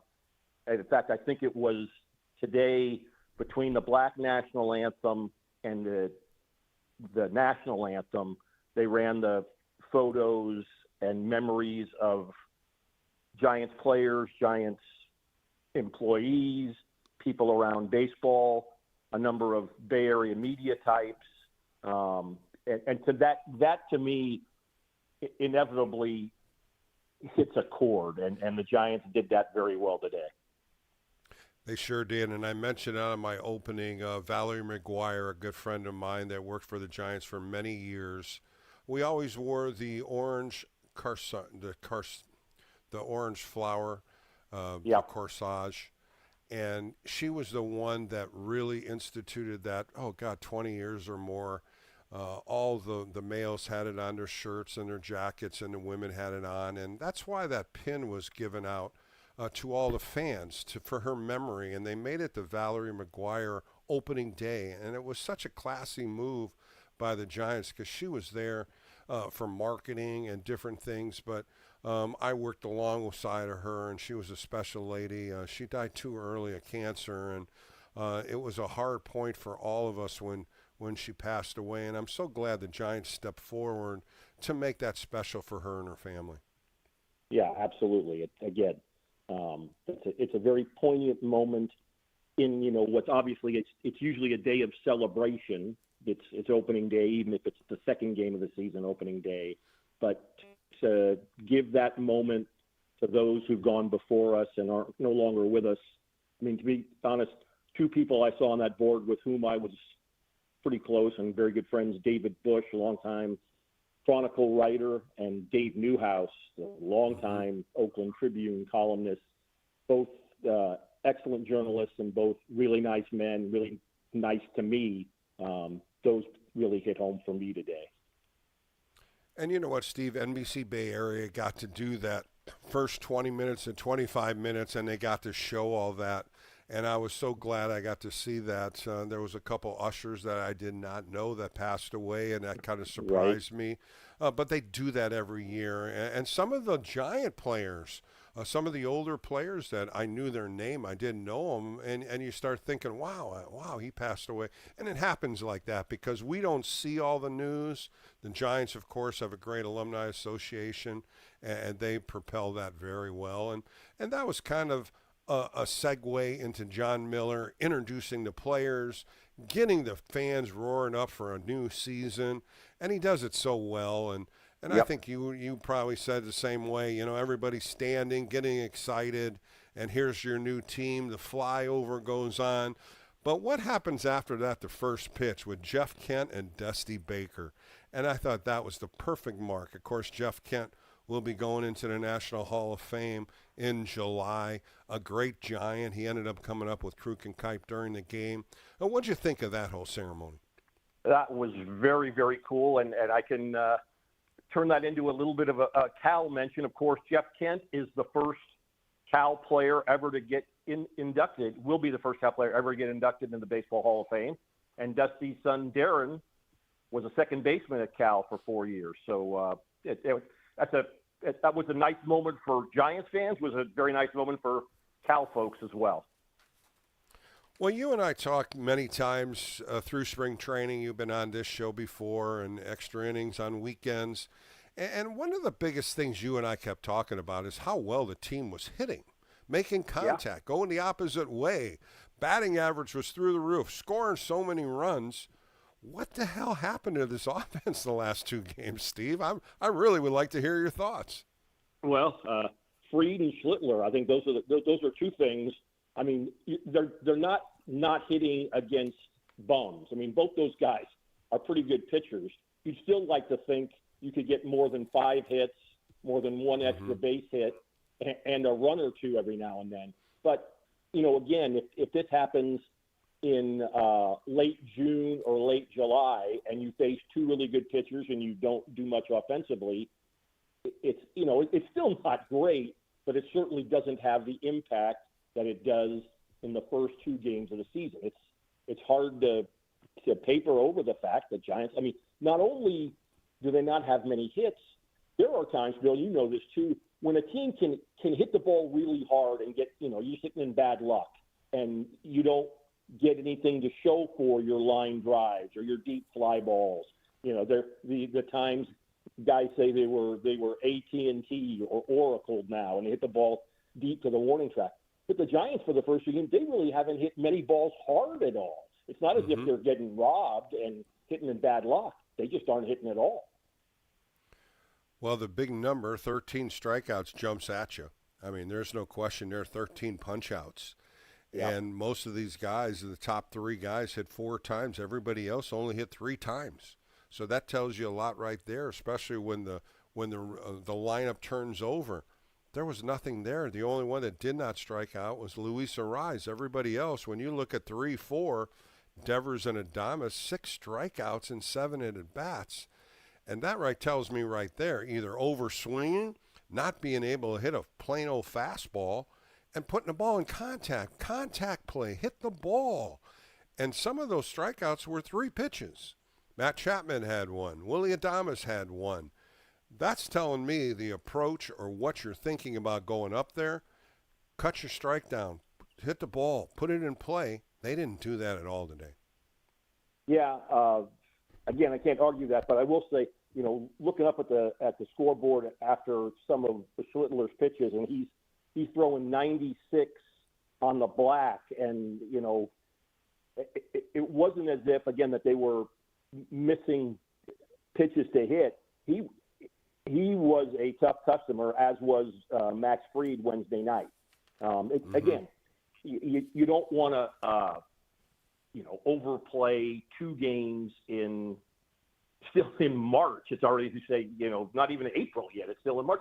But you certainly, I'll say this, you certainly want to score before you head to San Diego. You would hate to take a 27-inning scoreless streak down south. So, it's not a must-win. Don't ever hear me say it's a must-win game tomorrow when you're in March.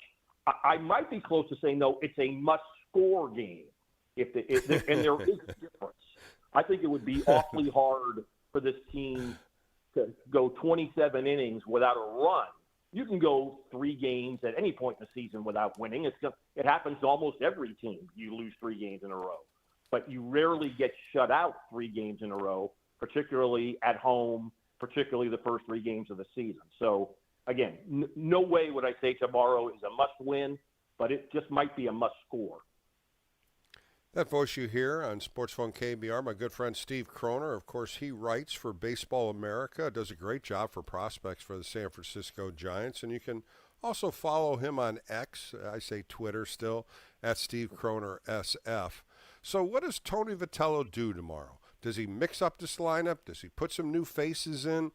Are you happy with Casey Schmidt at first base? Do you think Encarnacion plays tomorrow?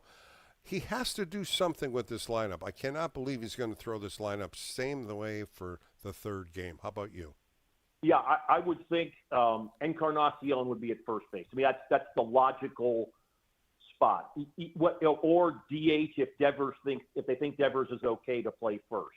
But if Devers is they're still hesitant to play Devers at first, then I think Encarnacion's got to get in the lineup. And Bill, if I'm not mistaken, isn't he now your favorite player on the Giants? They're all my favorite players, Steve. Come on, you know that. But I do know that. You're absolutely right. I mean, I'm looking for some at bats here. I'm looking for some power. I'm looking for runs, like you said. They got to score some runs here. And when you're looking at the opponent tomorrow, Will Warren, he can pitch. He's got some nasty stuff. And just like I was just talking to Brian Hoke, they moved him over to the right side of the rubber, which only tells me his targets are even going to be in on right-handers. And like he was saying, the left-handers couldn't pick him up. That's a great move if you can adapt to it and throw strikes with it.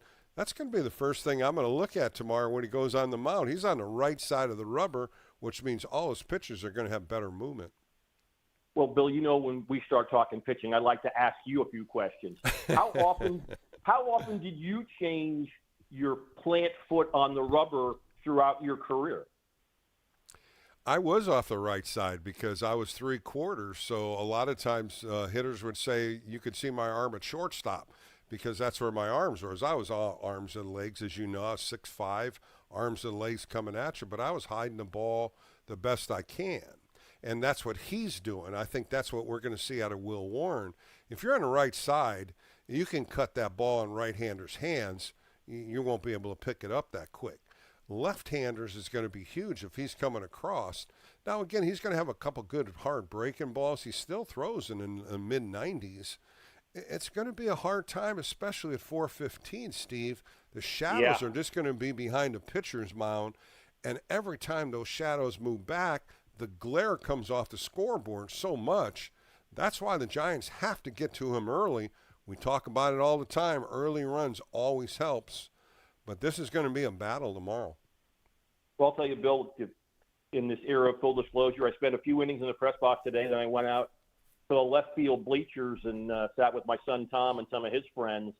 And this is no surprise, but when you're out there on a beautiful, hot, sunshiny day, you can see how hard it is for a left fielder and a center fielder at times to see the ball. It's not easy. And the flip side, as you were saying, in terms of off the batting eye for the hitter, that sun is no fun if you're the left fielder or the center fielder. I can tell you that just trying to watch the game from the left field bleachers for a while. Well, we saw that kind of on Wednesday, too, because that game was kind of early evening, and some of those, like Rafael Devers, got a base hit off a ball that they couldn't see from center field. You know, you looked at Grissom, and he was coming in, and then he just kind of slowed up and watched the ball drop in. You know, we always talk about left field. We just don't give Barry Bonds that due. He was one of the best left fielders that ever was at that ballpark. And left field's probably the worst with the sun on a day game because it's straight in your eyes. And you make a good point here. When you've got shade on the infield and the hitter's in the shade, now you got to deal with the sun coming over that top of Oracle Park. It is very difficult to see how hard the ball is hit and then how the angle's hitting. It's going to be a tough game tomorrow. Yeah, for what it's worth, to be honest, I had a tough time seeing Judge's homer. I didn't finally see it until it landed maybe about 40 feet from us. To be honest, I did not have a tough time seeing Stanton's homer. That one was pretty easily followed off the bat. But really, I had a tough time tracking Judge's home run. So, and again, I'm sitting there not having to move, don't have a glove on my hand. Nobody cares if I catch the ball or not. The left fielder and the center fielder playing for the Giants or the Yankees or whoever else is in town playing the Giants on a day game, particularly one as sunny as today was, that's no picnic. Steve Cronin joining me a little longer for Sports Phone KNBR on a Friday. The ABS, boy, it's coming quick, and these guys are not afraid to question a call of balls and strikes. I always wondered this, Steve, and maybe you can give me your thoughts on it. Do you think Tony Vitello has told the players, if you want to use it, go ahead, but make sure you're pretty close to what you're asking for? Is there any kind of strategy in this? Because I've always thought you always wanted one in the ninth inning in case something happened. But what are your thoughts on the ABS? Yeah, I mean, first of all, up until a few years ago, I would have been completely against it. I'm not one who even likes replay. But to me, it's the best thing about it is it's quick. To me, the worst thing on the replay is you're sitting there either in the park or you're watching at home, and it's 3 minutes, 4 minutes, and it's whether somebody caught the ball or not in the second inning. So somebody might be at second base with 2 outs. To me, that's where I get frustrated. I know a lot of other fans and media people do. The good thing about the ABS, it's quick, and certainly there's I think a method to it. The method is you better be right, because if you, particularly if you're wrong on the first one or you've lost one and you have only one left, then you really better be right, or the situation ought to be really important. In other words, it's the bases loaded in the seventh inning and there are 2 outs and you're the hitter and you're sure that 3-2 pitch was ball 4. Then it's worth the risk reward. Is the reward is worth the risk of not having another challenge? But say the same thing if it's the top of the seventh and you're down 4-0 and it's still 3-2 pitch but nobody on base, and they call you out, you know what? Just take your bat back to the dugout and put it in the bat rack and save that challenge of when you hope you've got a few guys on in the ninth and are trying to make a comeback. Well, Steve, it kind of changed that bat with Aaron Judge. Goldschmidt's Yes, at it second did. base, and the 1-0 pitch and the second pitch he first called strike, and the thing was like 0.001% underneath the mark. And it really kind of baffled me because anytime the ball is touching it, it's a strike. And you couldn't even put a credit card in between that. And they called it ball 2. Of course, he forces a slider in ball 3. Now he's going 3-0 against Aaron Judge. And this is where the giddy-up comes. He throws a fastball, strike 1, giddy-up, foul ball, and then the 3-2 on the third fastball, which kind of, I questioned it. I really did. I'm like, throw him a slider. He didn't throw one changeup the entire game, which puzzled me because he threw so many in spring, and he challenged him with one more fastball, and it cost him. Up until that point of the game, he was using Braley and him were really mixing up slider, fastball very well. And the inning before that, he only had 7 pitches, and I thought he could have been a little more cautious at that time, and he challenged him. And somebody asked me, "What do you think?" Well, that's a pitcher. That's a pitcher's mentality. I'm going after him. It cost him the game, and I just wonder if he's second thoughts of maybe I should have thrown an off-speed. Maybe I should have thrown him a slider, because I think Aaron Judge was sitting fastball. I don't know about pitch selection, but I did read a quote from Robbie Reese. Somebody asked him whether the challenge changed the at bat or was the reason that Judge was able to hit the homer. And he said no. He said he got back in the count. That wasn't the problem. But, the problem was he challenged him with a pitch that Aaron Judge hit, and shows why Aaron Judge is. I think you can say right now he's one of the great hitters in the history of the game. He's done it long enough now, both obviously in power, but average too. Aaron Judge is, I wouldn't put him at the very top of hitters of all time, but he's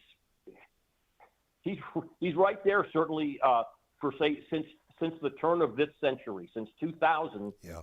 Aaron Judge might be the best hitter that there's been in baseball. I agree with you, and he hits for average too. That's the Right. topper part of it. He's a top 300 hitter, and he puts the ball in play, RBIs. I mean, he's a machine up there when you start thinking about the numbers he puts up there.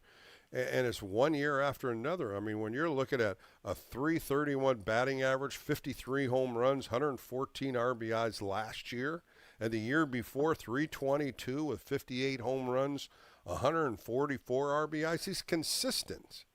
And he's 33 years old. And this is some of the things you start thinking about.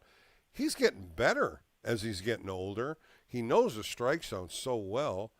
And, boy, he's that guy in the middle of the order. He's batting third, and he's the guy that's going to sit on so much. Batting second, I apologize. Yeah. And he's that kind of guy when the lineup turns over, you're like, here he comes again.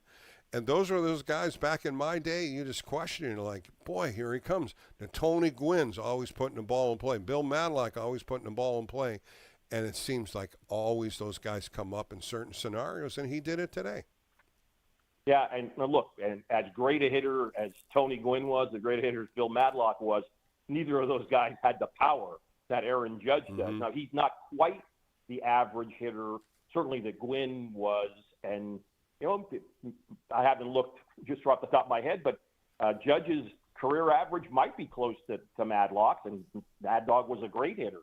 But as much as I'm sure it was frustrating or difficult for you to try to go against those guys, think of those guys with Aaron Judge's power. That would really get your stomach rattling a little bit. It sure does. Well, Steve, thanks again for joining me on a Friday. You'll be jumping on Friday nights with me as we continue this season. Looking forward to a win tomorrow. But, again, thanks for your time, Steve. Hey, Bill, if I could interject one thing before I go. And Sure. We were talking about people who've left us that we miss with the Giants honored today. There was a very good friend of mine in the sports community, a man named Art Delugich, who was a longtime sports producer at KPIX. He and I worked together. He, as great as Wayne Walker was, and God rest Wayne's soul, one of the reasons Wayne was great was because Art Delugich was his sports producer. Art passed away yesterday at the age of 82, and just want to give my thoughts to his family and all those of us who used to work at KPIX who are definitely saddened by Art's passing. Yeah, he was a special man for you, Steve, no question about it. But thanks again for your time, and I'm so glad you brought that up. A lot of special people have passed away, and he's definitely one in your life. Okay, we're going to wrap up a Sports Phone KNBR Friday night, see what we're going to see tomorrow at 4:15, first pitch right here on KNBR. I want to thank my guests tonight, Brian Hoke, he writes for MLB.com for the New York Yankees, Travis Ishikawa, Steve Kroner. All of those will be on the podcast, KNBR podcast, if you missed any of them. Tomorrow, I'll be right on with the extra inning post-game show, following up the game. Ron Guidry, got a great interview with him. And Kirk Casale, we're going to find out what his new task is going to be with Buster Posey. I want to thank my producer, Kyle Haar. Coming up next will be Dubs OT with John Dickinson and Kyle Haar. For Bill Lasky, have a great night. More coming up next on KNBR, the Sports Leader.